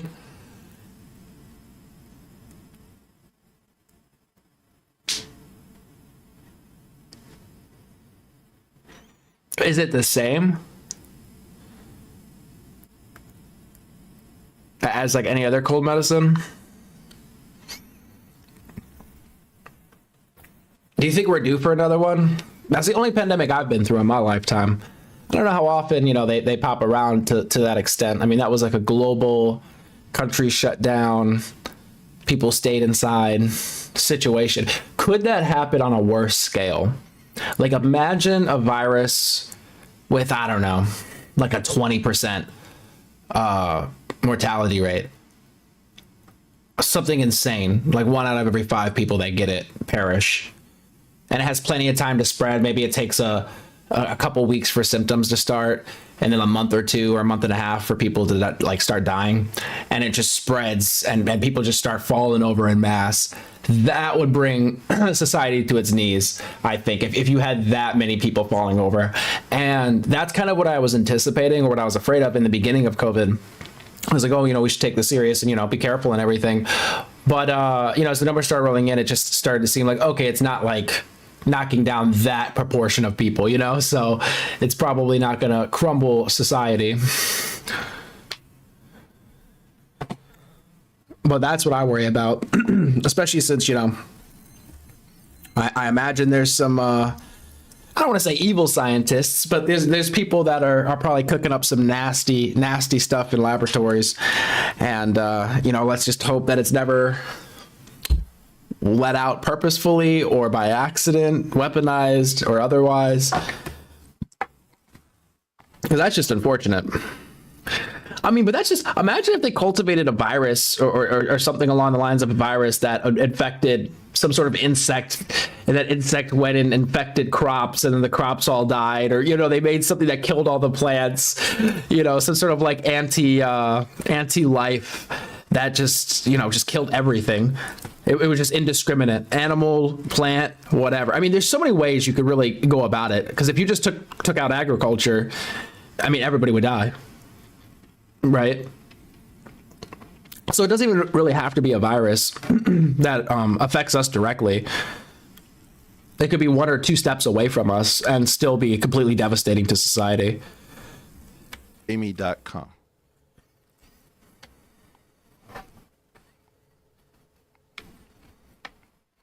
Who put that up? Who do you think put that up? Come on. Like, what are you talking about? Go to the bottom of this. There is a team of people. People are listening to this, They're not just seeing it. Very few people are seeing it. Well, maybe like 30%. Okay. If this is a problem. Yeah. This conversation's a problem. People are tuning out right now. Okay. Damn. Okay, shit. We're in red alert mode. See, he didn't think that out. He didn't think about the listening audience. Okay. Guaranteed. Well, if you go to pull that up, Jamie. Look, there's no way in which I can talk about tensor analysis, curvature tensors, the theory of everything. I understand, but I want you to boil this down. You're not boiling it down at all. Why did you do this, and what are you trying to accomplish with this? This is just something I wanted to do on your show as a thank you, because you've done. As a thank you. Look, if it ends up being the theory of everything, then I guess in some ways it would be a thank you to Joe, because it's like, oh yes, it was, brought out on this podcast. I don't even know. Would it even be a thank you? Would it even be a thank you at that point? Like, would people really care? Like, come on. That just feels like, no, you're trying to utilize this platform to advertise yourself. That's what it seems like. You've been huge for me. And the courage to take the slings and arrows that are going to come at me as I put this online, which is what I'm going to do today. Today? Yeah. So this hasn't been online before? Correct. I'm going to do So it. the people that are, you're going to do it in front of us Yeah. live? Oh my goodness. Boom. People can now, and this is going to debut tomorrow because we don't release today. Okay, so there are 3 things to pull out from that clip. The first is Eric's pissing in Rogan's pocket. If you don't know what that means, it's basically the fine art of gassing somebody up to gain favor with them. Exactly. Okay. He put it so much better than I did. Whenever there's tension in the conversation, Eric immediately compliments Joe and thanks, soothes him. He sits there like massages him for giving him courage and helping him to take risks and put himself out there. Classic distraction strategy, right? Why are you doing this on my show? You are the best thing to ever happen, and I just wanted to pay it forward to you by doing this. Thing is, Eric is clearly using Rogan for his platform. Remember how I was saying that Eric is calculated? Well, him and his colleagues created a website called Pull That Up Jamie, where they put up all the clips that Eric had planned to go through on that episode, except they didn't end up going through them because Rogan was worried that it was too technical and it would be difficult for people to follow. He should have had more audio. He should have really focused on the audio aspect of it. Given that this was back when JRE was exclusively on Spotify, where there's a higher percentage of audio-only listeners compared to now on YouTube. The third thing is Joe hates technical stuff, and he doesn't like having to read things. JRE is the last place for an academic to be presenting their lifelong theory of everything. If you can't break it down simply, then yeah. You can't really go on Joe Rogan and expect to read a paper. It's just not gonna flow with the dynamic that they've kind of cultivated there. It's all about having conversations. Rogan just wants to get high, talk trash, and speculate about hypothetical, nonsensical bullshit to fill the void between his ears. Now, until people can accept that about Rogan, they won't be able to enjoy his podcast. I spoke about this on Patreon recently, how it took me years to realize this, but once I did, I started to enjoy the podcast again. But I digress. My point here is, Eric Weinstein clearly has an agenda. It's this seemingly It's funny because I feel like I've always felt that way about Joe Rogan. Like sometimes he has really, really interesting guests on or like fascinating conversations. But for the most part, I always look at Joe as what would you call it? A curator. That's kind of how I look at Joe. He's a curator. He has a bunch of different people come on and he just has a basic conversation with them that could kind of go anywhere. It's going to generally focus on that person's field of expertise, but it'll also go off into like tangential topics and also maybe topics that are just completely separated from that person's professional life and just kind of give you more insight onto them and their opinions on different things. And it's, fun and just fun. That's the way I look at it. I don't really go there thinking like, oh, I'm absolutely going to learn something by watching him interview this person, because I don't look at it as much as like an interview. It's just a conversation and sort of a hangout, and what you get out of it is what you get out of it. And you kind of hope that over the course of 2 or 3 hours of somebody hanging out and chatting, you could kind of suss out whether or not they're contrived, whether or not they're being real, or it's just kind of an act. And I think that's one of the really interesting things with Joe Rogan or other podcasts. When you see people come on and it's like, oh, this is just a commercial for you. Like, that's kind of how you're treating this. Whereas other people come on and it's like, oh, this is actually a really fun conversation. Like, this is enjoyable. I want to go and check out your other stuff. Have to be noticed, heard, and celebrated as public intellectuals. See, Eric coined the term intellectual dark web, and it's basically a small group of academics and researchers turned public commentators, including Eric, Brett, Jordan Peterson, Ben Shapiro, and Sam Harris. They fancy themselves as the final frontier of free speech and Ben Shapiro was in there. Diversity. Now, I've personally consumed a lot of their content, and I agree on many things and disagree on other things, but my point is, just like the Rogan 6, without Joe, nobody knows who Eric and Brett are. The sad fact, Joe, is that you built something that has some credibility. And even though you think of it as, I just like having conversations with people and a lot of them are fighters and I'm just a meatball, We don't have any other place. We can't go to the National Academy of Science. It's too politicized. We can't go to Harvard. You saw what just happened with Claudine Gay, who's still a professor. Podcasts, as dippy and shitty and as variable in quality as they are, Jerry very much included, this is all that's left. And my I think claim it's is really that I'll cool challenge Neil. that he made that distinction that Joe has some credibility and it kind of sucks, and that Joe, in a lot of ways, Joe profits from the credibility. Obviously, that's why a lot of people flock to his stuff. It's not so much. It's just he has so much influence, such a large audience that a lot of people want to be there and utilize his influence, whether you're a politician or a person trying to sell a book. So he's kind of, I don't want to say important, but he's kind of important, and you can't have as much fun. You know, when he had Alex Jones on, I think it was like one of the last times he had Alex Jones on, he had to have Jamie fact-checking him every 2 seconds, because if he doesn't, there's going to be a bunch of news stories talking about how he's platforming Alex Jones and pouring gasoline on conspiracy theories and yada, yada, yada. So that does kind of suck. I think it's a very unique position to be in, though, because it's Joe Rogan. He's like a huge, huge, huge platform, whereas most podcasts are probably never going to get to that level to have to worry about that. And then that also depends on what kind of podcast. One interesting thing with him is he, again, has such a plethora of guests, so many different guests. I think it became an issue really when he started getting into politics, like when there were more politicians and whatnot showing up on his platform, because that's when the mainstream media, I think, really started paying attention. And then some of his COVID stuff, I remember that was wild when CNN was coming after him over the ivermectin stuff. But I think he just had too much influence, and they're like, this guy could sway an election, so he either has to be on our side or he's against us. We can't just have a rogue agent out there who's open to either side, whether he likes it or not. Yeah, he's become a gatekeeper. But because of that, I almost feel like he's sort of losing credibility, because his whole appeal was he's just sort of like a normal dude having conversations with all these people. But now, because he's stupid rich and he hangs out with politicians and super powerful, like people like CEOs and stuff, like the guy that like owns Palantir or whatever. And he almost seems to be running defense for them. He seems to be endorsing them.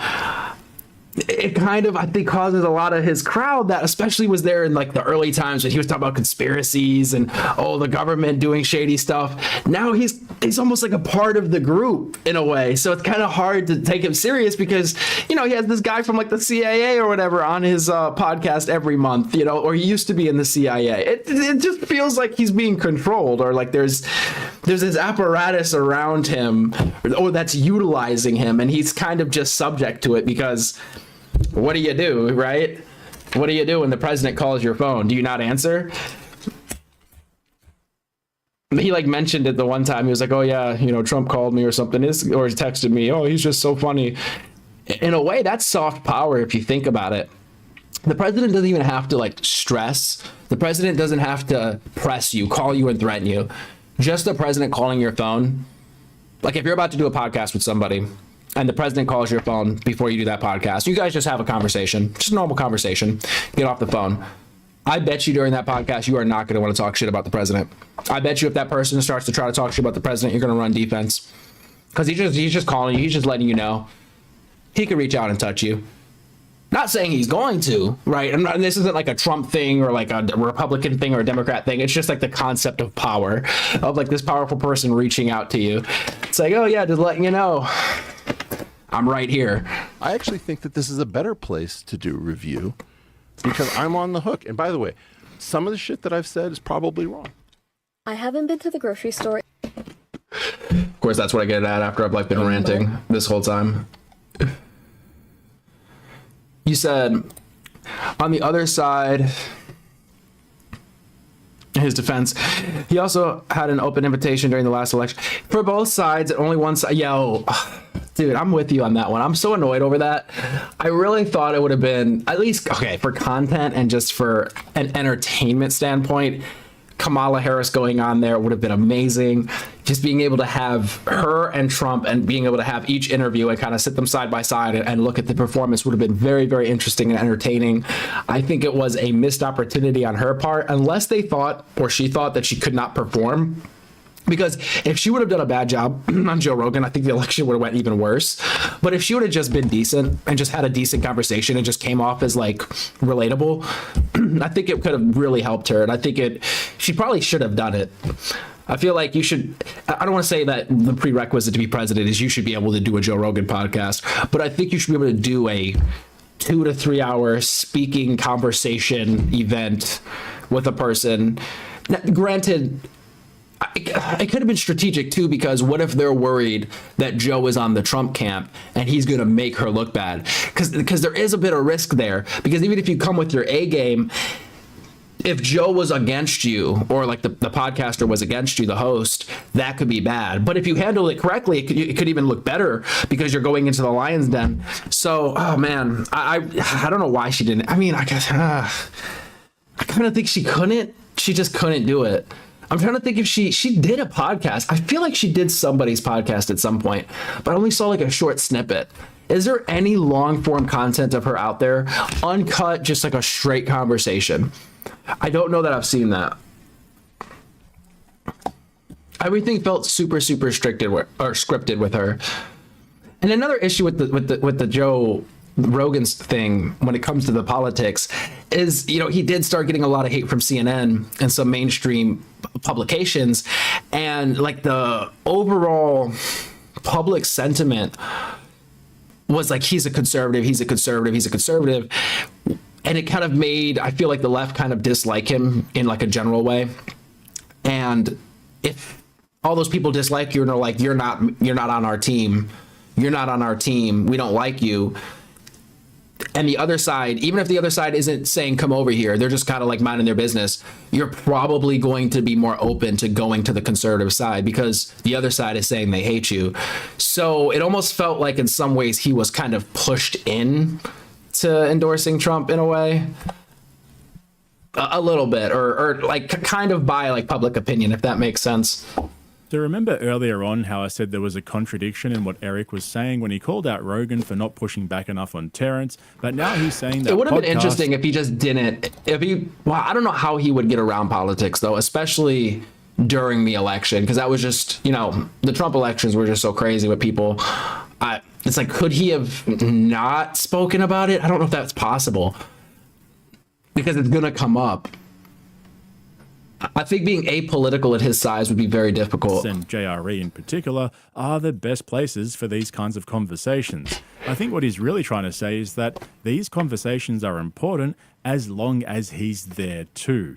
Don't forget, Eric's theory of geometric unity was widely ridiculed as being overly ambitious and having gaping holes in it. So then, in a sense, he's kind of in the same boat as Terrence, except he wears a suit, works for a venture capital firm, and has a PhD. But you said probably the only way to make a non-bias would be to have both candidates answer questions from a teleprompter in a sealed room with no other interaction.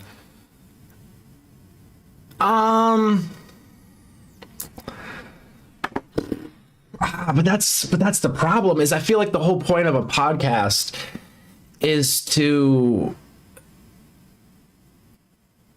create a environment that is much more comfortable, much more relatable, and not so scripted and with, like a set. And that sounds almost like a set. Like they're just talking to themselves. They're talking to a computer. They're reading a teleprompter. It's just... You might as well just go and do the debates at that point, which the debates are absolute dog shit as well. That format is horrible, absolutely horrible. I mean, I don't know if you're ever going to be able to get like a perfectly not biased, because even bias,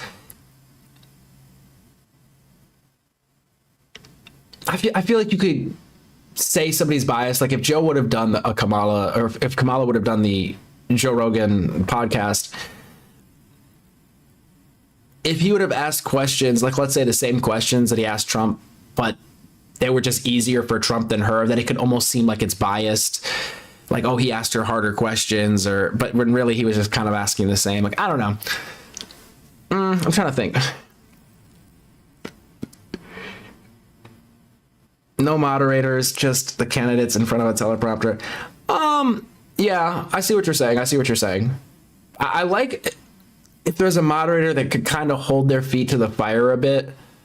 Although that kind of runs into an issue because then the moderators have bias. I wish that the debates were just a little bit more freeform and longer. Like they'd ask a question and be able to stay on that topic for a bit and go back and forth longer and actually get into sort of the nitty gritty of it instead of just doing like a paragraph and then waiting for the applause and the next question. I think that's really a problem. It's like they're going for sound bites, but that's because the event by design, you can't really go long form and get into the weeds. Also, by saying less, I feel like you're minimizing saying the wrong thing and having a clip that taken out of context looks bad. Getting information from candidates to judges. Okay, I see what you're saying. Okay, yeah. No, I see what you're saying.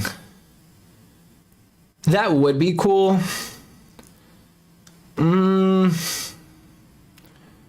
guess, yeah, if it's sealed, they don't get the questions ahead of time. It's the same set of questions. They don't get them ahead of time, and they're not being fed answers through like an earpiece. It's just them talking to the camera. I think that would be, I guess you could call that unbiased, I guess. I mean, at least they could lay out their, like the pillars of their campaign or their plans if they, win office. Let me put it to you this way. We know Rogan has these guys on just to get clicks and entertain his audience. He doesn't actually care about the mathematics or physics because, like you just heard him say before, he hates reading and he hates equations. Terrence, on the other hand, he is basically the Dunning-Kruger effect in the flesh, and although he might have a flash of brilliance here and there, he clearly craves the attention and suffers from delusions of grandeur. And so Eric found a way to weasel his way into this conversation after he saw the traction that it was getting and figured it could be exactly what I was saying earlier. Yeah, I really do think it was a marketing strategy. He said debates are completely bullshit. Moderators are completely biased. If you have the same questions posed to each candidate separately in a sealed room and gather their responses. Yeah, no, I see what you're saying. I just like the idea of having follow-up questions, because what if they give a non-answer? And I guess you could say, well, if they give a non-answer, a person could judge their non-answer, and that could be a point against them in that person's mind if they're judging it that way. I like your idea, and I think that there should be multiple things. It shouldn't be just one thing. I think your idea is good, and they should do that like first maybe. And then they could do a debate with each other, and since they have already given those responses, like both candidates could look at the other person's responses and then kind of develop questions to debate them on over those things and then kind of go into the weeds on each of the questions. I think that would be kind of cool. So you get like an unbiased pre-debate, sort of these are the questions that were asked to them, these are their stances on it, and then you have a debate where they could kind of go back and forth. Because I do think to some extent it's important to see if, how quick-witted a president is. Like, is that important in sort of like a president and a leader? It's just them being able to negotiate or maneuver through a conversation, to be charismatic, or is that not important at all?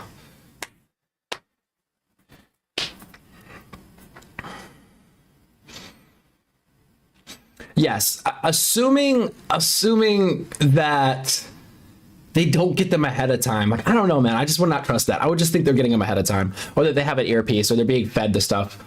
Because wasn't there some news? I forget which news station it was. What did they come out and it turned out that they did an interview with Kamala Harris and they edited the interview to take some of her answers from other questions and put them in place of her other answers to make it sound better. So they edited the interview to basically make her answers make more sense, to make her look better. So it's like, well, damn, if you can't even trust them, like, who do you trust to set all of this up? Because then one candidate could always just look and say, well, oh no, it's bullshit, it's rigged, and they gave them the answers, so I'm not participating in it. You have to be able to actually trust the system in place in the first place. And I think that's one of the shitty things with media, or like the mainstream media, is it's just like you can't trust it. It seems like everybody's bought and paid for.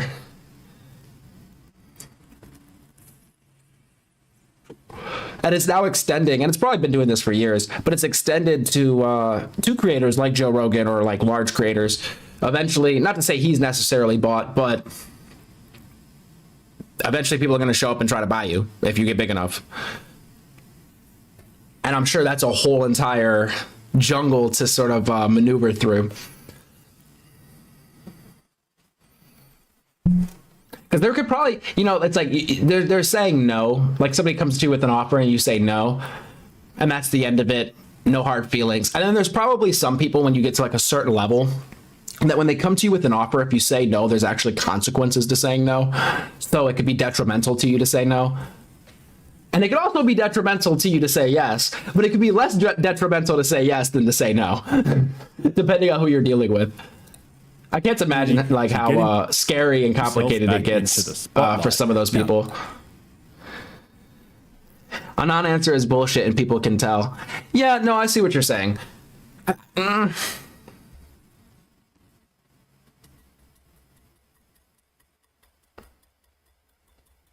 I do still like the idea of them being able to go back and forth.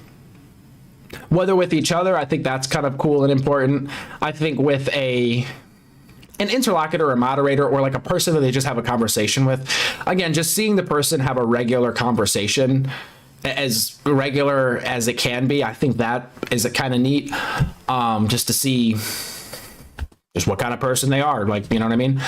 And your idea of it being this locked, sealed room, same questions, we just get, here's the question, here's the answer, put them next to each other, judge them based on their answers.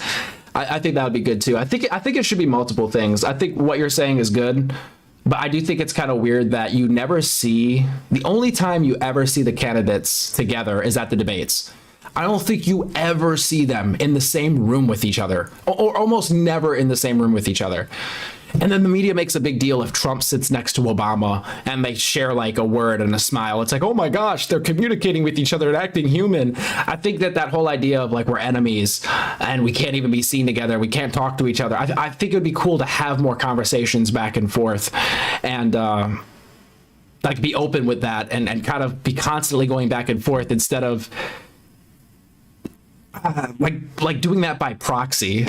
Like this person says something on Twitter and then they respond on Twitter and then they respond in an interview and then they respond. I think it's cool when they're actually like face to face and able to go back and forth in real time because it feels real. Like if I see somebody tweet something and then I see like another politician tweet something, I'm assuming that other politician had a team of people sitting there writing that tweet. Like they didn't just do that. Like they didn't just take their phone out and do that. Maybe they did, but I assume it's a little bit more calculated than that. So it doesn't seem real. It all seems fake. It seems like theater. It just seems like less theater if they have to act in real time. Even if you practice and practice and practice for it and go over your responses and your answers and everything, or to questions you think are coming, the other person could just pull something out of left field and you kind of have to react to it and you have to have a good answer or a good response. And I think that's like pretty interesting and hard to script for. Don't get me wrong, I'm not saying Eric's a bad person or he's evil or anything like that. I just think it's interesting how all of this came to be, first with Terrence on JRE by himself and then now with Eric as well. Rogan's podcast is so big now that it's almost impossible to see a normal, genuine conversation, and it's not just all the pseudoscience I'm talking about. Even with all the comedians Rogan has on there, half the time they're just kissing the ring to get that Rogan bump and a spot at the mothership, laughing and agreeing with everything he says. And I was thinking about this towards the end of the episode. What have we all achieved from the two Terrence Howard podcasts? I mean, we knew he was completely Nothing. full of It was shit just, the first time. yeah. Now It was we have entertaining. Eric Weinstein to confirm that, so we're kind of back to square one, except with almost 20 million views. Crazy numbers, but Podcast Cringe, awesome channel. That was just such a fun fun podcast. I'm gonna drop this in the In the chat, podcast cringe. Oh wait, that's just his name. I need to put his. Here's the link to his channel. Paste, bam. Yeah, it's a good call. Who gets to pick the questions, and how could you guarantee the other side didn't see them ahead of time? Valid points. Right. Whereas at least if it's in real time going back and forth, it just feels like it's probably more real. Unless the whole entire thing is scripted. Both the candidates are in on it together and it's all just a play. It's all theater. It's all wrestling. It's pro wrestling. It's pro politics. That's even scarier to consider. And people always say that to me. They're like, oh, it's all theater. None of it's real. The illusion of choice.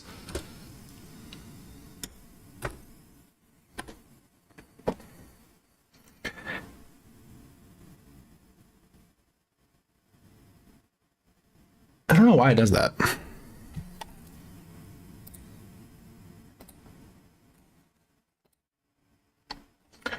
Oh, because it's showing that. Okay. It'll be interesting with the next election. I'm curious how people are going to do it, because I think they're saying, obviously JD Vance, right, is going to be the, unless something, absolutely insane happens, he'll be the nominee for the right. And I'm curious who the left runs, if it's going to be Newsom or who's going to get that spot. And then just the kind of media circuits that are going to be done, I think, moving forward. I think that podcasts are going to be just a regular, reoccurring, thing.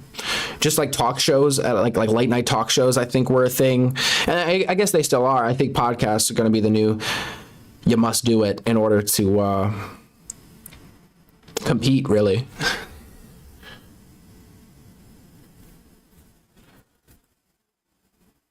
You said unless you did it live with each candidate in separate rooms and the questions were randomly picked from a live feed of people asking questions, then who controls which questions are selected, right?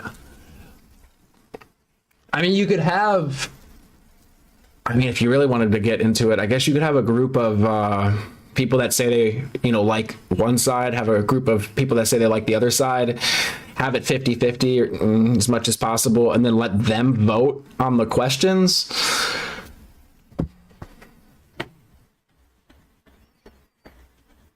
And then assuming, you just to make sure to ask both of them, the same questions. And if you go through 50 to 100 questions, I'm talking about not just 10 questions, but like 50 questions, 100 questions, like everything, just get everything out there.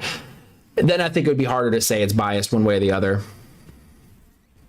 Yeah, their option would be to have them in a live debate with each other, but get rid of the the moderators. Oh my gosh, yeah, they are pretty tough. Eventually we'll probably just have like an AI moderator or something.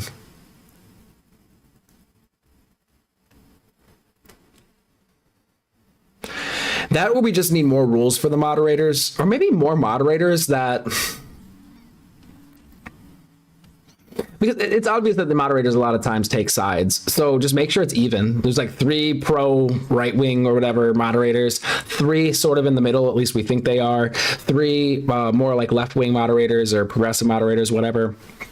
And then, oh man, it becomes so stupid because then you have the moderators arguing with each other instead of the presidents or the candidates.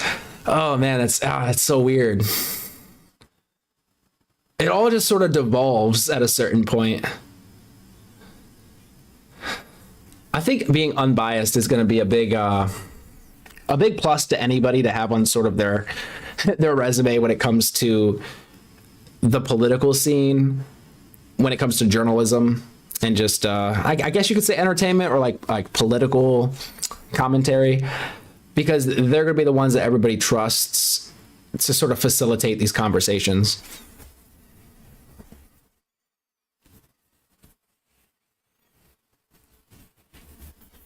But how do you get rid of the moderators? If there's no moderator at all, that would actually, you know what? That would be cool. It's like blood sports. No moderators at all. You guys get a 2 or 3 hour conversation. It doesn't have to be considered a debate.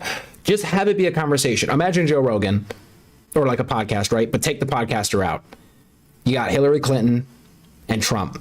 And they're sitting at a table with each other, 2 microphones, and they're locked in that room for like 2 or 3 hours. I mean, sure, they could leave if they want to, but it's going to look bad. And they have to sit there and have a conversation with each other. That's what they should be forced to do. Just have a conversation for like 2 or 3 hours. It doesn't even matter what they talk about.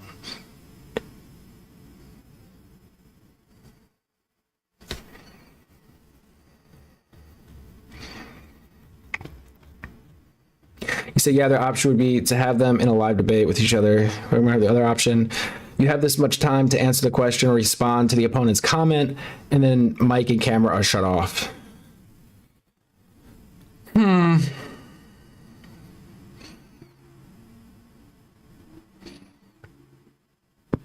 Yeah, I guess that could work. Yeah, that could work. And that'd be a pretty easy one to set up and sort of track. So yeah, that could work. I do like the idea though of them just sitting down and having a conversation with nobody, and it's just them. And they're forced, or not, forced, and they're supposed to, right? Sit there for like I said, like an hour or 2.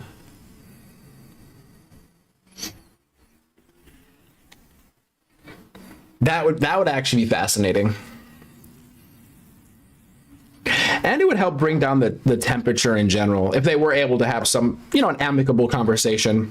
They could go at each other's throats and stuff about policies and whatnot. But being able to sort of shake hands at the end, have some pleasantries, and sort of just normal talk, and then kind of go at each other, I think it would probably, make things a little less divided.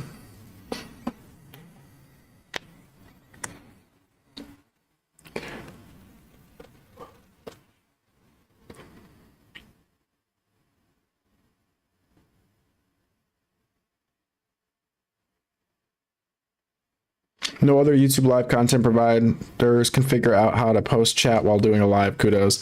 Hey, well, we try over here. We're always trying to boost the what would you call that? I guess production value.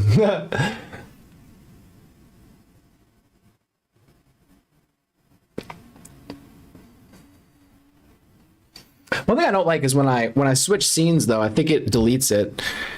So that's kind of annoying.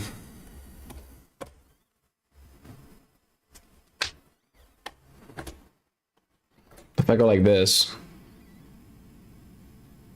Yeah, see, it would delete it.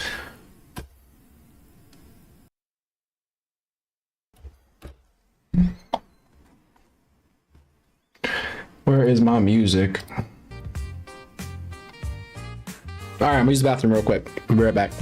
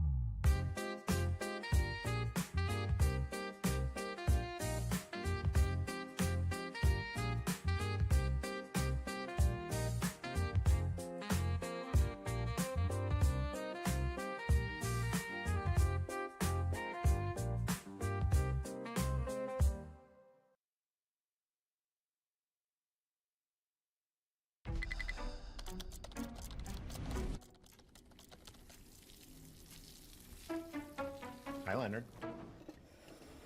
You're not writing AI code, are you? You're not an engineer. You're the brains behind the company. Stick to the big ideas, Lenny. And we'll all grow with you, Len. See? Isn't this nice?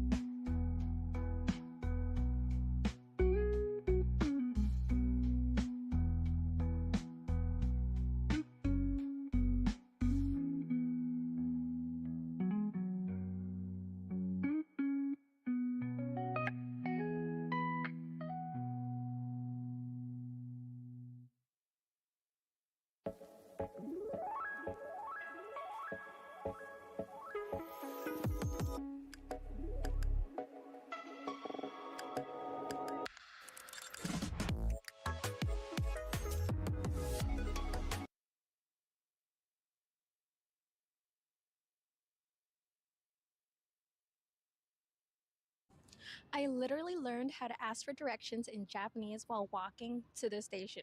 With Japanese Pod 101 in just 5 minutes, I got to a full mini lesson, real dialogue, grammar notes, vocabulary, kanji, flashcards, even pronunciation practice. No sitting down, no study time, just learning while doing other stuff.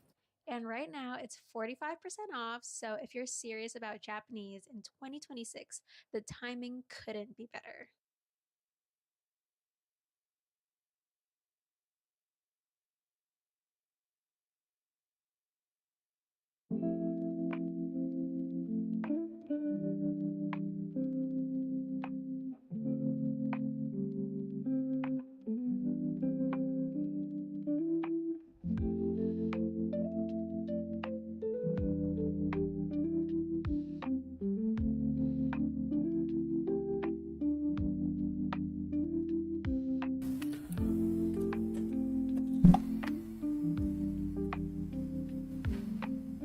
The first conversation. Yeah, the conversation idea I think is all right.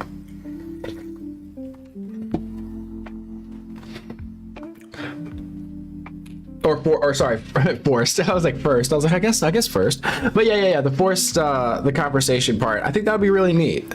I doubt we're ever going to see that. I mean, the strategy from the top does seem to be divide and conquer, right? So coming together, creating peace amongst the sides does not seem to be in the cards.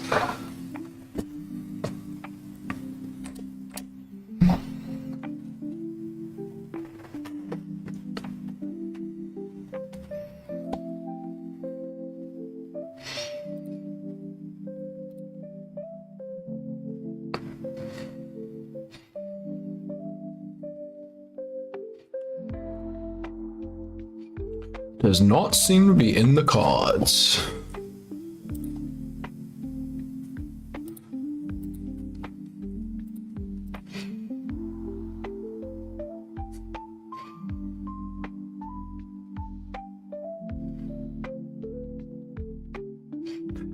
You said no my OBS.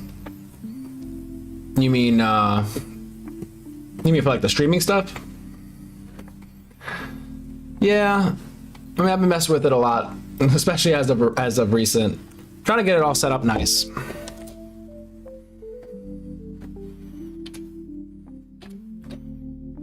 It could always be improved upon. But I've definitely I've had a lot of fun setting up the little Steam Deck or Stream Deck.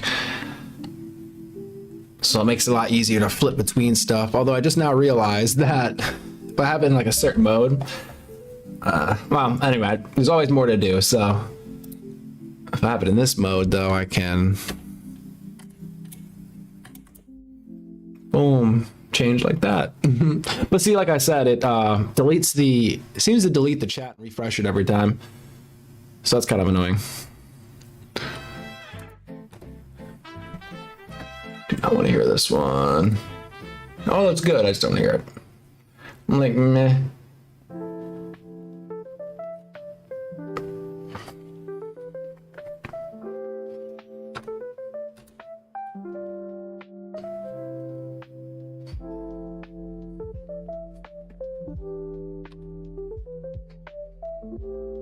I don't know why the game's open on this one, but it's supposed to be game commentary. Oh no, it's small game. There we go.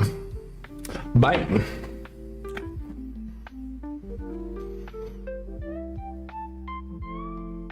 Yeah, post the next comment, so. And when it's busier and stuff, it's not so bad. Otherwise it just looks like, it's empty.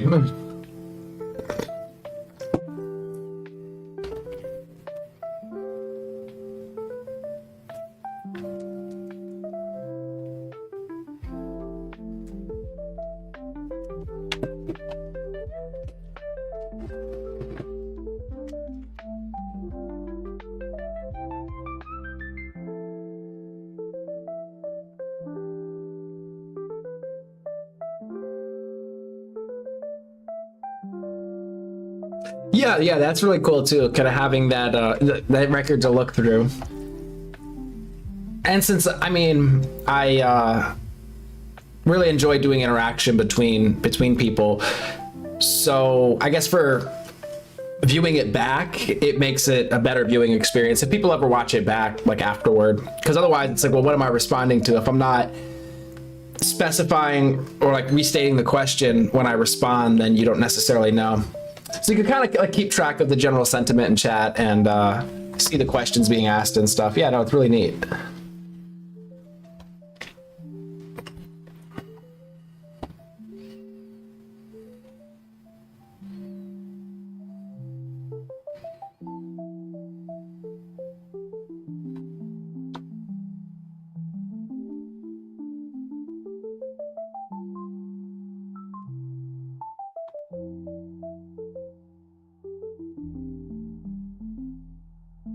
It is a bit delayed. Maybe not too much, but I've tried to make it as little delayed as possible. It's actually something I need to check on this. Make sure I have it set right. Ah, damn. So it's probably a little bit more delayed on this one than normal, or than it should be. Because YouTube, I don't know if it like reset its settings, but it's set to low latency, and I'm supposed to have it set to ultra low latency, so it's much quicker back and forth.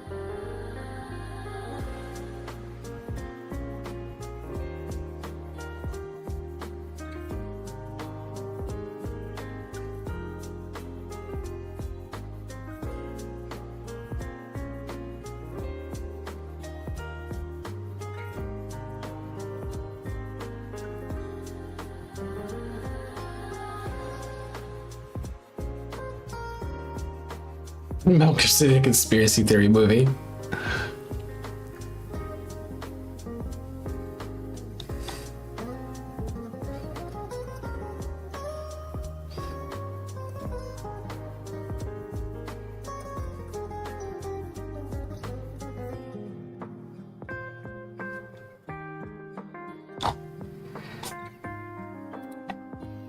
It's not rare for public.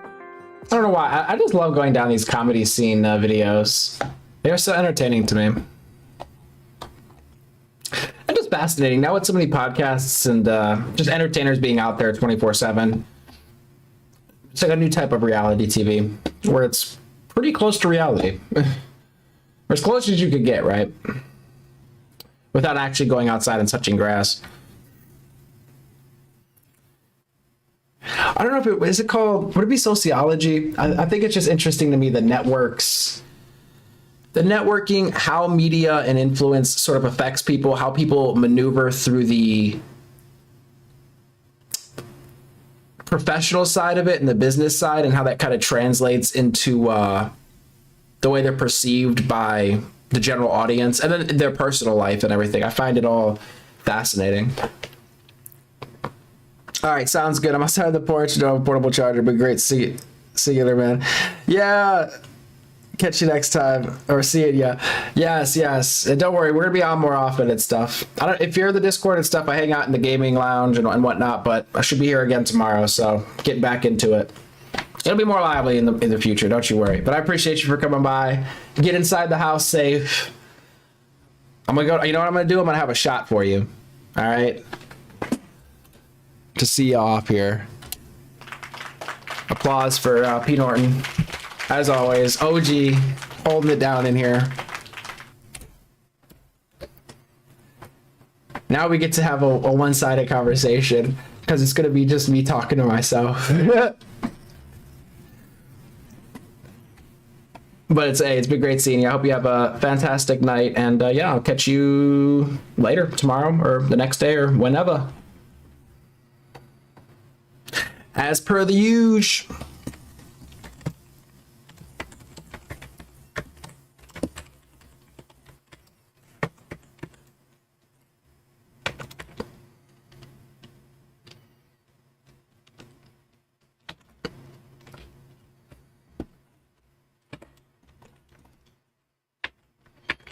Set this stuff in here. Go grab my drink. And yeah, I'll probably listen to this one and play some Rust. Let me see.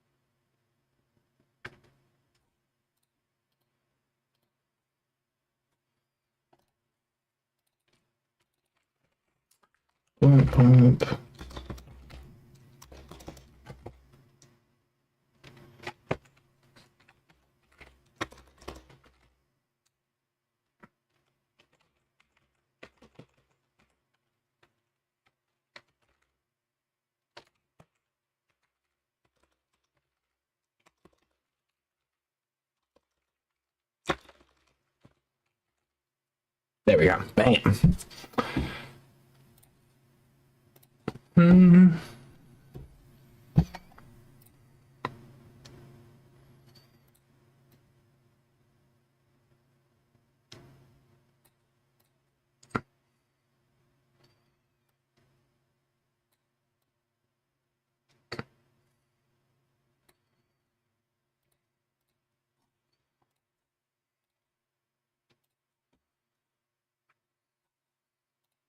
There we go.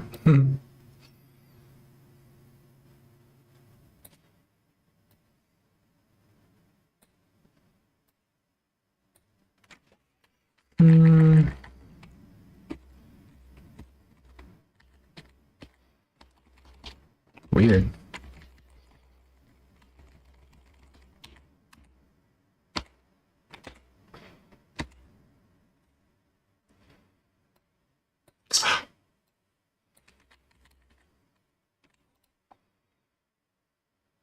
I think that looks right.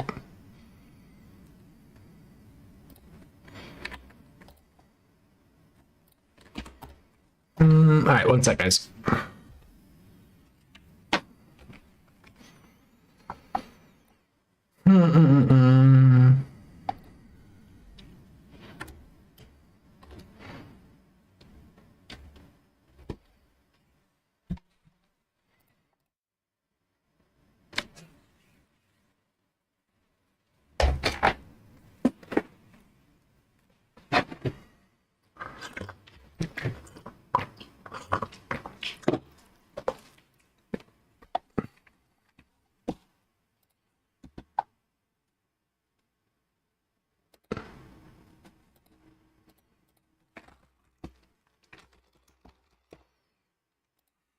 Since I'm gonna be getting back into Rust for like at least another hour, probably.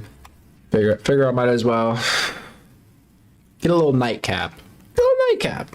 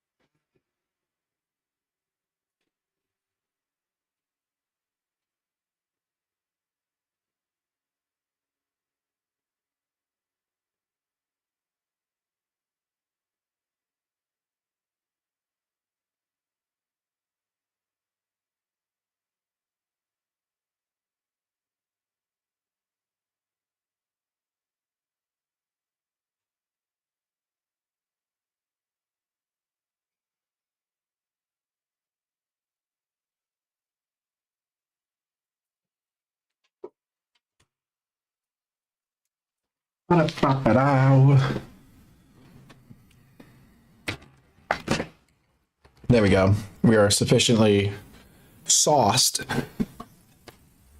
I had to stop and look at the fridge. I was like, is there something I want to make? I'm gonna make some chips. I take these like tortillas and I fry them, make little chips. They're so good.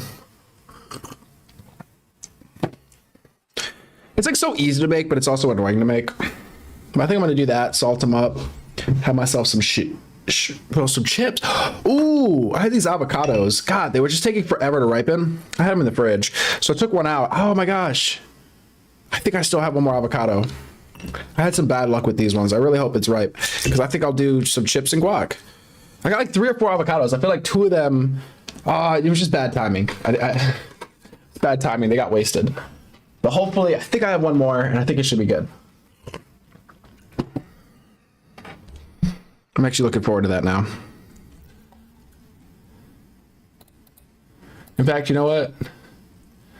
Oh wow, 5 likes. Appreciate y'all. Considering the fact that we are in such a chill mode, you know, all you guys are so chill here. I'm actually, I think I'm gonna whip that up now. Wait, what time is it? You know what? What do I do? Do I stop and just get some McDonald's, or do I make some chips? Because the McDonald's, I'm not gonna lie, kind of sounds good. It'd be super easy, super fast. Should I do that? I think I should do that. Grab some McD's. Nah, maybe I should just do chips. Just some chips. It really depends. Like the giant difference is whether or not I have the avocado, because the chips and guac would just be like, oh, that'd be so perfect. And I'm getting faster at cooking them.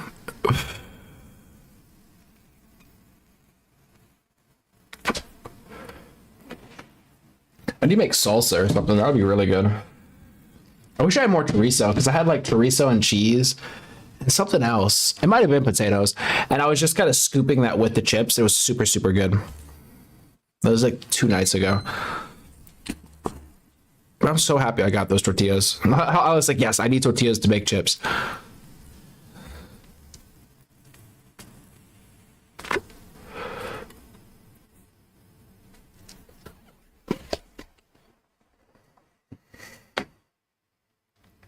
But let me go ahead and do that. Get the chips together, or the food, because I'm gonna lock it on Rust. See if I can't make some progress. This wipe has been, it's been bittersweet. I feel like my last wipe I did really good, even though I think I must have shown up late for it. This one, maybe it's just a lot more people because it's such a fresh wipe. I feel like I've run into so much trouble. I think what it is I might have played the last one a bit more carefully. Whereas this one, I think I'm trying to sort of speed run and I get myself killed because I'm just taking way too much risk. But I need to be a little bit sneakier, you know, and just more careful in the beginning until I get, you know, just get teched up a bit. And I think I need to PvP a little bit more when I do have stuff, like when I have like plenty of resources for a bow and arrows and all that stuff. Try to take more PvPs just so I get more practice. I feel like I've gotten slightly better at it. Obviously, if they have like, you know, a machine gun and you have a bow, there's only so much you could do. Or if it's 2-on-1 or like whatever. Because I feel like that's like the worst. If it's 2-on-1, I feel like I'm generally going down. And obviously, it depends to some extent. I mean, if it's 2 of them and they got like a rock and a spear and I've got like a bow, then okay, I've got like a much better chance. But if we're kind of on equal footing, obviously if they have like 2 spears and I have a spear, then it's, you know, there's not really much I can do.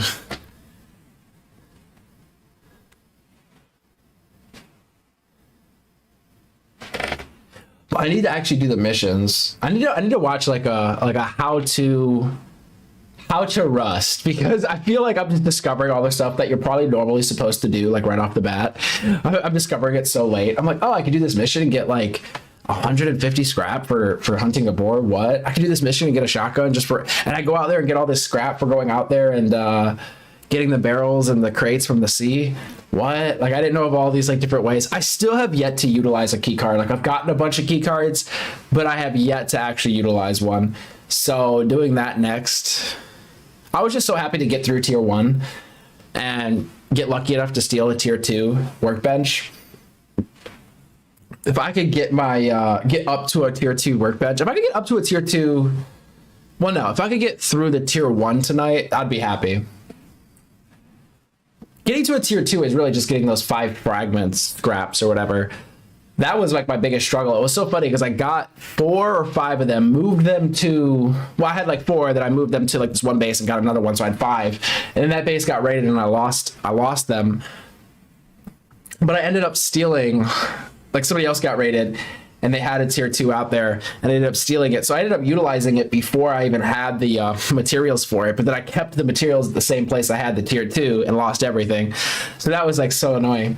Like, why did I do that?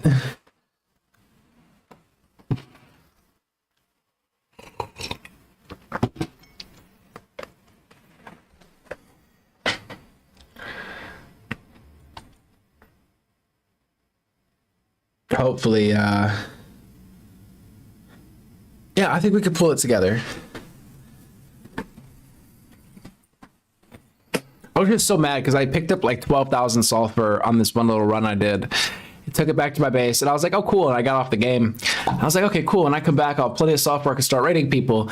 And I get back on and it was a fresh wipe. What? Like, what? I just got up here. No wonder there were so few people on. So I'm assuming it thins out as you get closer to the wipe.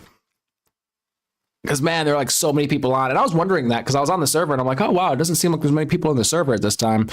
But maybe it was just because it was close to wipe.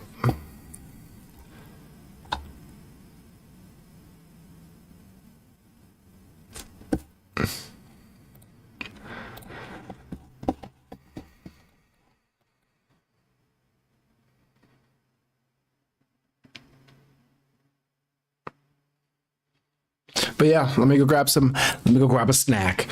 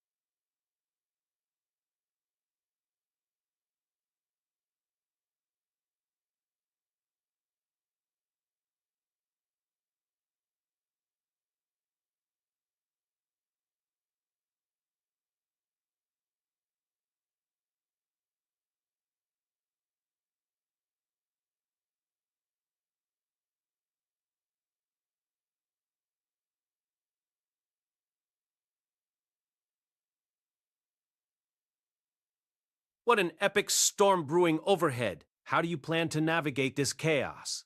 Got any clever tricks up your sleeve?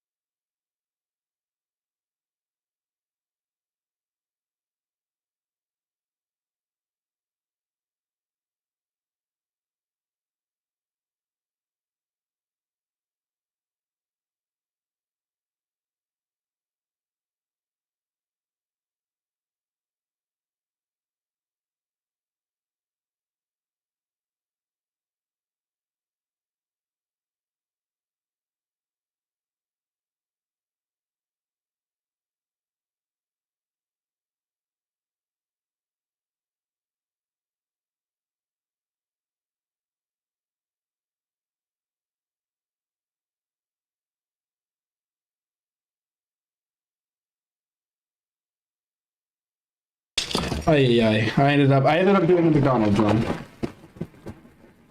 It seemed like the better option.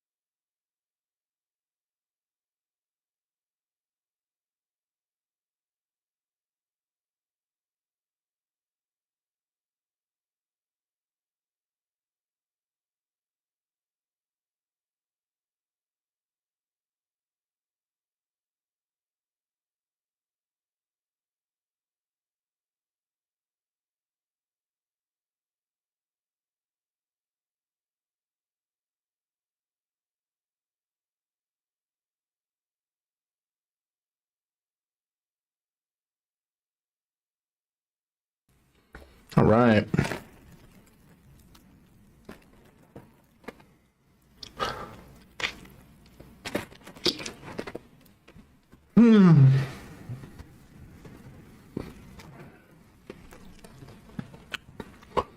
Let's see if we can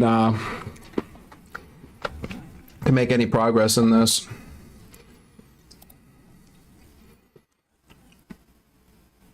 What the hell? I think my webcam is frozen. What the hell?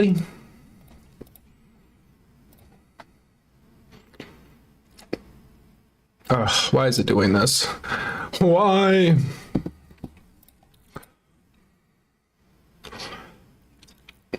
Bear with me. Bear with me. Sometimes I be doing this. I don't know why. I think it's like a video broadcast. It likes to crash or something. Oh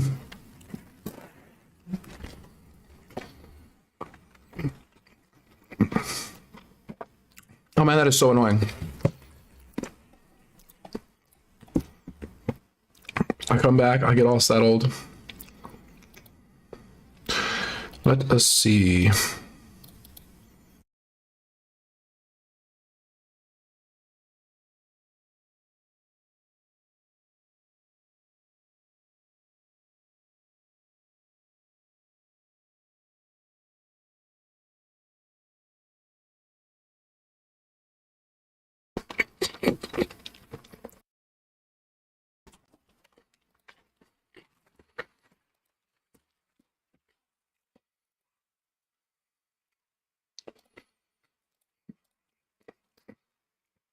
Oh my gosh. There we go. We're back. I demolished that. Score. Yeah, I wanted to play. I want to say this one, right? It wasn't podcast cringe. It was this one. This is coming from Turkey Tom. Let me subscribe. Oh my gosh. I feel like I've watched a bunch of Turkey Tom. Not a bunch, but like at least a handful of videos. But drop the link in the chat. Turkey Tom on YouTube. Bam, bam, bam. If you like the video, check him out. I was going to listen to this, react, and all the good stuff while I try to get a little bit further in Rust. So I have something to soothe my soul a little bit so I don't rage too hard playing this game. But let us give this a try. But this is the most hated comedians of all time. Wait, was this? Oh, I know this was the one I clicked on. Okay, I just wanted to make sure. Figures to attract widespread loathing. Sooner or later, it's bound to happen, but luckily in most cases, it doesn't take long for people to forget why they hated you in the first place and give you a chance to redeem yourself. But in the case of Amy Schumer, she will probably always be known as the unfunny female comic that only jokes about sex. Amy Beth. Wait, I died out here. I'm so confused. I thought I died in my base. I'm pretty sure I died in like this base of starvation. I'm trying to think, how do I want to play this? I guess over here. I don't know if I ever got those metal frags. Schumer was born to a Jewish family in New York City, and according to her, her religious background caused her to be ostracized as a child, being nicknamed things such as Amy Jumer. While that certainly had a negative effect on her, as it would any kid, the other parts of her early life were positive. Her father owned a successful baby furniture company, and because of I don't know, that just, it seems that she grew up in a not too big an issue.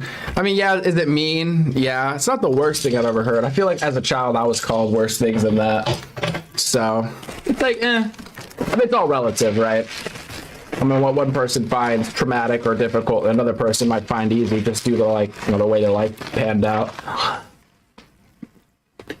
It's all good.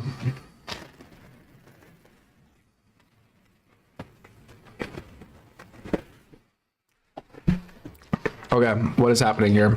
Oh, my sleeping bag was outside. I'm trying to like utilize this damn device here so I can actually, I don't know why I have this.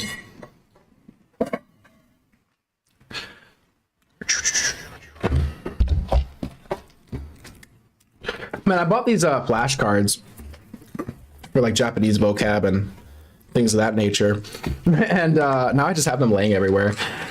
Not like the ones I did for Japanese, but like other flashcards where I just like randomly grab a flashcard and I'm like, let me make this note real quick. So I have like a handful of flashcards laying around with just random notes scrawled on them.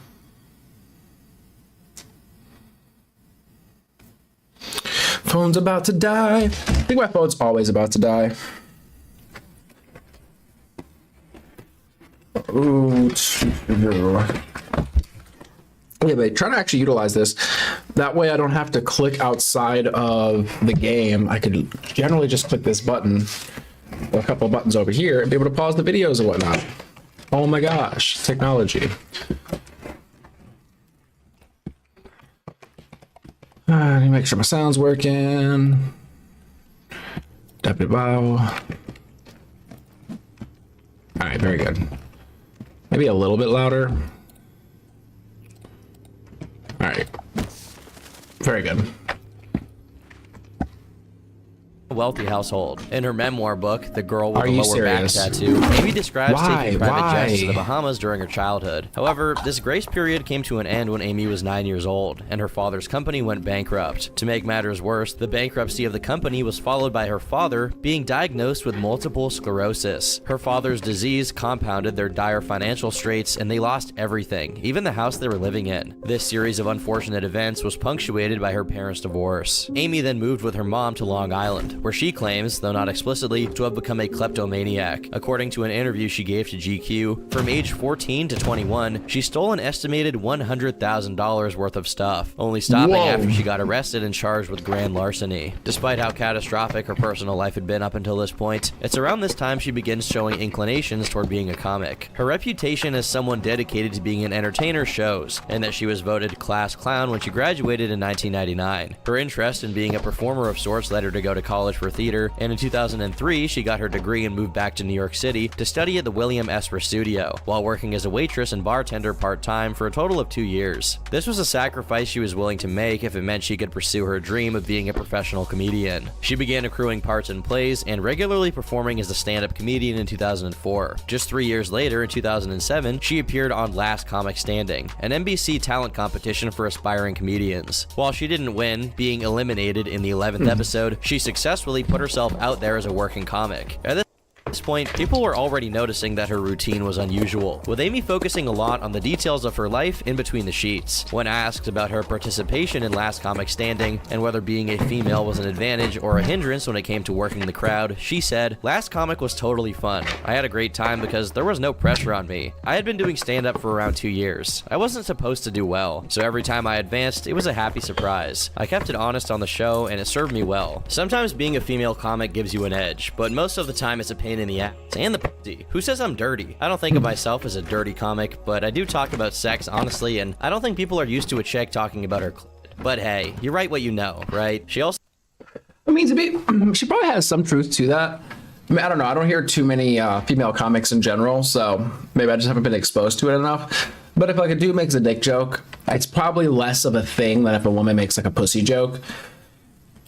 It's just more normal for a dude to probably make a dick joke. So, although she does get a lot of shit for that, because I think people say like she relies on that and just saying vulgar, sexualized things about herself or about women or whatever to sort of do comedy.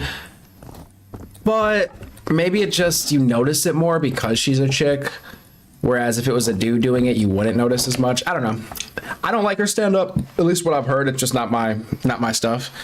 But just like, I guess giving her like a little bit of credit there, or just trying to like give the other side of it.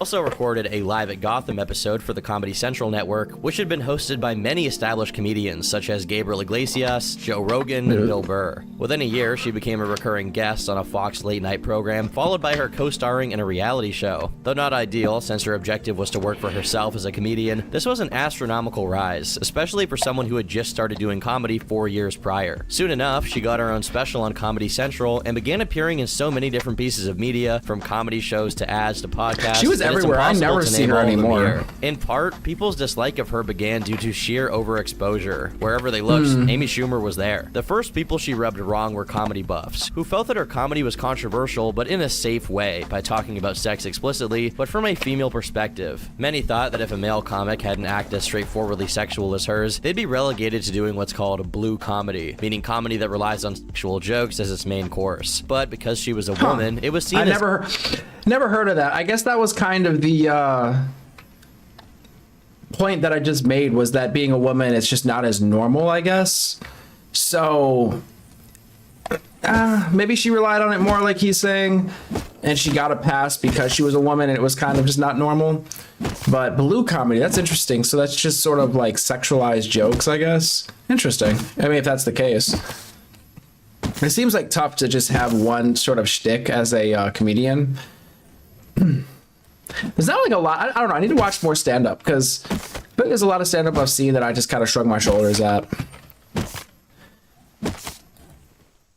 Innovative and considered pop comedy. This didn't affect her career though, and after appearing in even more movies and TV shows, she dropped another special, aptly titled Mostly Sex Stuff. After it was positively received, she received the green light from Comedy Central to get her own sketch show, which is somewhat of a badge of honor for a comedian. The show Inside Amy Schumer was so successful that it got a total of 5 seasons, and, despite people speculating otherwise, only stopped being produced because of Amy's decision to focus on touring as a stand-up instead of shooting more episodes. Her show also received 3 primetime Emmys, further solidifying Amy Oh, wow. Schumer as a household name in comedy. And in 2015, she was named one of Time Magazine's 100 most influential people. That same year, her movie Trainwreck was released, which is probably her single biggest appearance in conventional media. With a budget of just $35 million and box office sales of $140, it was a financial success and got her plenty of opportunities. This was the peak of her career as a comic and entertainer, having successfully turned her stand-up skills into a full-time media job. However, at the same time, a general political upheaval began, and by her own choices, Amy was roped into it. On one hand, many skits from her show were skyrocketing in popularity and being shared online because they tackled topics such as rape culture, an extremely controversial and debated topic at the time. This landed Amy squarely in the corner of people who aligned with beliefs related to feminism and social justice, which consequently catapulted her work further into the mainstream.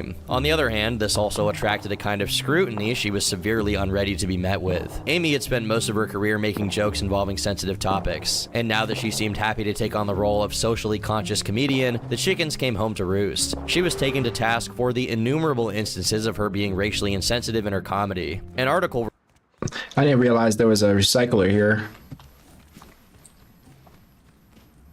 Hopefully this guy does not try to kill me. Lucky doesn't know how little health I have. But since there's a recycler here, yeah, this is definitely a great place. There's a lot of traffic, but if I could hit that recycler a few times without dying, I could definitely scrap up really fast. This is awesome. I think I'm just gonna use the semi-autos or semi-bodies for scrap at this point. I've never gotten up to using them, so for crafting. And although I might pick myself later, I mean, I'll save some, but I think initially I'm gonna just try to get my scrap up as quick as possible. Oh, I think do I need metal over here? I think I need metal at this base.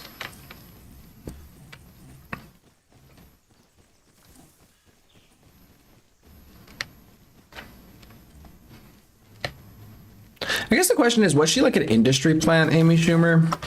I mean, I don't know. I give people props for, being able to be successful somewhat in comedy. You know, being able to go up on stage and just tell jokes and make people laugh, or like have people or captivate people with your storytelling. That is just such an interesting skill. Not to try to sound like Joe Rogan with like the whole like 250 comedy assassins, you know, whatever the meme is. But it is like an interesting skill to have and a weird thing to go out and do. Like be able to captivate an audience and everything of just random people. I'm not gonna scrap the stuff now, but I do, unless I healed up. Even if I heal up right now, it just seems like a really scary time to go out there and scrap. I really need wood because I want to get my workbench over here. Oh wait, I already have 600. What am I doing? Okay, I could already get the workbench. I only have 66 scrap. So I could definitely get some more. I'm just gonna like heal up with bandages, which means I'm gonna use pretty much all of my cloth, which I guess I already did at this point, making bandages, so. Should I just say screw it? If I get enough health, I'll probably just try to run it and see if I could get scrap. Or see if I could hit the recycler without dying. Do I have leather here? Nah. I was gonna try to at least make some armor or something. Wait, can I make armor with wood and cloth? Is that not enough wood? I mean, just so I have something. Oh, I need 20 cloth. Only have 18 cloth. Okay. Well, let's see, 6. So I could get like 30 more health. Oh my gosh, if somebody has a gun, I mean, maybe like 2 more. And then at least I could have 2 in case I bleed. I mean, I won't be full health, but I mean, really just a handful of mushrooms and I'll be good.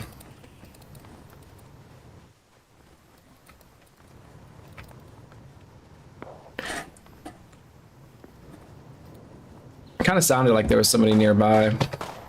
Yeah, I don't know about trying to scrap right now or trying to recycle right now. I'm gonna be mad if I go out there after healing, like spending all this cloth. just to be shot.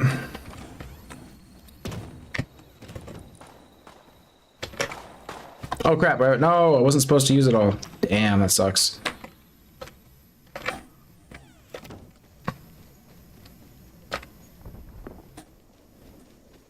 I'm gonna run it and just see. If I could hit a few more barrels. Since I've already got 60 scrap, I think I could unlock a couple more, or like one more thing, maybe two more things.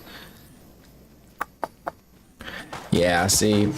Oh yeah, he's shooting at me. For no real reason either. Just being an asshole. So, doesn't look like this is gonna be a good spot for a while. I think I'm just gonna take off.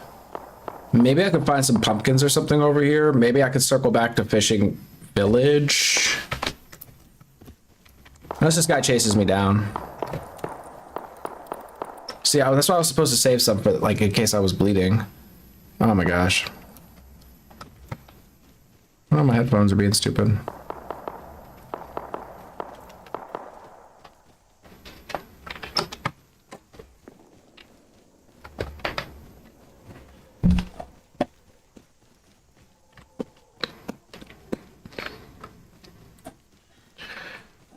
Alright, I might be safe from him for a bit.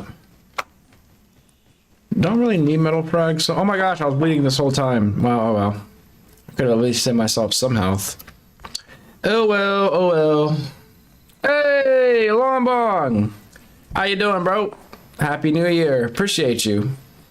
I hope the holidays treated you well. How are you doing on this amazing night? This late night, early morning.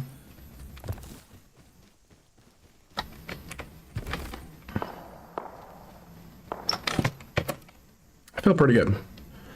Released by The Guardian at the time reads as follows. For such a keen observer of social norms and an effective satirist of the ways gender is complicated by them, Schumer has a shockingly large blind spot around race. Her lackluster stint hosting the MTV Movie Awards, a rare misstep, featured lazy jokes about Latina women being crazy, while a much-lauded sketch from the show featured an ad for a training center where old people learn to not be racist. Schumer's stand-up repeatedly delves into racial territory, tactlessly and with no apparent larger point. Her stand-up special features jokes like, nothing works. Oh, it's fucking alligator, bro. I'm gonna try to get over there. I think my sleeping bag should still be good. This is so dumb. Just got off work. Oh, yo, dude, that's sick. That's sick. Yo, Lombong, have we played Battlefield, bro? I think you mentioned it to me. I don't know if we've actually played together, but I've been playing Battlefield as well. I play with CC and shit. We should get on. Also, Apex Legends I've gotten on recently. I had a lot of fun playing that. I actually was doing really good. And then obviously I'm playing Rust right now. But good shit, good shit.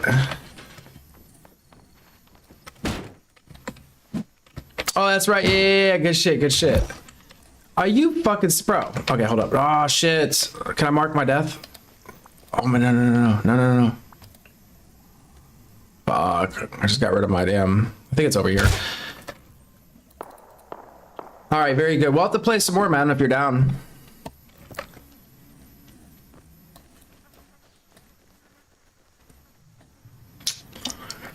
I can try to get some scrap over here. I think there's a little bit.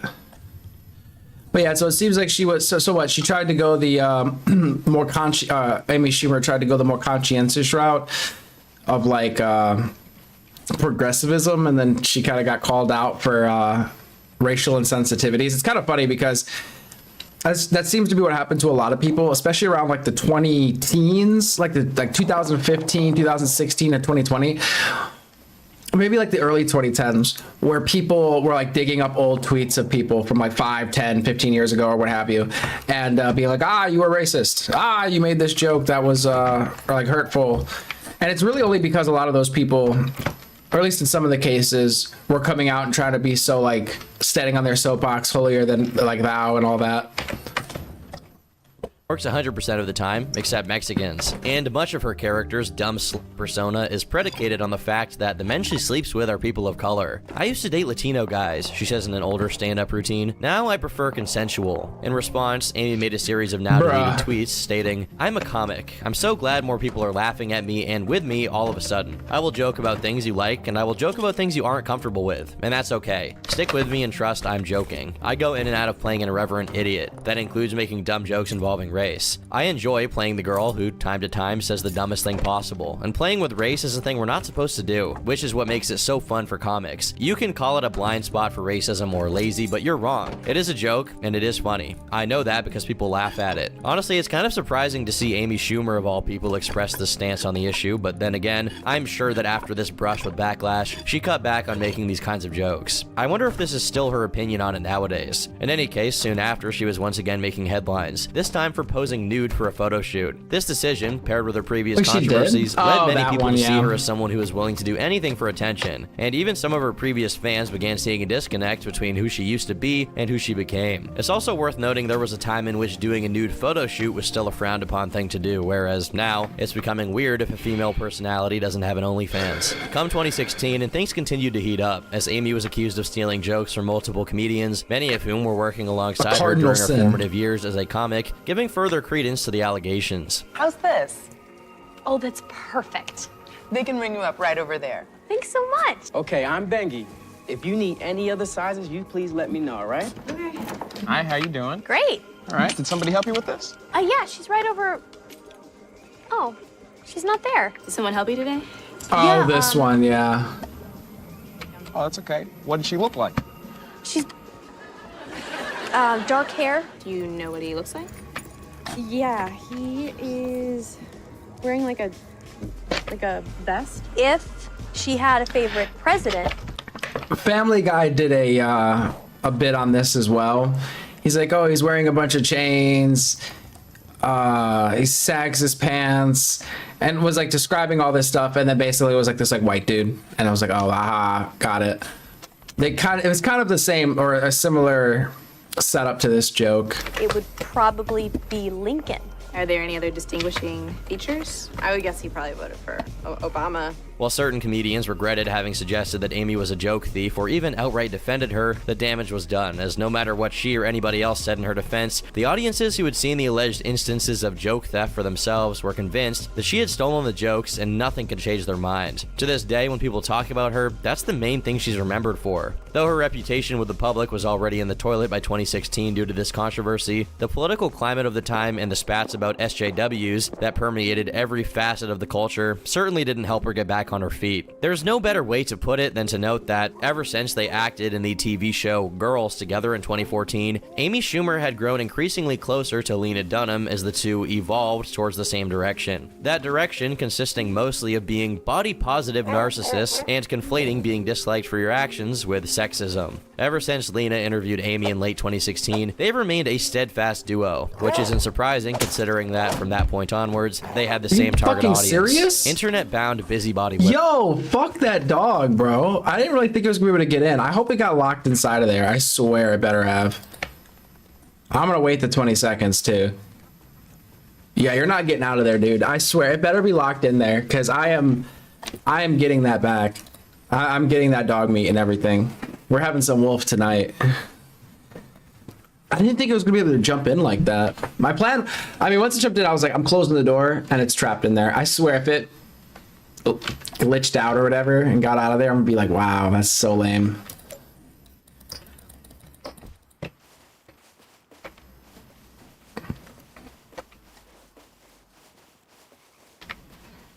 Is the pack still out there? Ah, shit.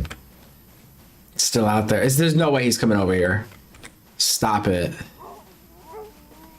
Shut up, dude. Are you serious? Yo. Fuck you guys. Damn. And I don't have a bow and arrow. This is how it's gonna be, boys. So I take it your buddy got out, huh? Fuck you guys. Fuck you guys. I'm running. I hate you. Fuck you guys. Wow. All right, whatever. I hope that wolf got trapped in there, and he's gonna like sit there until I come back. I have a feeling he didn't though, because there's 5 of them over there. That's crazy.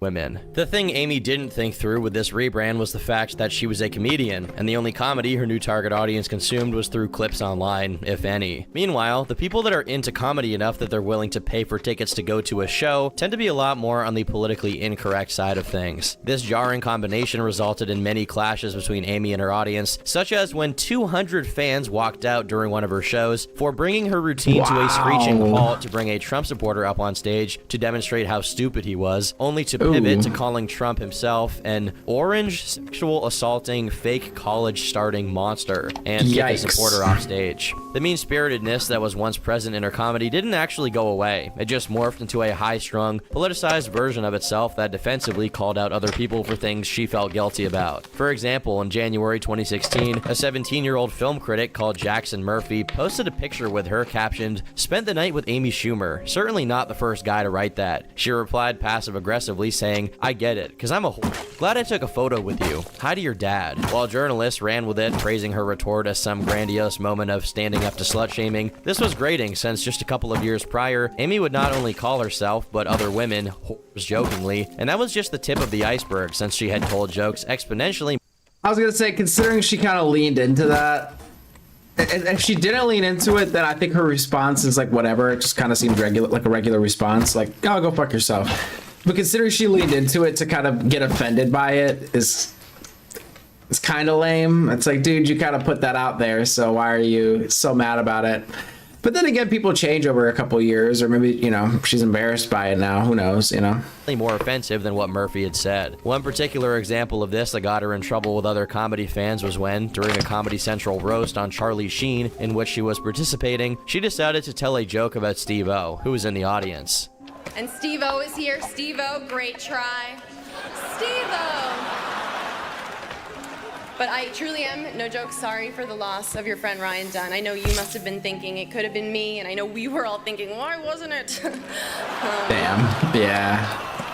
Not only did her joke immediately make the room plummet when she mentioned Ryan Dunn, Steve-O's friend who had tragically passed away a couple of years prior, the punchline was just saying everyone wished Steve-O had died instead. Well, this is par for the course when it comes to roasts, and the rest of the audience still reacted somewhat positively to her joke. Steve-O was visibly bothered by it, which upset many of the people who only saw it after the fact. Given how beloved Jackass and Steve-O in particular are by the public, this felt gratuitous, like Amy was trying too hard to be edgy, contributing further to her being generally disliked. Steve-O eventually spoke out about it, saying that despite being pissed off about what she said at the time, he talked to Amy about it and they came to terms. Regardless, the fact that he didn't personally hold a grudge against her did very little in the way of salvaging her botched roast. In the same year, she released her memoirs, which was noticeably an attempt by Amy to improve her PR, explicitly writing herself as an extremely likable everywoman who any girl can identify with, despite being a multi-millionaire movie star infamous for her off-color remarks and insensitive sense of humor. Even the fact that she was already writing an autobiographical book despite being just 35 years old was seen as a symptom of her narcissism. The nail in the coffin for many was her 2017 Netflix special called The Leather Special.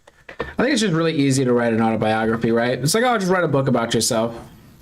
I think it's just trying to capitalize, especially if you're doing it so early on, just trying to capitalize on your stardom. Because I mean, if you could sell like 100,000 books, it's probably a decent chunk of change there for you to make. And if you could sell even more, I mean, you're probably just printing money at that point. Special, which became widely hailed as one of the worst specials ever, and for some reason, the quintessential demonstration of the unfunny female comedian archetype. The response was so bad that some theorized it was the reason Netflix suspended the rating system they had in place at the time, but that didn't stop people from expressing themselves about it, since YouTube was littered with videos compiling the worst moments of Schumer's comedy. In the face of this, she, along with journalists of course, blamed it on none other than the alt-right. After abandoning the persona she had been building for years of a comedian to whom edginess came second nature, she completely embraced her new identity as a feminist icon, mostly because it was expedient to do. Yeah, it was expedient. She utilized being edgy, and then once being edgy started to cut her, or she could use it as a shield, oh my gosh, you know, they're being hateful. Now all of a sudden she's not edgy. I mean, it's just, you know, kind of opportunistic, really. do so at the time, and because the media was already setting her up to play that role, even before she actively tried to play it. In February 2018, just a few months off the peak of #MeToo, which started in October 2017 due to the allegations about Harvey Weinstein, another comedian, Aziz Ansari, was put on the spot for an allegation of sexual assault. Instead of it being instantly integrated into the movement, this particular accusation became a controversy of its own. Not only did Aziz respond by disputing the woman's claims about the nature of their encounter, but many felt that her own story corroborated what he said, since it included some instances of consensual sexual interaction and a retelling of the following morning, wherein the woman told Aziz she felt he violated her boundaries and he apologized. This, when added to some journalistic mishandling on the end of the person who initially reported the story, and the fact that it was much more of a gray area than Weinstein's allegations, culminated in Aziz's accusations becoming a controversy of their own, with some even saying that it was effectively derailing the Me Too movement altogether. Just a couple of weeks after the eruption of this news, Amy decided to chime in and claim that what Aziz did was not acceptable, before recounting her own story. She claimed that when she was a teenager, she was flat out raped.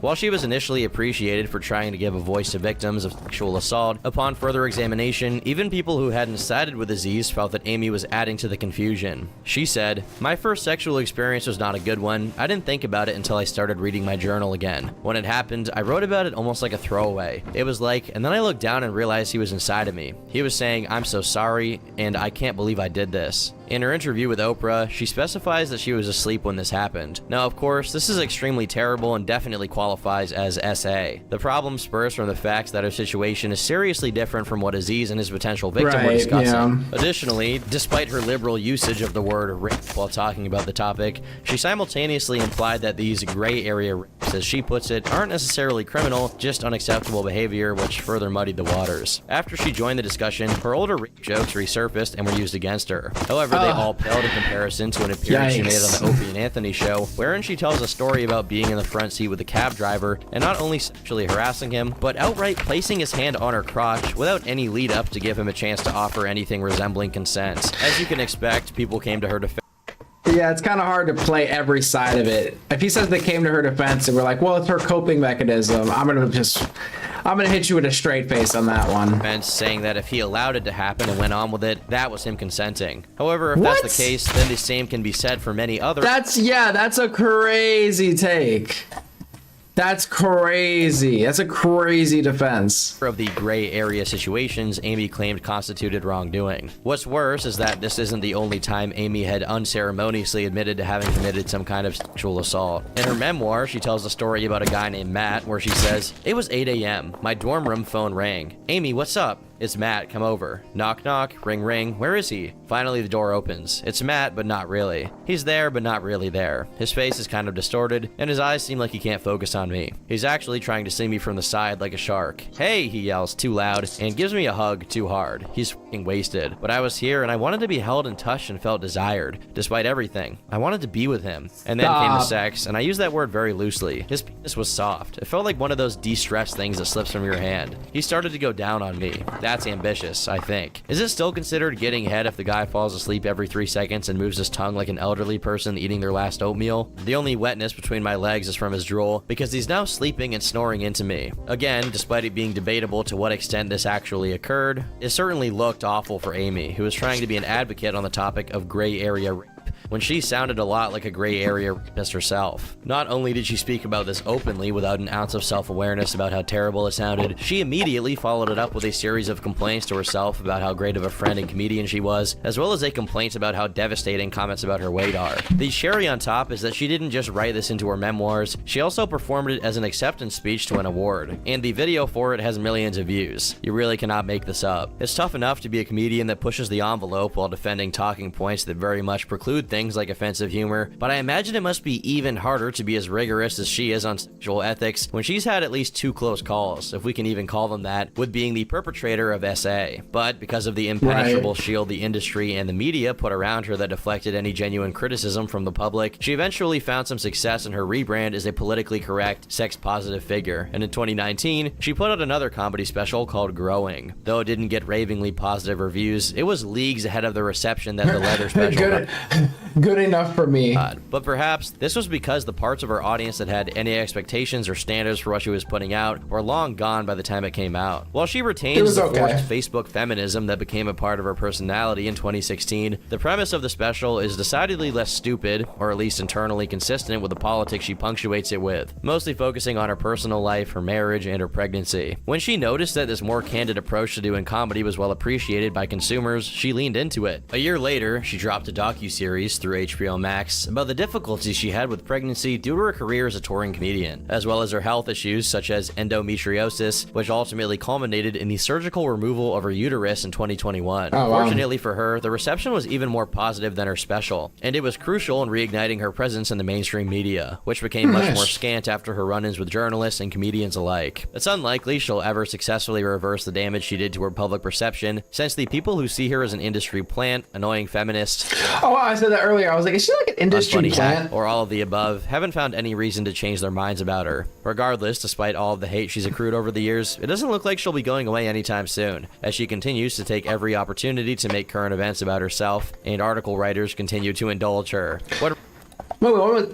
Okay, this was from 2 years ago, because I was like, man, I haven't seen anything on Amy A Schumer in recent a example long of time. this comes from last year when Will Smith slapped Chris Rock at the Oscars. Amy, who was hosting the night along with Wanda Sykes and Regina Hall, took to Instagram to say that she was, and I quote, triggered and traumatized. Again, it seems like she selects the kind of language she thinks is more likely to get a reaction from people. In another show of hers, she also commented on the Will Smith slaps us so much about toxic masculinity. What are you on about?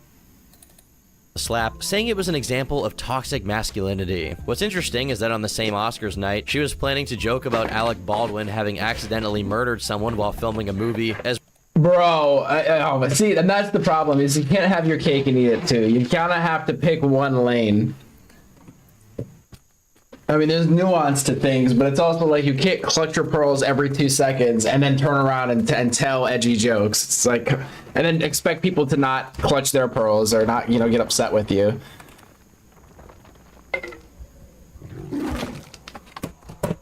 as well as James Franco's SA allegations, but was advised against it. As I previously said, she never stopped being tone deaf and insensitive. She just strategically pointed it away from topics that could get her into real trouble, while pivoting to socially conscious talking points. There's no telling if the never-ending spring of second chances for Amy will ever dry up, but given how many scandals she's made it through that would probably ravage almost anybody else's career, something tells me her token feminist comedian immunity is still very much in effect. At her peak of unlikability in 2016 to 2017, she was being considered for the lead role of the Barbie movie, which you've probably seen ads for recently as it stars Margot Robbie and Ryan Gosling. The only reason she isn't in the final product was that I didn't see that movie. I went to see Oppenheimer at the time, and it was funny because there was the whole what was it? Was it like Barbieheimer or something, or I don't know what they were calling it, but people were going to watch both movies. I remember the theater; it was crazy. It was packed, and there were so many people, and there was people dressed up for the Barbie movie and stuff. I only went to see Oppenheimer, but I heard the Barbie movie was good. That she chose to drop out due to the Just fact didn't seem that the like my cup scripts of tea. didn't have a feminist edge. Now that she has a successful TV show on Hulu with Life and Beth, it wouldn't surprise me if she scored some A-lister parts in movies in the near future. If they can keep Ezra Miller on Hollywood life support despite the fact that he's a walking PR nightmare, Amy Schumer is no trouble at all. I believe the saying goes, a jack of all trades is a master of none, but oftentimes better than a master of one. In the case of Brendan Schaub, however, some have Is cast that doubt. true? I had never heard the second part of that quote. I've always heard master of none. On this adage. Born and raised in Colorado, Brendan's family had a history in competitive sports, with his father being a second-degree black belt in Taekwondo, and his uncle, Pax Beal, being a bodybuilder and ex-football player. There's no coincidence, since genetics definitely played a role in the proclivity towards athleticism. Schaub grew to be well over 6 feet tall, and unsurprisingly, quickly found success in pursuits such as football and lacrosse while in high school, lettering twice in the former and 4 times in the latter, even being voted MVP in his senior year. While he didn't attract the attention of any talent scouts, when he tried out for the football and lacrosse teams of Whittier College, he got accepted into both. Though he was majoring in sociology, it was just a placeholder degree while he focused on his prospects as a full-time football player. Once he was done with college, he ultimately never got drafted or signed, causing him to retire in 07. However, this didn't mean he'd given up on being an athlete. Far from it. After abandoning football, he picked up martial arts, in particular boxing and Brazilian jiu-jitsu. Much like his previous forays into sports, he quickly got somewhere with it, winning the novice division heavyweight title in Colorado Colorado and becoming the training partner of Shane Carwin, a heavyweight contender in the UFC. With this connection, he transitioned seamlessly into being an MMA fighter. Once again, he started out extremely well with 4 wins in a row, all in the first round. It was only after 3 exhibition matches in the Ultimate Fighter, which he won, that he experienced his first loss, followed by another 4 victories in a row, one of them against Mirko Crow Cop, one of the most respected fighters in the UFC, though already 36 years old by that point. Not only did Schaub win, but his win was ruled the knockout of the night. After this, however, his fighting career gradually slowed down until it halted completely in 2014 after his loss to Travis Brown by TKO. Initially, he planned to continue fighting indefinitely, but after his loss, Joe Rogan and Brian Callen essentially did an intervention live on a podcast to convince him to retire from MMA. While their conversation was long, a slightly edited version uploaded to YouTube netted over 5 million views. People were mostly taken aback by how brutally honest Joe was to Brendan. While Brendan took his UFC losses in perhaps more stride than he should have, no knockout was as devastating as having his 2 best friends walk him down conversationally and strip him of his... But judging by the way this guy was putting his record, I mean, it sounded like his record was pretty good. Or is that not a good record? Ego in regard to the reality of the situation. In the bluntest terms possible, while still being sympathetic to him, Joe explained that Schaub was simply in way over his head when it came to fighting, and if he kept putting himself in the cage with elite fighters, he would continue to get knocked out and hurt until he suffered irreversible brain damage. Ultimately, it seems that Schaub recognized that Joe was right, and that being a professional... I mean, I think it is a good look, but it seems like he was an athletic person, so was there no way for him to build his way up to being a pro? Or is, I mean, Joe just kind of saying you just don't have what it takes no matter what? Or he's just trying to look out, and he's like, yo, there's other avenues for you to make money and stuff. Don't go down this route because you're just going to destroy yourself. I mean, maybe that was kind of, you know, more his approach. Fighter was far too big a risk for a guy like him, who certainly had other ways of making money besides getting his head kicked in by people. Oh, well, he just said the same thing. Who were more proficient than him at MMA. Despite it obviously not being ideal that a conversation as sensitive as this was taking place in front of millions of people, both parties showed the kind of respect and grace that is becoming increasingly hard to come by these days. Eventually, years later, the two revisited the intervention, and when asked about why he brought it up in the middle of a podcast, Joe said that he wasn't planning to do it, but once the topic came up, he got genuinely emotional and did it out of a deep sense of concern for Schaub. Due to the nature of the situation, there was no way for Brendan to come out looking good. If he had gotten angry, he would have just been seen as delusional, but because he ended up agreeing with Joe, it just fanned the flames of a perception people already had of him, which was that he was Joe's yes man and went along with anything he said. Then again, people often say that Joe is a yes man that changes his opinions based on the guests, so at this point, this didn't get Schaub too much hate. If you exclusively take into account his career in fighting and his participation in podcasts, the most Schaub could be considered is annoying or not the best communicator. However, things changed drastically when he made a hard pivot to being a comedian. For starters, this move was considered poorly thought out since Brendan spent the majority of his life being an athlete in some capacity and had absolutely no experience or seemingly prior interest in being a comic. People were confused as to why he didn't become a coach or open up a gym, especially considering that Eddie Bravo, another frequent JRE guest, took that route with significant success. A year prior to his departure from the Octagon, Schaub had begun a podcast with fellow Joe Rogan collaborator Brian Callen called The Fighter and the Kid. Eventually, either because the podcast was good enough or because Schaub and Callen were sufficiently connected, the podcast was picked up by Fox. Most likely it's a combination of the two, since at the time, I didn't know that. Plenty of But they're not with Fox now, though, right? Episodes were getting hundreds of thousands to even millions of views on YouTube. Many episodes featured comedians and other more established personalities, which certainly helped it become popular. In retrospect, the way Brendan came off in the show was much less obnoxious than what he'd become infamous for. Not only could you sympathize with him, but you could also occasionally laugh at his exchanges with Brian. This was very impressive since this was someone who wasn't media trained, with no experience in the field he was getting into, and with a speech impediment, who was somehow doing well for himself in a medium that consisted entirely of being good at communication. He must have been doing something right. At least that's what people thought at the time. The problem was Brendan's relative success in this area started getting to his head very fast. While he's never been the most charismatic guy, earlier on he was likable, as the podcast relied mostly on the chemistry between him and Callen, whose conversations often sounded like two friends talking. But as the show grew, so did Brendan Schaub's ego, to astronomical proportions. Brendan is notorious for being someone who's easily suggestible, and in an interview he and Brian gave to the Dallas Observer, he reveals that Brian was was the one that told him to start doing stand-up. He says, "We're having success with the podcast," and Brian said, "Hey man, we should do the show on the road and do a live show." I thought that sounded terrible, but his idea was not to take the podcast on the road, but to do a live comedy performance. He wanted me to open up and do stand-up. If we would have done more of the live podcast on the road, I feel like that would have probably done him better. Because, I mean, now looking, you know, with 2020 hindsight vision, you know, everybody says he's sort of a joke, for lack of better words, in the comedy scene. But since the podcast was successful, he could have somehow spun that into an on-the-road live event. I think that would have been good. Because there's some... I feel like there's some podcasts like that, or...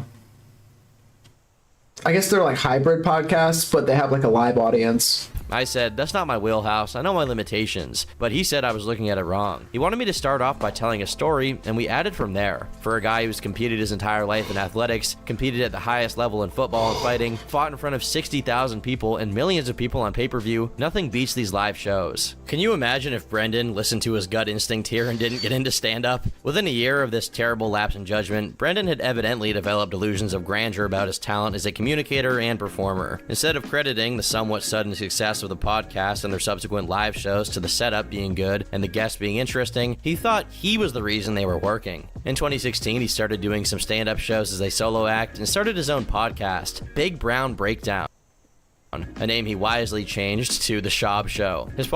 Okay, I was gonna say, what? Thick Boy Studios, oh my gosh. What was it? What's the alcohol? Is it Tiger? It's not Tiger King. It's like Tiger Belly or something.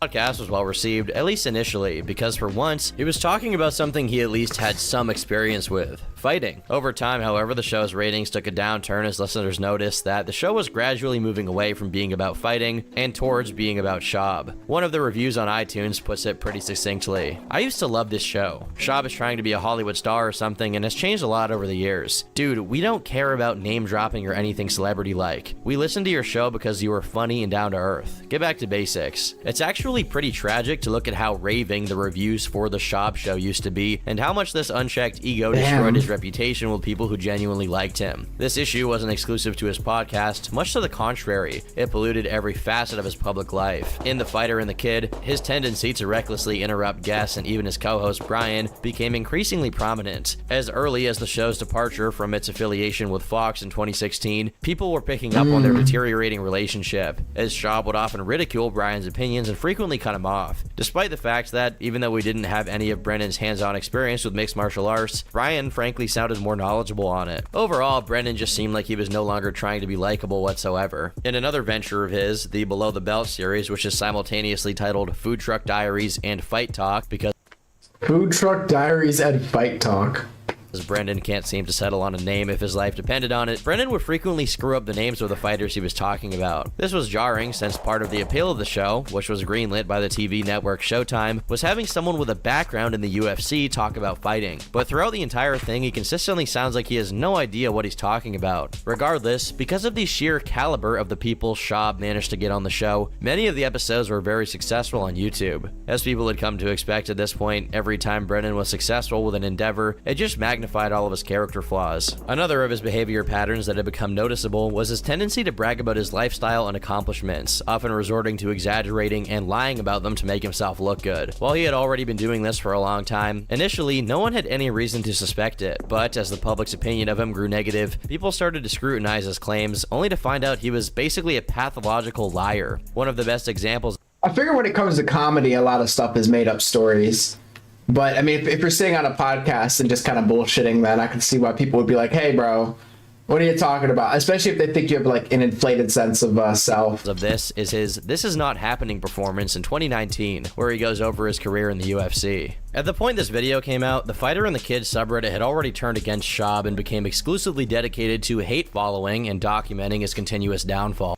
Which is crazy. Identifying as homeless cats and fry cooks at PF Chang's after a bizarre rant from Shab about why he didn't care about what his haters thought, the members of the subreddit were rigorous in not letting Brendan get away with anything. As a result, the details of his story about his career in the UFC were closely examined, and it turns out he lied through the whole thing. He claimed his childhood dream was to be a mixed martial artist, when in a podcast appearance, he claimed it was to play in the NFL. He played up both his and his opponent's rank in the UFC, as well as lying about how many people were in attendance to make his fight sound more important. He name dropped multiple big celebrities, saying they were at the fight, which literally none of them were. These are just a few of the lies in his individual video, because if you were to exhaustively go through the stuff he says in the podcast, he lies so often about topics so inane that it's impossible to document all of it. Sure, I was gonna say, some of that seems so petty. Like, oh, this celebrity was at the fight. It doesn't even matter. Like, who even cares? his "This Is Not Happening" appearance is a stand-up comedy routine, and comedians lie Did all you the win the time to make fight? their stories funnier. That's the But the issue question. here is the fictional parts don't contribute to the comedy, they just contribute to Schaub's inflated perception of himself. And since we're on the topic of his comedy, his arrogance is also the culprit for the utter annihilation of any respectable career in stand-up he could have potentially had. Instead of putting the work in for a decade or even longer to scrape together 1 hour of material worthy of turning into a special, after just a measly couple of years calling himself a comedian, he released You'd Be Surprised. It would go on to become the worst rated special of all time. Literally. It's a 1.5 out of 10 on IMDb. While the public was blissfully ignorant of just how incompetent a comic Brendan Schaub actually was until after the special came out, some of his friends saw this coming from a mile away. Joey Diaz, for example, despite holding out hope that Schaub would eventually develop into a legitimate comedian, instinctually didn't like Brendan Schaub's move into comedy for the exact reasons that were mentioned earlier. He compared it to the opposite situation. If a lifelong comic who happened to win a couple of amateur fights proceeded to call himself a professional fighter and put himself in the ring in front of thousands of people, it's only reasonable to expect that this person gets the beatdown of their life with a side of thorough humiliation. In a way, that's what Brendan got. What many people have pointed out was that it wasn't just a regular failure to launch. It was a sign that Brendan didn't care about being a good comedian in the first place. All he wanted was a special with his name on it, and he was willing to go to whatever lengths necessary to get something out and earn that validation. But when the special was released and the negative reactions began flooding in, he couldn't accept the fact that it was getting panned. After all, he was I mean, he had a built-in audience, and I think coming from podcasting or really any other entertainment sphere and trying to go into comedy, you just have a built-in audience of people that already like you. Self-professed Renaissance man who could instantly excel at anything he tried. Instead of retreating and realizing that he had gotten way ahead of himself by releasing a special with just a few years of experience under his belt, as a mature person would do, he decided to falsely copyright strike any YouTube. No, you're not allowed to do that. You can't do that. What are you doing, my guy?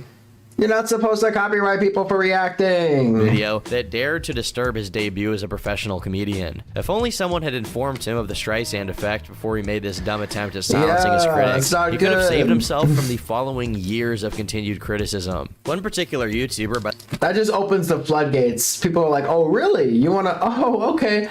Yeah, we're not going to let you sleep. The name of Beige Frequency made a video called Brendan Schaub's You'd Be Surprised is the worst comedy special I've ever seen, which, as you can imagine, isn't exactly kind to Schaub's magnum opus. Within 24 hours, the video was taken down twice by Joe Rogan's media company, Bent Pixels, which Beige revealed in another upload. For a moment there, Brendan had the opportunity to play the part of a meathead with a bad first special, which would not only be redeemable, but if he handled it right, could be a great place to start out as an yeah, a good place to start out and build up from there. underdog. I mean, Louis C.K.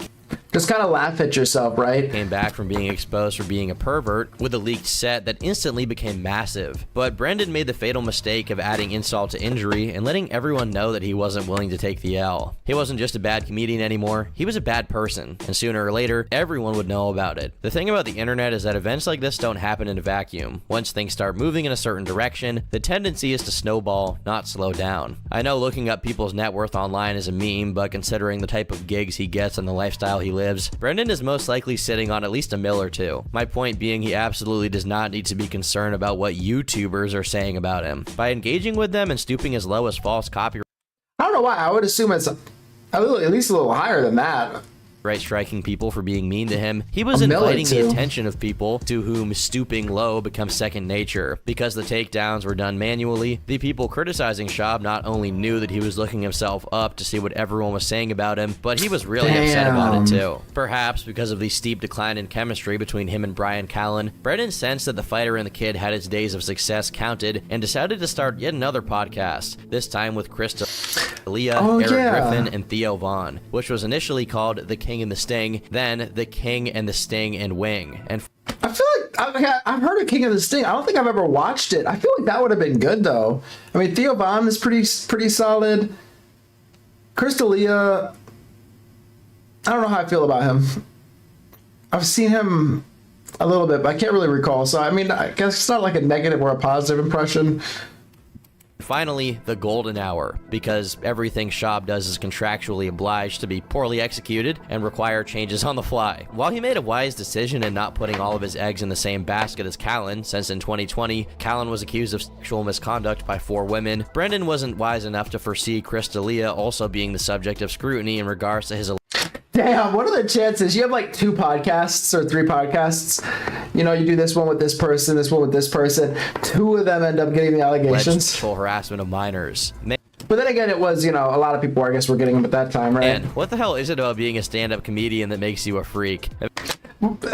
Maybe that's what it is, too. A selection bias. Maybe comedians are just freaks in general. Eventually, Theo Vaughn was smart enough to notice that his participation in the podcast was more about having his name attached to the project than it being a platform for him to be creative, and he left it. In 2021, Brendan launched his Thick Boy brand and YouTube channel, which amassed a little more than paying a team to make him look like an established celebrity YouTuber, only for the channel to eventually devolve into a platform for all of Schaub's already existent projects. Additionally, this channel, along with many other channels Brendan has control over, is known for deleting and censoring comments, particularly the ones that get traction. Despite this attempt at yet another pivot to being a solo online personality, Brendan Schaub's success was entirely contingent on the people he somehow convinced to work with him. While the fighter and the kid's popularity had dwindled, the golden hour was still enjoying growth, but like all things Schaub, it was immediately tainted by his inability to handle a spotlight. A couple of years prior, in 2019, Brendan and Theo, when they were the only members of the podcast, were answering questions sent in by listeners, and one of them was about if it was possible to be attractive while bald. Using about 5% of his magnanimous intellect, Brendan takes this as an opportunity to say that his longtime friend and spiritual stepfather, Joe Rogan, was, and I quote, slinging dick.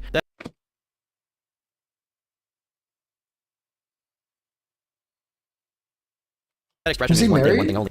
And given the context of the conversation, there was no way Schaub meant something else with it. The problem is, Joe Rogan has a wife, which meant...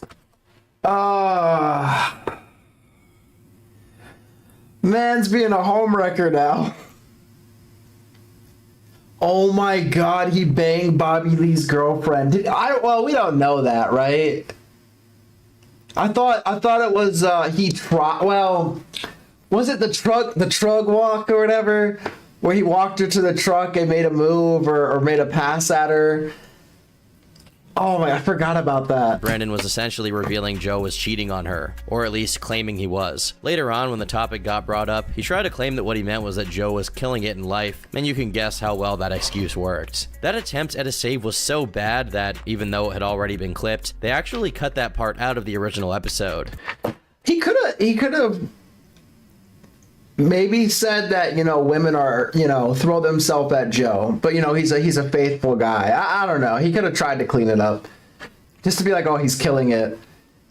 Which only served to make things look even worse. The topic of infidelity eventually came back with a vengeance, but directed at none other than Schaub himself. At the beginning of 2022, on the 49th episode of the Trash Tuesday podcast, fellow comedian Andy Letterman began talking about a certain other comedian whom she claimed sucked at comedy, who despite having a wife and kids, decided to suggestively invite her to walk him to his truck, an offer Andy rejected. As soon as the story was told, another of the show's hosts, Kalila Kuhn, immediately deduced who Andy was talking about and said that he had also tried to get with her. Eventually, they said that his initials were BS, which pretty much confirmed they were talking about Brendan. This became a big controversy when the always vigilant fighter in the kids subreddit capitalized on it immediately, picking it up and running, as well as turning it into a meme.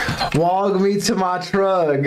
Oh my god. And making a variety of songs revolving around the phrase, "Walk me to my trug." While the topic wasn't broached in his appearances to Joe Rogan or the Yo, the Flagrant podcast where they brought that up, it's so funny because I'm like, oh, okay, whatever, it's gossip. But when Schultz and I guess Akash had kind of confronted him on it, his reaction made me think he was guilty. That reaction of his was so bad. I'm like, dude, you definitely did that. That's how it felt after watching that. Impulsive podcast. He was like a deer in the headlights. You knew that question was coming up. Like, what are you doing, man?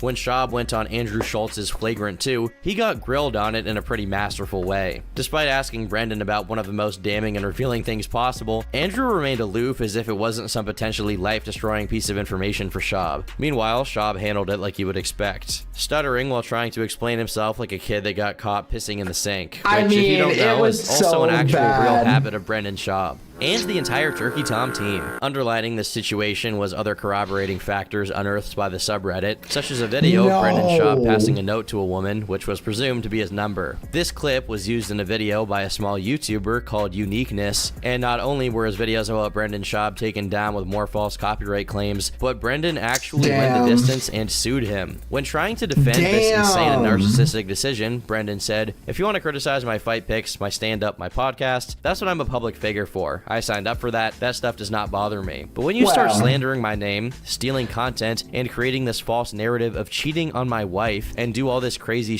and defamatory stuff, and using my content and the clickbait stuff like that for years, well then you're not playing the same game, man. Then I have to do something. If you made your entire career off defamation, I have to do something." Several times I've had my team reach out and go, "We don't want to pursue this, just stop." And he wouldn't. So what do? So this narrative and that, oh, this bigger YouTuber suing this other YouTuber for no reason to silence him. You know, I thought you didn't get down with cancel culture. I don't in any facet. This is different. It's different insofar as it affects him personally. The allegations that Schaub was a serial cheater were further substantiated by a series of screenshots from multiple different women, all shown being contacted or knowing someone who Schaub contacted. So did he sue them is the question. Some of them even fresh out of high school. I think for something to be considered defamation, it would have to be false information. So I'm pretty sure that Unique was in the clear there. To help pay for the legal costs of dealing with Schaub, Unique opened a GoFundMe page. Despite it failing to raise the amount of money set as the goal, Brendan lost the lawsuit anyway, along with a whopping $500,000. He also appears to have threatened to serve the Trash Tuesday crew with a lawsuit for daring to tell an anecdote of a guy cheating on his wife, which everyone immediately recognized must have been him without them even having to say his name. Through a series of increasingly convoluted, must have been daring to tell an anecdote of a guy cheating on his wife, which everyone immediately recognized must have been him without them even having to say his name. Through a series of increasingly convoluted and schizophrenic Benadryl hallucinations, some courtesy of Brian Callen no less, Brendan's beef with Trash Tuesday turned into Brendan being absolutely convinced that Kalila and Bobby Lee, her boyfriend, were running the Fighter and the Kid subreddit. In May 2022, Brendan and Brian called Kalila and Bobby to berate them for being responsible for all of the hate Brendan gets online, because there's no way he could have attracted all of that hate himself, right? It must have been a conspiracy. During this call, Brendan claimed to have 300 pages of evidence that Bobby and Kalila were behind it all. Just 2 weeks later, he appeared on the But what would the reasoning be? Like, why would they be behind it? Tiger Belly podcast, which ran for an hour and 20 minutes, mostly consisting of Kalila and Brendan going back and forth unproductively, while Bobby just appeared to be shocked to be in this situation. In the episode of Trash Tuesday that came out to address this drama, Kalila specified that the only evidence ever provided to her and Bobby by Schaub was a zoomed-in screenshot of HTML code that had the Tiger Belly email randomly put in the middle of the code. Now, I wish I could explain to you what that means or why that convinced Brendan, but for once, there's no plausible explanation as to what happened. I don't fucking know. It could have been that Brendan was looking for justification to attack Kalila for exposing him on Trash Tuesday, since he couldn't just do it straightforwardly, as it would have been an implied admission of the Trugwog incident. It could have also been that he wanted to go with the subreddit and needed a pretext besides that the posts on it were hurting his fifis. In either case though, would he be downright stupid enough to just put their emails into the subreddit's inspect element, screenshot it, and save that as evidence? As we've come to learn, Brendan is a moron, but is he that much of a mouth breather? If he is that stupid, would he know how to do inspect element? Did he get help from someone?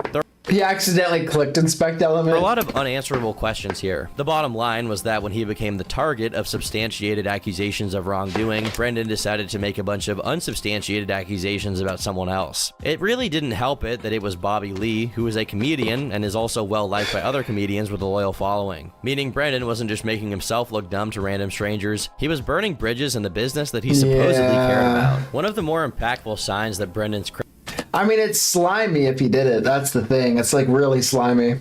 credit with the comedy world was drying up fast was that it seemed that Joe Rogan was becoming more comfortable with putting him in a negative light. During a discussion on his podcast, the topic of Brendan Schaub's conspiracy theory about the UFC purposely having one of their fighters not make weight so that they could change the card was brought up, and Joe said that it was ridiculous and evidence that Schaub needed a handler to keep him from saying absurd things. A pretty common Rogan W. In response, Schaub essentially went, "No you," while visibly so upset he was almost crying. I don't need a handler.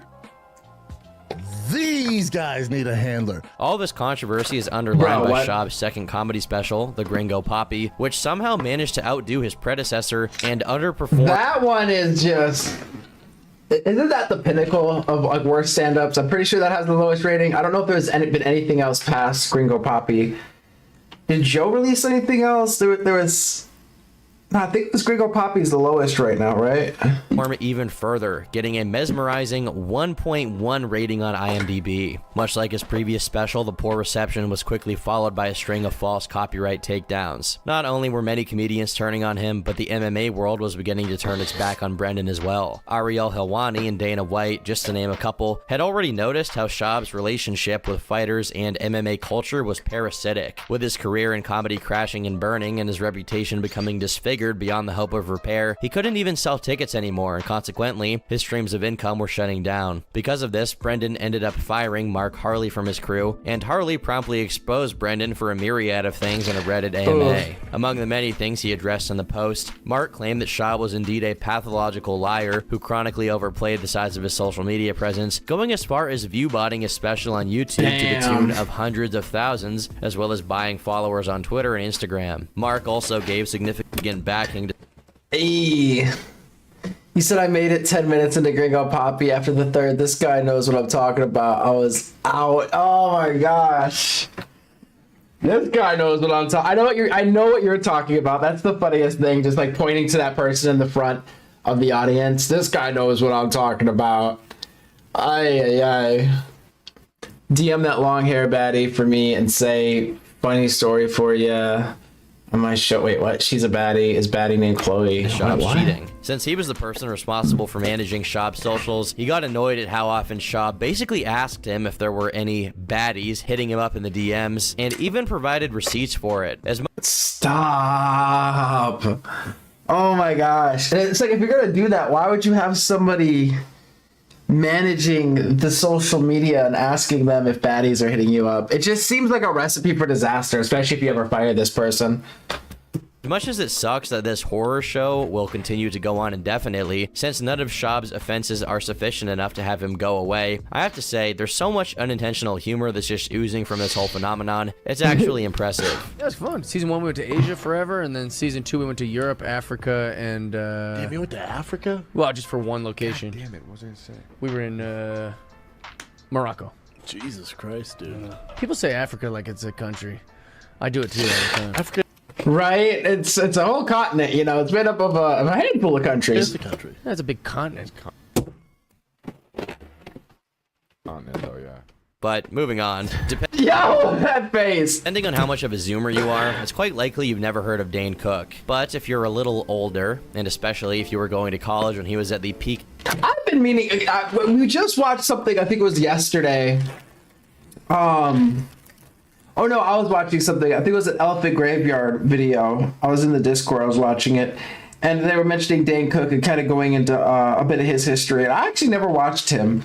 But I kind of want to see some of his stuff just to get like a impression at this point. Of his fame, he was unavoidable. Born to a large family in the 70s, Dane described himself as someone who was introverted and shy, even suffering from social anxiety at an early age. However, when he was at home, he had a passion for entertainment, putting on his mother's wigs and dancing to entertain his siblings. It took him a while for him to be comfortable enough to let that passion manifest, though, as he only began discovering he had an interest in doing comedy when he took theater in high school. Quickly, this developed into a professional pursuit. He started working as a performer in comedy clubs when he was just 18 years old. Throughout the 90s, he moved both to New York City and Los Angeles to try his hand at comedy, but it took until 1998 for him to briefly appear in the Comedy Central show Premium Blend, which eventually became the aforementioned Live at Gotham. A few more years went by, during which Dane was relegated to being a successful, though pretty small name that occasionally showed up in Comedy Central's roster. That is until 2003, when he signed a contract with Comedy Central Records to release his first first comedy album, Harmful If Swallowed. While it wasn't insignificant by any means, given that the album eventually sold a total of 1,400,000 copies in the United States, it didn't yet establish him as the extremely successful comedian he would become. It was only 2 years later, when his second album, Retaliation, was released, that Dane was really making the rounds. The album debuted at number 4 on the Billboard 200, a feat which hadn't been achieved since 1978 by Steve Martin's A Wild and Crazy Guy. The record went gold within a week of its release, platinum in the same year, and double platinum 2 years later. It's weird to think that comedy albums used to go platinum, but I guess those were different times. I guess, yeah, a comedy album, I'd even consider it could be an album. Like, they would sell it like that, like CDs and albums. Signified by this insanely 2000s infused cover art, made by Dane himself, by the way. Gotta love that tattoo. The tattoo, okay, I wanted to say something about the font, like, oh lord. So boss mode. It's safe to say this album made him a celebrity, as he instantly went on to perform at the most illustrious venues a comedian could get their hands on, from the MTV Awards to the TD Garden, where he recorded his first HBO special, titled Vicious Circle. Retaliation was also the beginning of another trend in Dane's career, his tendency to maximize the sheer volume of material he performs, with the album's duration totaling almost 2 hours. Later on, he and Dave Chappelle would go on to compete for the Laugh Factory's endurance record, culminating in Dane performing for a whopping 7 hours. Wow. I don't know about you, but I doubt there's no one funny enough on planet Earth to merit you listening to their stand-up for 7 hours straight, but apparently Dane succeeded. Dane instantly tried to branch off from stand-up and try his hand at conventional media. While his first attempt at it, a sitcom TV show called Cooked, didn't get picked up, just a year later he starred as the lead role in the movie Employee of the Month, which solidified him as a competent actor. The film made more than double its budget, which isn't bad, especially for a comedy movie. Just a year later, Dane once again was a lead actor in what was probably the biggest film of his entire career, Good Luck Chuck, and though it grossed a total of $35 million in the US and another 24 worldwide, the movie was relentlessly panned by critics who saw the movie as an extension of his comedy career, meaning they called him unfunny and try-hard. The disparity between his success and the perceived quality of his work just kept on growing, no matter what direction he went in. It's worth noting that his move into the film industry didn't negatively affect his career as a performing comic, since he was also regularly doing massive month-long stand-up tours in colleges throughout America. Another impressive feat of his was selling out the Madison Square Garden, which had only been accomplished once before in 1990. Unsurprisingly, he was also netting all kinds of awards and nominations for his work as a comic. However, it was becoming noticeable that his persona as a comic was highly reflective of who he was in general. In interviews he gave, he often answered questions in a clever, even arrogant way, as if he was still in character, which many felt was forced. People also found it obnoxious how often he would blast right through the allotted time of his shows, ignoring the repeated signals for him to come off the stage so that the other comics could perform. Perhaps most importantly, his astronomical rise to fame was met with utter confusion from many people who didn't find him funny, including some other comedians. One common observation in regards to how discrepant Dane Cook's success was compared to his onstage material was that his success was due to being well marketed, not necessarily because of his talent as a comedian. Oh yeah, did I mention my movie Employee of the Month? Well, it comes out on October 6th. Repeat after me. This wasn't an ad. This was not an ad. October 6th, theaters everywhere. In 2002, Dane spent all of his savings, $25,000, which is a lot of money, especially if you're someone with no steady source of income, to make his website, danecook.com.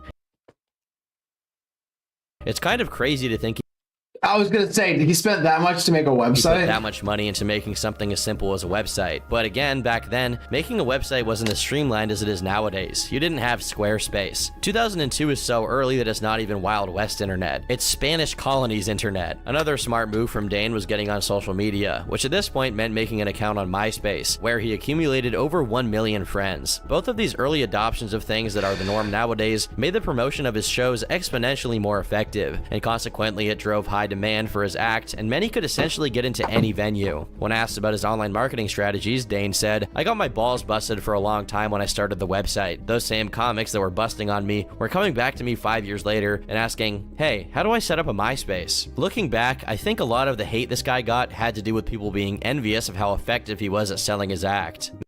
Yeah, I mean, it seems, because that's what the Elephant Graveyard, he was saying the same thing, as it was a lot of his marketing at the time. Like, he was an early adopter of social media, and he was going down his story because he was likening it to Joe Rogan in the sense that Joe Rogan was an early adopter of podcasting, and that's why he, rose so high because, you know, he was one of the first ones to really do it and like take off with it. Maybe you could argue that his actual comedy wasn't amazing, but what he was amazing at was getting it seen. It's been pointed out that Dane was more of a storyteller than a proper comedian who tells jokes, and that's kind of true. But more so, he figured out that if he just managed to be likable on stage to his target audience of frat bros and otherwise college-aged fans, he could get away with a lot of his more unconventional stuff. If I were a regular comedian back then, I'd also be seething at this guy who just prances around and makes funny faces and sounds, while not adhering to the typical standards of what a joke is in stand-up, while he made 10 times what all the other comedians made. The fact of the matter is that he was just ahead of his time. According to Dane himself, many of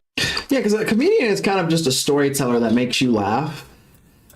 They're more known for making you laugh, but if you're just a really good storyteller, you don't even have to make people laugh. the comedians who were criticizing him at the time eventually came. But what would you be called at that point? Like, what are you? If you're not like really an actor, you're going up there as if you're doing stand-up. You're entertaining. I guess maybe people are laughing a bit, but they're more there just to hear the stories and stuff. They don't even realize that it's not comedy. It's just an enjoyable experience. Would you still be considered a comedian, or is there like another word for that? Came around to admit they were speaking out of jealousy. But it's not just jealousy as much as it was resentment over Dane bucking the system and being rewarded for doing so. To put it in perspective, Dane peaked in the mid-2000s, when the format of comedy had already been set in stone by people like Richard Pryor, George Carlin, and Bill Hicks. This meant that if you were a comedian, you had to be edgy, offensive, irreverent, make jokes about religion, drugs, and the government, etc., etc. This is set into hyperdrive by how the internet was in the mid-2000s, when this crowd tended to be involved in never-ending debates about creationism and other we live in a society type topics. Overall, there was a pretense that comedy was synonymous with being a critical thinker and cultural commentator. Meanwhile, Dane was exclusively interested in making people laugh. Any kind of people, by any means necessary, even if it meant being lowbrow and resorting to relatability to sell a bit. It's fitting that he was the first performer to promote himself through social media, since his humor is very close to the kind of thing your average Facebook mom may think is funny today. Newsflash, 20 years ago, they were all Dane Cook fans, and probably trying to sleep with him at his shows. The contrast made many people think that liking Dane Cook made you a casual and not a fan of real comedy. Because of how commercial he was, he became cool to hate. Despite earning the ire of many comedians who saw his routine as bastardizing the medium, other comics remained steadfast in defending him, even a few legendary ones, like Patrice O'Neal and Bill Burr. At the time he was peaking in popularity, both of his parents died, followed by his half-brother being sentenced to 6 years in prison and 16 years of probation for embezzling $12 million from Dane. Despite this, Dane... Wow. He lost both of his parents, and then his brother was put away for stealing from him? Yikes. That's a lot. That's really tough. Comedy retained his tongue-in-cheek, juvenile attitude, with little to no content of depth, which both surprised and annoyed many people who expected him to, at some point, mature and become more personal with his comedy. But that wasn't the only reason people disliked him. Much like Amy Schumer, he got in hot water for parts of his act that were a bit too similar to that of other comedians, which in the world of comedy is a cardinal sin that could easily get you blackballed and ostracized, which Dane definitely was in a lot of ways. Most prominently, Joe Rogan and Louis C.K. both mentioned noticing bits that they had worked on and performed in Dane Cook's presence at comedy clubs, reappearing in his acts later on. Luckily for Dane, not only did this not affect his career while it was taking off, but as it was slowing down in the late 2000s and early 2010s, both Joe and Louis forgave him and reconnected, with Joe having him on his podcast and Louis having him do a cameo on his show, where they actually talked over the joke theft accusations. 2006. That should have been like my triumph. And I enjoyed it, Louis, for maybe 2 months. 2 months before it started to suck, because everything I read about me was about how I stole jokes from you, which I didn't. I kind of think you did. Dude, why would I steal 3 jokes from you when I have hours of material? Why? Why would I do that? Risk my reputation? I don't think that you saw me do those jokes and said, I'm going to tell those jokes too. I don't think there's a world where you're that stupid. Ever since 2010, when he released a greatest hits compilation called I Did My Best, he's gradually distanced himself from the spotlight on purpose, since he heavily associated being famous with being disliked. Unfortunately, around the same time he was finding some peace for the joke theft, he once again drew negative attention from other comedians after a conversation of his with fellow comic Stephen Byrne. While the two agree on some parts of this conversation, such as Dane claiming Steve was stealing his essence, which was pretty rich for a guy fresh off of being accused of being a joke thief, Dane and Steve remember the conversation very differently. While Dane focuses on Steve acknowledging his struggles to find himself, Steve emphasizes Dane's bizarre behavior. So I moved to LA in 2004. Dane is blowing the up, right? The word gets out, oh, this new guy from New York, he's pretty fun, he's cool. It's going great, and then I'm not getting booked on that show anymore. And this guy, Jay Davis, booked it. And I called Jay, I'm like, what's going on? Is something wrong or whatever? He's like, yeah, Dane's got an issue with you. He doesn't want you on the shows anymore. But essentially what happened is I went over and I said, what's your issue? And he said, I feel like you're stealing my essence. And I was like, what? You're stealing my essence? You're taking my essence with you on stage. I'm like, Dane, I work so hard. I'm not trying to be a shittier version of you. While he distanced himself from comedy in 2011, he came back in 2012 and immediately caught the public's attention once again, but this time in a much more negative way. Upon entering the Laugh Factory and bumping multiple other comedians, meaning he was going to do his set before theirs despite not having planned for it, he performed for a total of 45 minutes, which, if the people who were in the audience's testimonies are anything to go by, consisted mostly of bombing horribly. Fellow comedian TJ Miller said, Dane Cook is eating shit at the Laugh Factory. He bumped Bobby Lee and is being just mean. The hubris of this man unfortunately led to his fall, but I'm afraid he's a damaged man. I remember hearing about someone named Dane Cook in college on Napster.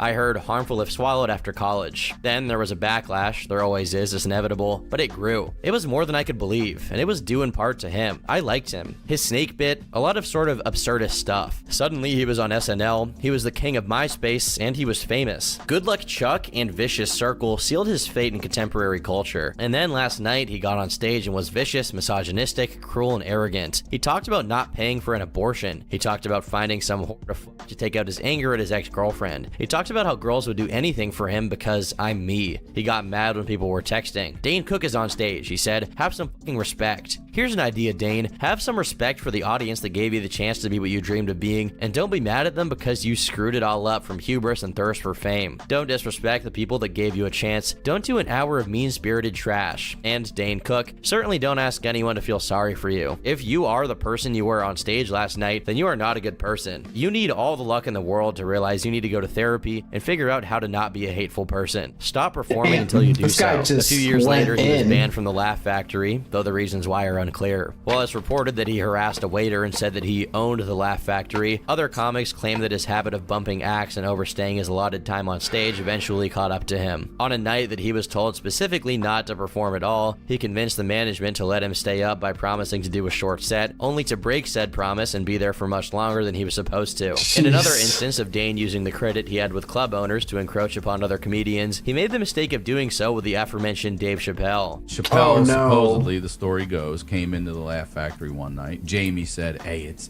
Dane's night. And Chappelle, this is the height of Chappelle's show and everything. He's like, what does that mean? He's like, it's just Dane's night. He's like, just do a tight 10. And he's like, okay. Now, any other comedian would go do 45 fucking minutes. That's just what most people do. But Chappelle, if this is true, and we already know he's a different animal anyway, he goes up and does a tight 10. But right at the end goes, you know what? I don't usually do this, but I'm going to go outside and smoke some cigarettes. If y'all want to come out, hang out, take pictures, whatever, I'll be out there. And the whole crowd fucking walked away. And he's like, there's Dane's night. While Dane claims this story is false, I'll let you be the judge. Also in 2012... That's badass, though. That's true, and he thought that out to play out like that. That's pretty cool.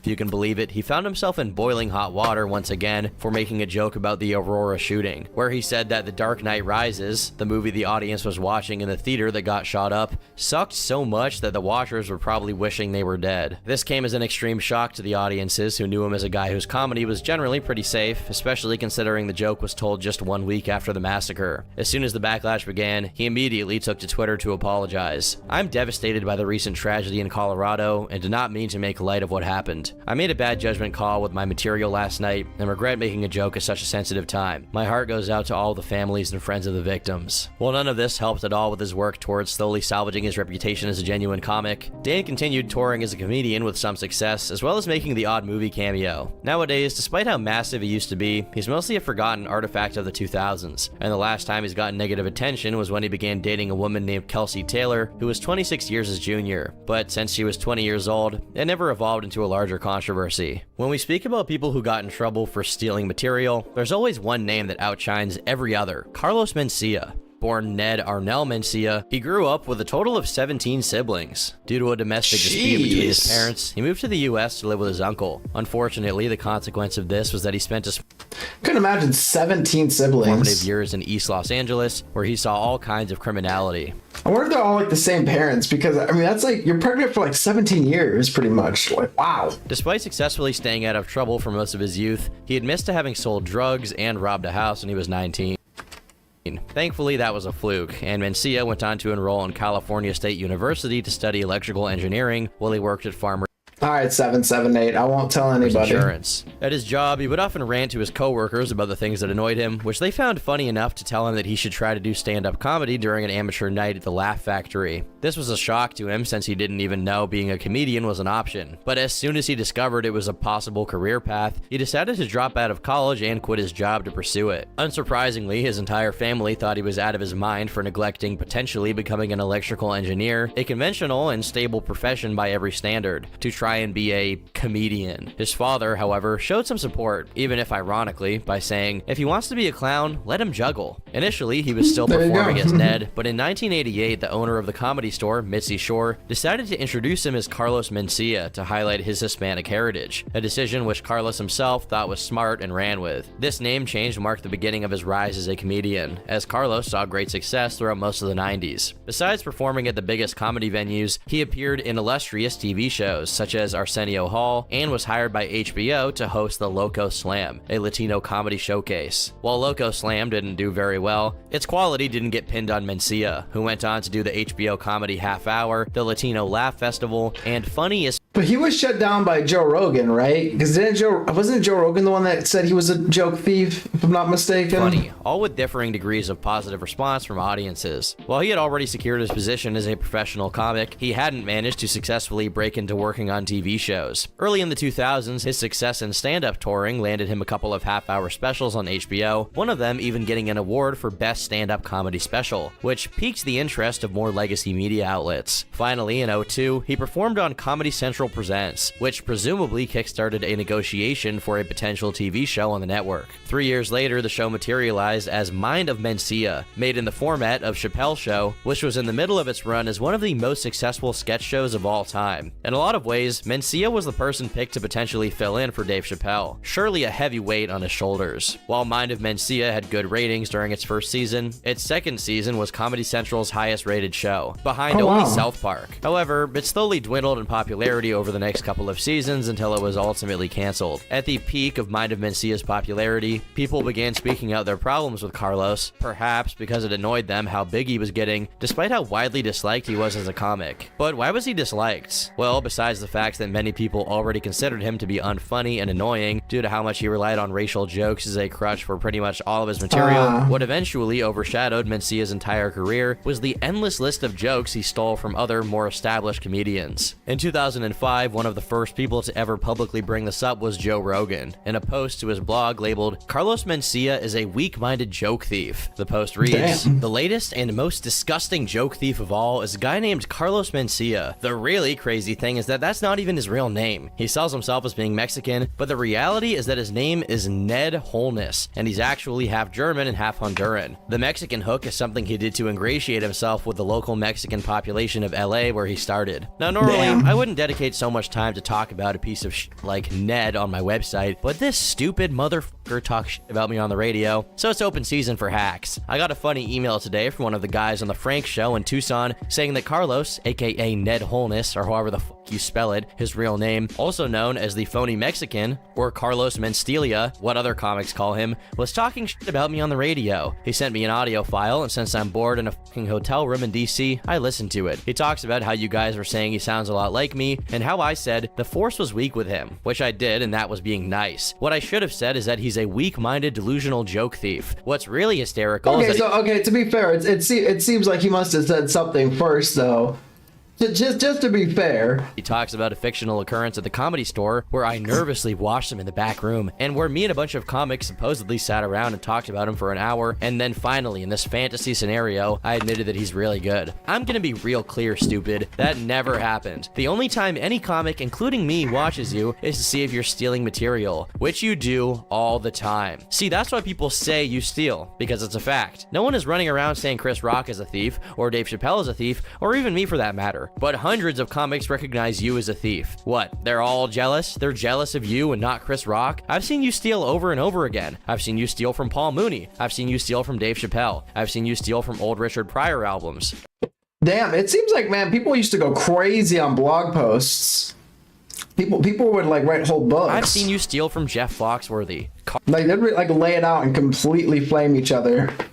Carlos. No side shots or sneak disses, just okay, I'm gonna tell you in every single way why you suck. Was claiming that I was watching him on stage, pacing the back of the room, and then reluctantly admitting his greatness to other comics. What's funny about that is that my trusty cameraman actually filmed Carlos watching me on stage from various parts of the room, and then filmed him sucking on stage after me, talking about how terrible he was. If you really love comedy, stop supporting joke thieves. Here's some more audio, this time of George Lopez from The Stern Show yesterday talking about what a thief Carlos is. Joe Rogan then links to a clip of George Lopez on Howard Stern speaking about how Mencia took 13 minutes worth of his material and used it in his HBO special. At the time this post was published, it remained an internal matter between comedians, but 2 years later, the static between Joe Rogan and Mencia materialized in a YouTube video that became extremely popular. Originally, the video was put together and uploaded by Joe Rogan himself as an episode of a series called Joe's Show, which must have been lost in the deep crevices of the old internet. Regardless of that, it consisted of footage of Joe Rogan confronting Carlos Mencia on stage about the jokes he stole, interspersed with a compilation of clips to prove Joe's points. During the confrontation, Carlos is visibly caught lying multiple times, including at one point when he admits that George Lopez beat him up, but claims it was because George was jealous of him and not because of joke theft. Joe was backed up by the audience and multiple other notable comics who either recognized that Carlos stole from their peers or were stolen from themselves. This devastating takedown hurt Mencia's reputation in a way that has never been mended since. At the time, Joe Rogan was in a much less established position than Carlos was, and because of that, the Comedy Store took Carlos's side since he brought a lot more people into the club whenever he performed. This resulted in Joe being banned from the Comedy Store and being dropped by his agency, Gersh, when he refused to apologize to Carlos for their public spat. I can only imagine how much they rued the day they dropped Joe, since nowadays he's one of, if not the biggest names to ever come out of the comedy scene, while Carlos has gradually faded further into obscurity with a permanently tarnished name.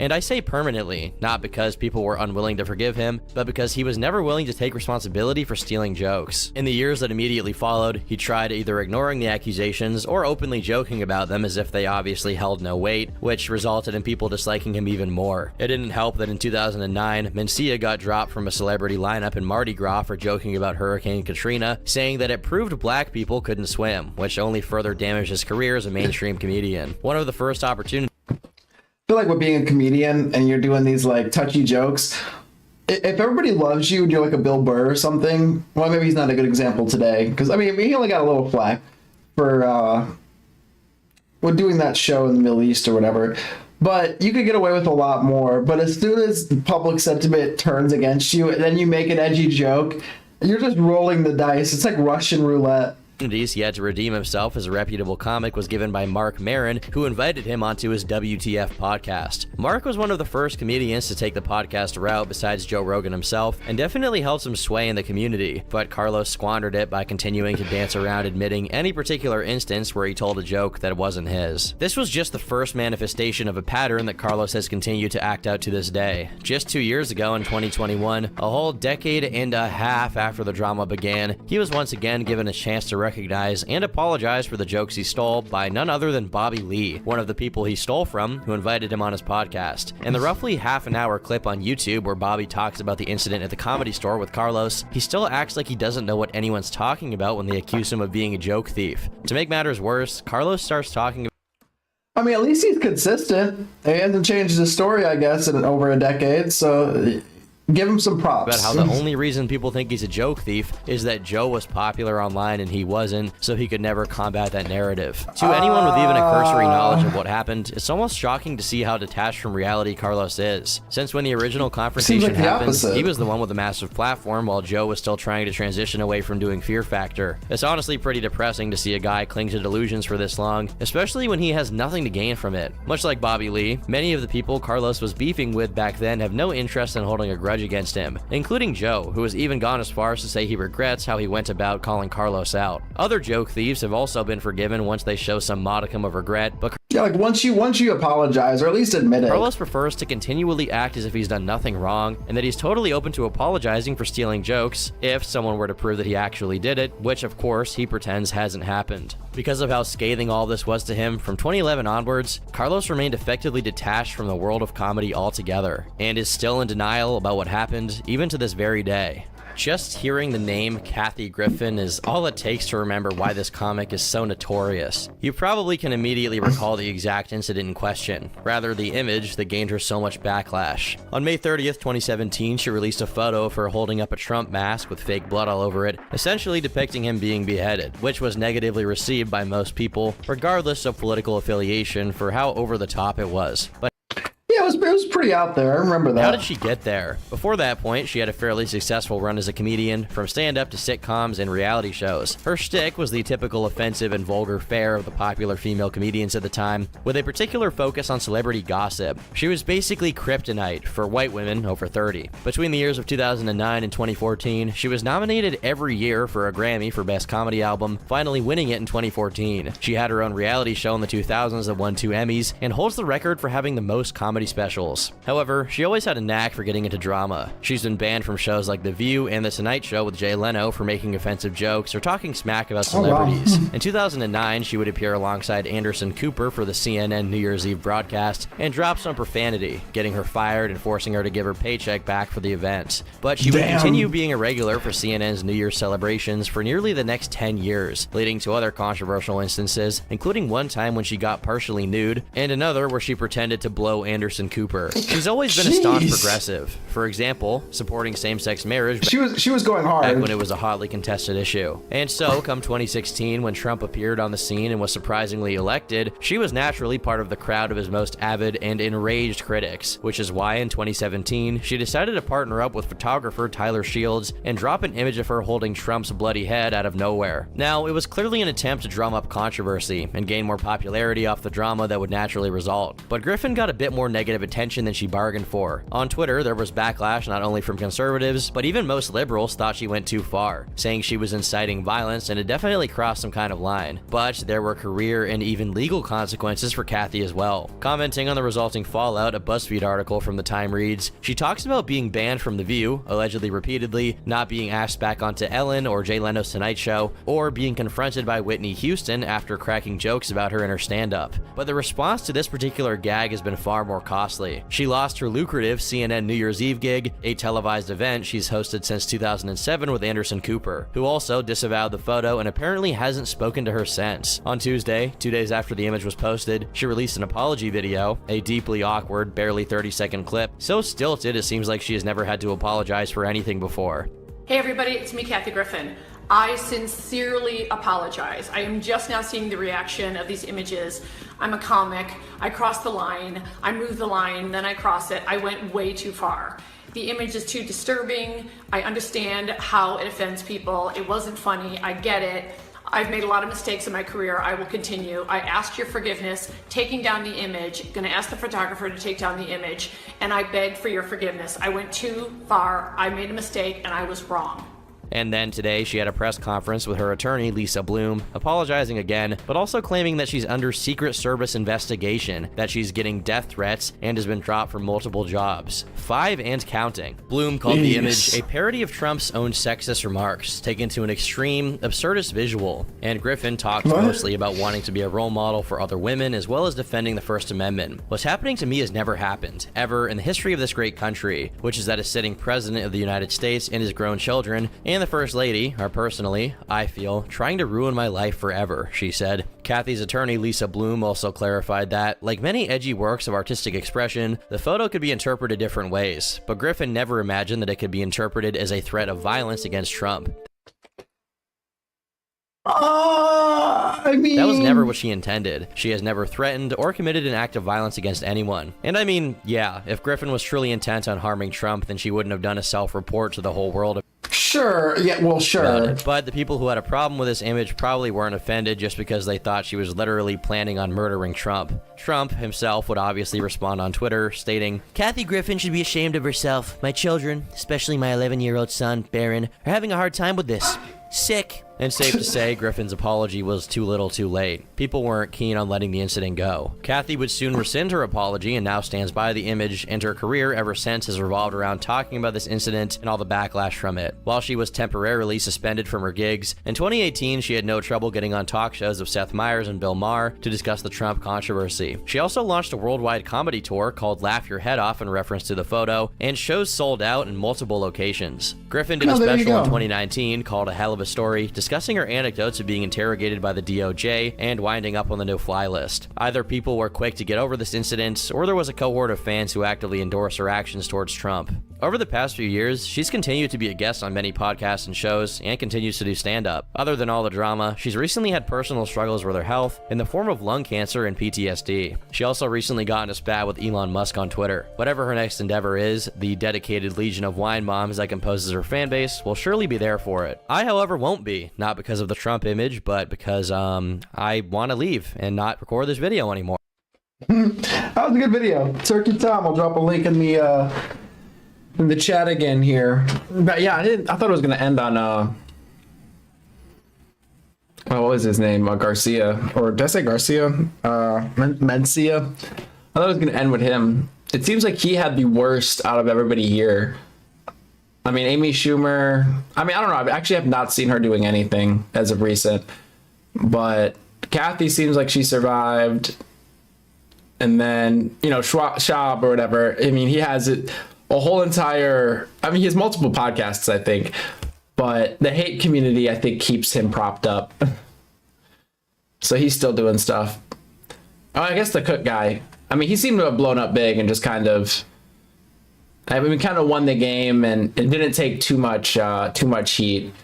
Really, Mencia seems to be the one that took the biggest L out of everybody. Drop this link here, but I'm gonna end up popping off here. I'm passing out. We'll be back. We'll play some Rust. Hopefully not stress too hard on my next playthrough of it. But appreciate y'all. If you get too close to the black hole, you will be sucked in. But appreciate y'all for hanging out and everything. We'll be back tomorrow or later today. But till then, later.